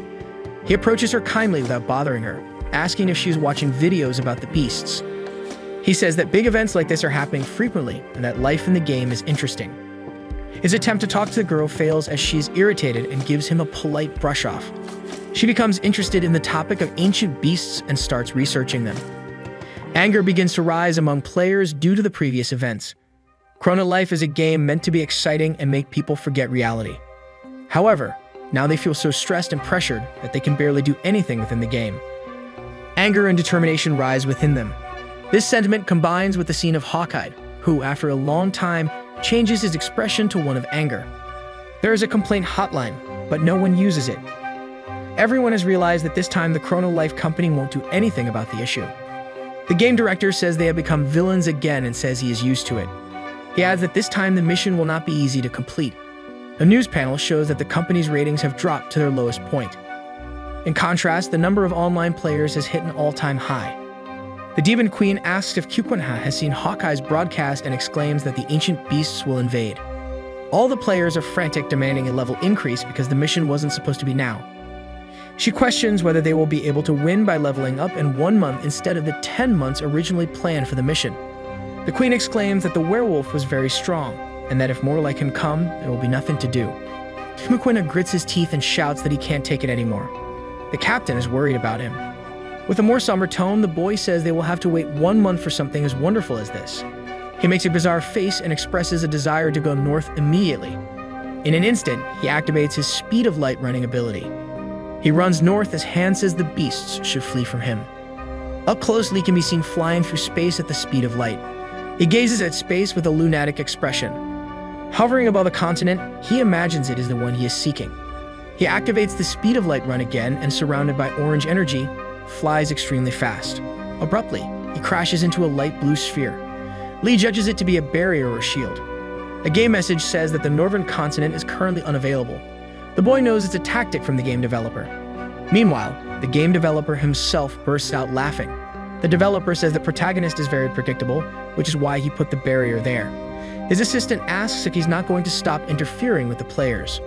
The boss reveals he doesn't care since they are already considered the villains anyway. Han asks if he is unable to access it and says it must be difficult for him. He questions Lee, if that's why he's upset. He adds that if the developer blocked that area of the game, he will only access it in 1 month. The Protagonist reveals he's bored and wants to destroy the world again. At that moment, Luna appears and says it wouldn't help because it would just restart the system, which wouldn't change anything. Kukwenha says he just wanted to say hello and asks why she came back. Luna reveals she wants to know who won, the new Demon King or the ancient beasts, and says she was waiting for the result. She adds that she expected at least a leg to be torn off from the Demon Queen. The queen gets irritated and asks why the woman is doing this, and if she wants to start a fight since she doesn't even know her. The goddess says that even though they have known each other for a long time, they have never formally introduced themselves. The queen is disturbed by the presence of the goddess of life, but the goddess introduces herself to the new Demon King, Captain Love. Captain Love says she doesn't care and doesn't want to know anything about her. Luna ignores this and continues with her introduction. She says they also know each other in real life. The goddess tells her to be less harsh since she's only 17 years old and calls her by her real name. Han asks why he should respect her. She herself disrespects and kills other players. The ghostly figure asks the Demon Queen if she is still alive. She questions his inquiry. The ghost says that if she had died, he might have found someone stronger to be the receptacle. The ghost asks what the king is doing there alone and notices that Luna has disappeared. At the moment she turns her back, Luna starts flirting with Lee again. Realizing she has fallen behind, the queen runs after them. Kukwenha simply advises them not to fight in the village. With that, they reach the largest desert area in the west. Something starts moving beneath the ground. Suddenly, a giant sandworm emerges from the ground and several people are prepared to confront it. The Emperor Sandworm roars at these people. These people, who appear to be mages, attack all at once. The magic hits the sandworm. It cries out in pain. An austere voice in the background commands everyone to continue attacking. Hawkeye stands with his arms crossed, observing the battle alongside Hong and Abracadabra. Guildmaster Hong says that the Justice Guild members are getting stronger. Due to the guild's recent defeat at the hands of the beasts, they have even shortened their sleep to level up. However, Hong questions whether this will be enough to stop a threat that was supposed to appear in 10 years. Abracadabra, the other guild master, says that only an ancient beast is as strong as a high-level boss. Finally, Hawkeye reluctantly agrees that they will have to rely on the hero again. Hong says they can't rely solely on him. The purple-haired boy says that it's impossible to trust others because they have to deal with the entire demon army without the hero's help. Silence takes over until Hong has an idea. He says that if everything goes well, they would be able to fight the ancient beasts on equal terms. Hawkeye asks Han about this. He continues saying that it's impossible to complete 10 years of training, but they should try. The masked figure adds that they will have to count on the hero's help. He concludes that while he is given several ideas in the end, he will still have to rely on the hero. In the city, the little blonde girl screams for Lee and asks why he has been missing. She asks if the people behind him are Amor and Luna. Captain Amor asks who she is, and Lee says she hasn't met Estrella yet. Kukune says he met her in the hospital and told her everything. The captain melts at the girl's cuteness. She falls to her knees from crying so much. She hugs Estrella and asks if she's okay now, and the girl says she is. Estrella says she has a question, and the captain says she can ask whatever she wants. She asks which of the two is Kukune's girlfriend. Lee interrupts, saying that neither of them is, and tells the girl to fetch the ingredients. Estrella analyzes and realizes that Captain Amor is in love with everything they've been through, and Luna is also very interested in him. The little girl decides to play detective and concludes that this is a sort of love triangle. The little girl asks which one he likes more and if it happens to be both. The boy avoids the subject and says that she is still too young for this. She says it must be difficult since both are very beautiful, and asks if he has someone else in mind. Kukune mocks, saying he actually likes Eurus. Eurus and Estrella don't take it as a joke and are shocked. He changes the subject and gets irritated at having to wait an entire month. Estrella suggests he enjoy ordinary life in Chrono Life until then, and says he always plays in a rush and should take it easy. Lee says the bearded uncle gave the same advice. He remembers the developer saying that Chrono Life is a decent game because instead of destroying everything, you can enjoy it a bit. The protagonist is indignant about the developer interfering with players' freedom. Suddenly, Hong appears out of nowhere and stops beside the team. He says he is relieved to have actually found the hero in the village. The protagonist asks if she's okay, and Hong replies that she is thanks to him. She adds a question about what she is doing in the village. Hong apologizes for asking a favor related to the ancient beasts. The three stare deeply at the guild master. Elsewhere, a lair on top of a hill is visible. The griffin announces his arrival to his lord. He says that, as instructed by his leader, he announced the destruction of the continent in 30 days. A huge blue dragon named Lord Adventor reveals itself from the darkness. The massive creature congratulates him and says to prepare for the attack. It concludes by saying that the entire southern continent will be taken by them. The dragon starts emitting a blinding blue light. Suddenly, it transforms into a man with blue hair and horns. The dragon, an ancient beast, begins to walk and says he misses his brother Eurus. Meanwhile, the team is gathered around a campfire. Hong says that this plan needs the hero's help. Changing the subject, he asks what they think of the food. The Demon Queen says it's very good and adds that it will be difficult to face the beasts, but that they have a chance. Luna says she is against it. She points out that Lee will receive nothing, so it would be a sacrifice rather than a favor. And she says that if people get used to it, they will keep asking for favors. Luna points out that this could clash with the Chrono Life company, which would put Lee on a blacklist. The boy in underwear laughs out loud at Luna's comment. He says he doesn't care about going against the company, and that he won't feel guilty because they started the fight. Lee, with a bizarre expression, says he will do it because he loved Hong's plan. He stands up and says he's going right now. Activating his speed of light running ability again, he shoots off like a comet. A massive wind forms in the village. Estrella is upset that her friend left in the middle of dinner. Hong adds that he went to execute his plan but didn't need to do it immediately. Estrella gently asks what the favor is since she didn't hear during dinner. Hong will explain briefly. He says that in 30 days, very strong monsters will appear, and they need to be stronger than them. He asks how to do that, and Estrella says it must be by leveling up. The masked figure agrees and says that's why leveling spots have become crowded. However, he says it is possible to become stronger without leveling up to the required level. This method is called equipment. The frightened girl asks where the hero went. Hong says he went to the strongest leveling spot in the game, Urus's Nest. He adds that he went there to get the equipment they need to later sell. Various enormous and bizarre creatures surround Kukuna. The hero begins to strike with his sword and numerous explosions occur. The desperate girl says it's not a good idea because it will devalue the items and destroy the economy. Hong says he knows, but there is no other way. And he adds that Estrella knows he is not the type of hero who cares about that. The only reason he is doing this is because the company wouldn't let him go to the northern continent. Meanwhile, Lee, in a frenzy, says they should never bother someone who has nothing to lose. With a megaphone, he starts announcing an unmissable offer. The items everyone has always wanted from Urus's Nest. The boy begins to convince warriors to drop their equipment and buy new ones from him at a low price. A level 19 boy asks for a sword. The boy buys a unique grade Sword of the Dead for 10,000. Various warriors start offering their money for these weapons, and everyone begins to buy. Captain Amor comments that there are still many people buying and it's only the third day. She questions why he didn't take it to the auction house to expedite the process. Estrella helps Lee with the sales. Hong says the hero didn't want to sell at the auction because the major trader would buy everything. The queen remembers Riot. Hong is startled by the arrival of a gruff-looking man with a scar on his face. The man is 2 meters tall with a huge sword on his back. Lee is excited, using the megaphone to sell the items, until the man appears and his demeanor changes. He looks up to confront the man who is almost a giant. The giant asks for the same weapon the level 19 boy had, the Sword of the Dead. People in the line start complaining that he is cutting the queue. As one man complains, the giant grabs his face with his hand, and in an instant he throws him aside as if he were nothing. The man flies and crashes through the wall he was thrown against. Everyone is shocked except for Kukuna. The man who was thrown is alive but completely injured. The giant asks if anyone else is bothered by the queue. No one answers, obviously. Lee resumes the sales as if nothing happened and says the Sword of the Dead costs 10 million gold. The man becomes furious because he sold it to the boy for 10,000. The protagonist says that the higher the level, the higher the value. The big guy is annoyed and says this is a scam. The boy in underwear says if he's upset, they can fight. Captain Amor asks Hong who this person is. Hong explains that he is a high-level ranker named Benedict. He adds that he is a very bad person, capable of killing someone who just annoys him a little. He begins to fill with hatred, and suddenly hands over the 10 million gold. Hong says that this time he was forced to be polite. The masked figure asks if the Demon Queen has been successful in leveling up. She says not much, she hasn't managed to level up much and is now around level 210. Hong is surprised because she was at level 139 just a few days ago.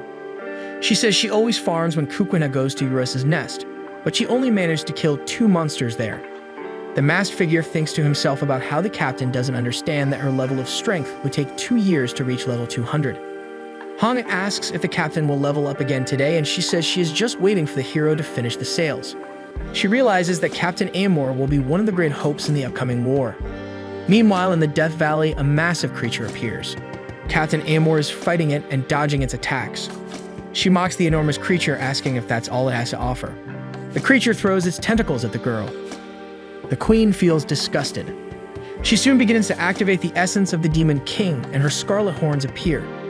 As the creature's tentacles close in, she charges forward as well. Surrounded by a burst of energy, she flies through and past the tentacles. Reaching the creature's face, she delicately touches it with her finger and uses her destruction magic. The magic pierces the creature's body, causing it to scream in pain. She then unleashes another enormous blast of destruction. The creature falls dead almost instantly. The queen gains experience for killing the monster. She deactivates her Demon King essence. She says she was frightened by the monster's tentacles. Lee appears to congratulate Captain Amor. With modesty, she says it was nothing. Lee appears with a pile of equipment. Captain Amor feels sad and asks to stay there. Luna observes the scene with an enigmatic expression. Time passes quickly, like a magic trick.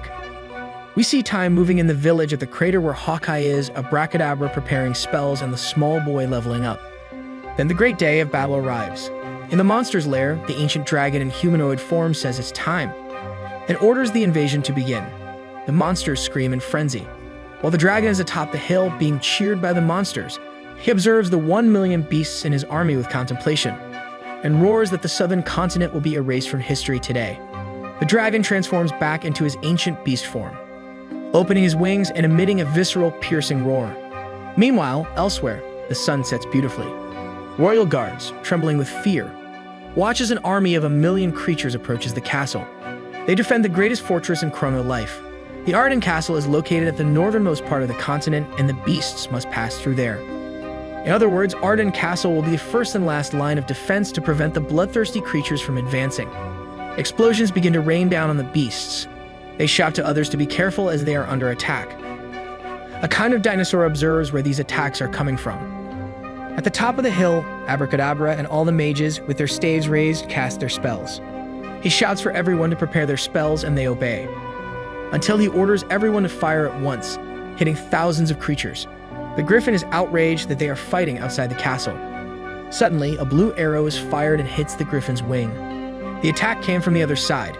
The one wielding the bow and arrow is Hawkeye, saying that they don't intend to fight inside the castle. On the other side, he orders all the archers to shoot. Thousands of arrows fly towards the monsters. Many are hit and wounded. The enormous and imposing castle doors open. From within, 2 people in noble clothing emerge. A man smiles and says it will be the first time they fight together since a fateful day. The woman says she feels nostalgic about it, and that on that day they lost to just one person. Suvo, the master of the Cross-Line Guild, says they will now reclaim their honor. Sentry, master of the Sacred Guild, agrees with him. The two run side by side towards the monsters, and Suvo shouts for everyone to attack as well. The knights obey and charge into the attack. All sides of the castle begin simultaneous attacks. A notice board says there are approximately 25 million players in this war. Later, this war was classified as the largest scale war within a game. However, this horrendous war will end in moments, because of one person, and that person is Kukunha. The protagonist raises his sword and says he has waited a long time for this moment, and that he is now ready to shine. He says it's time to shake things up properly. Captain Amor warns him that if he uses his downward attack ability, everyone will die. He laughs and says that when users die, they come back, but the monsters do not. So he concludes that in the end, they will still be victorious. She was ready to disagree, but ended up agreeing with him. Lee prepares for the attack and simply disappears. Suddenly, he reappears in a completely blue place. Completely confused, he wonders what's happening, until he remembers he has been here before. A long-haired, blonde man appears and says it's been a while since they last met. Kukunha says he's tired of meeting him like this, and asks if he is the same god from before. The long-haired man says that is correct. The protagonist tells him to get straight to the point because he is busy. The god says he brought him here because he missed him. He says they should use this moment to get to know each other better since the developer cannot interfere. He says the developer is too busy with the war against the ancient beasts. Lee refuses as he has waited a whole month for the war and does not want to get to know him better. And he orders the man to take him back to the castle or he will attack him. The man sighs and declines, saying that if he does so, Kukunha will end everything with a single attack as he did before. With a sinister expression, he says that things cannot end so quickly this time. The protagonist concludes that he is a spy sent by the developers, but he denies it. So the protagonist repeats the question about who he is and why he brought him to this place. He says if he doesn't answer, he will attack, even if the man is a god. He decides to answer and says he has no association with Chrono Life. The reason he brought the boy here was to settle all sins. Meanwhile, at the castle, the knights continue their attacks. A woman with a spear uses her Storm Spear ability against one of the monsters. However, the creature withstands the attack well and says that it's enough. As she tries to bite the woman, a divine shield appears, projected by Suo, who now conjures the sacred hammer. A massive blue hammer made of mana descends upon the creature and crushes it. Suo defeats the creature and gains experience. He tells Sentry that she doesn't need to thank him for it. Sentry tells him to shut up and says she could have defeated it alone. Users prepared for 30 days and their efforts were working and making an impact. They leveled up, created strategies, trained their group attacks and their respective brigades. And last but not least, the weapons from the Eurus nest were highly effective. This completely changed their level compared to the last 30 days. At this point in the war, they were fighting on equal terms, until a blinding light appears in the sky, and all the warriors stop to look. At that moment, everything changed when the dragon appeared. It unleashed a shimmering blue beam that destroys everything it touches. The soldiers are devastated in the blink of an eye. Meanwhile, in that mysterious place, the man with the staff asks about the sins.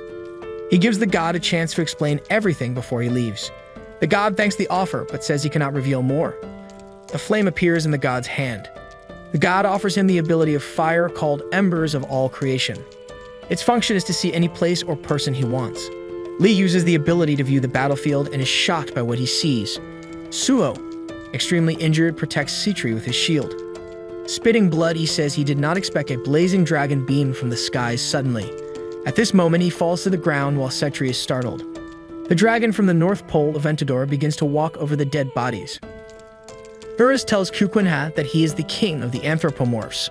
Lee asks if Urus knows him, and he replies that he does. He says he is Aventador, the North Pole dragon, one of the 3 great dragons. The protagonist asks Urus if he knows him. Urus explains that he is one of the 3 great dragons along with Aventador and Gallardo, and together they are the strongest dragons in Chrono Life's history. Kukunha says he has never heard of the others, and Urus explains that they were only supposed to appear later in the game. The boy asks if the others are stronger than Urus, but he denies and says he has already defeated both in battle. Urus comments that what's important is that the dragon is the sin of greed. Citri hits her staff on the ground injured and says she did not expect the leader of the anthropomorphs to be a dragon. However, she remembers they have the weapons of the strongest dragon, Urus, by their side. She says that with this firepower they will win and it will ensure Su's revenge. The dragon begins to metamorphose back into humanoid form. The blue-haired man stands before Citri with a crushing presence.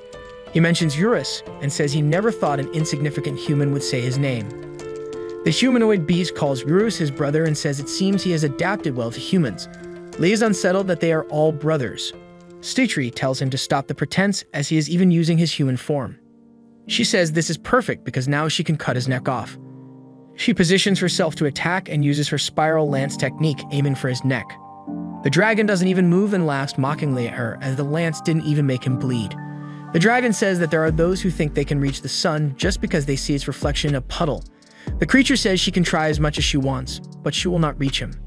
3 purple tentacles emerge from his back. The 3 latch on like leeches to different parts of her body. Captain Amor watches this scene, completely shocked. Hawkeye seems to recognize this ability. The dragon, salivating, exclaims that he embodies both the sin of greed and the sin of gluttony. He lifts Citri high with his tentacles. Meanwhile, Lee questions how he can be both sins. Kukunha is outraged as he killed Uriken, and it makes no sense to him that Aventador is 2 sins.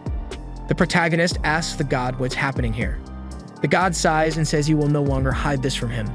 He asks if the hero remembers the reason he brought him to this place to fulfill the sins. The blonde man snaps his fingers and a massive hourglass appears out of nowhere. Urus and Lee look at it with confusion. The god explains that the 7 main bosses of Chrono Life represent the 7 deadly sins. The man asks the hero why he thinks the sins exist. Because their duty is to fulfill each of their sins. Orvis of Pride fulfilled his sin a long time ago. Yafi of Wrath, even nearing his goal, was unable to fulfill it. Uriken of Gluttony could not complete his sin because the hero killed him too quickly. And now Aventador inherited the sins of greed and gluttony, as he is the only boss in the game at the moment who can do this. Even knowing this, the god is surprised that he inherited 2 sins, and it makes sense as he is greed.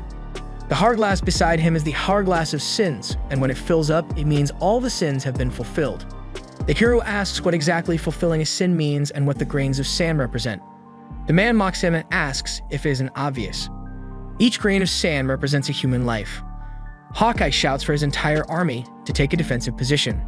Various tentacles emerge from the dragon's back at this moment. These tentacles head towards the archers. The archers, unreactive, are struck by the monster's attack. The dragon says the word absorb and absorbs the archers, gaining their levels and attributes. Hawkeye orders them to act and not stand idly by waiting for their deaths. But at that exact moment, he is struck by one of the purple tentacles. In the blink of an eye, he is absorbed. Abracadabra watches in shock and cries out for his friend. Other tentacles fly toward the purple-haired mage who is easily struck. Just like his army of mages, they are all absorbed.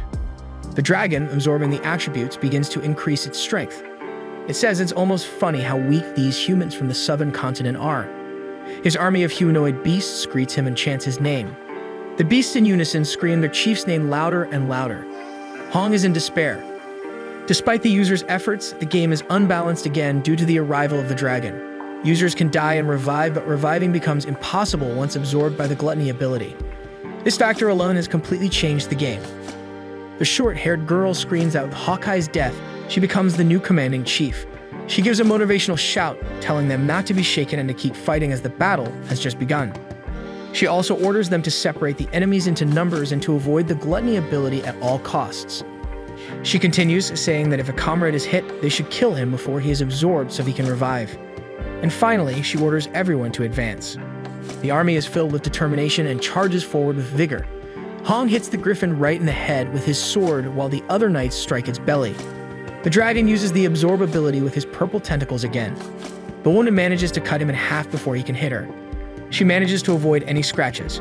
She says in a grim tone that she won't let him put his dirty tentacles on her. With his arms crossed, the dragon smiles and simply agrees. In an instant, another tentacle flies towards her, and along with it, hundreds more emerge from his back. The maximum number of tentacles a vendor can conjure is 100,000. At this moment, the entire army is struck and begins to be absorbed. The chief commander is the only one left in complete panic and terror. Furthermore, the dragon activates his unique attribute of the sin of gluttony. His maximum level limit is unlocked and he reaches 1,389. The commander drops her daggers to the ground in surrender. The dragon's title of Sin of Greed only strengthens his new powers in the Sin of Gluttony. The abilities of the sins of gluttony and greed have a perfect synergy with each other. The North Pole dragon walks towards the commander, who is completely catatonic. The purple tentacle approaches her face. The players leveled up tirelessly for 30 days for this war. And still in the end, it only created the strongest enemy they have ever seen. The dragon reached level 3890. The Demon Queen snaps her fingers, already with her essence activated, and uses her annihilation magic. The scarlet energy heads towards the dragon. The commander asks Captain Amor what kind of attack that was. Without time to get an answer, the Demon Queen unleashes her magic and annihilates everything. However, the commander remains alive. She wonders if this was the Demon King's unique ability, Annihilation. She admits that she had no idea how powerful it was. Captain Amor stands in front of the girl, who feels relieved by her presence. She praises the queen and is impressed by the ability, thinking she was going to die. The queen comments that it would be tragic, and tells the commander to stay far away since her attack didn't even scratch the dragon. There's no possibility for her to fight Aventador and protect the woman at the same time. The commander notices that her personality has suddenly changed. Captain Amor now has a different, sovereign, and enigmatic demeanor. The ancient creatures watch the scene silently. The Demon Queen realizes that her chance of winning at this moment is 0%. She calls upon Death and declares as the Demon King that the entire demon species is at war with the ancients at this moment. She asks Death to open the dimensional portal to the demon realm. The little ghost smiles and says he will do so with pleasure. A portal begins to open next to the Demon Queen. Above the entire castle, Death opens his enormous mouth and uses a dimensional teleportation spell. But before he can complete the spell, something stops him, and he is knocked down. The commander is startled by the scene. Amidst the smoke, a barefoot man appears, apologizing for accidentally running over Death. Captain Amor deactivates her essence, and from the smoke, Kukwinha appears holding his stick in his hand. Our video ends here. If you liked it, please give a thumbs up and subscribe. See you next time. Bye-bye.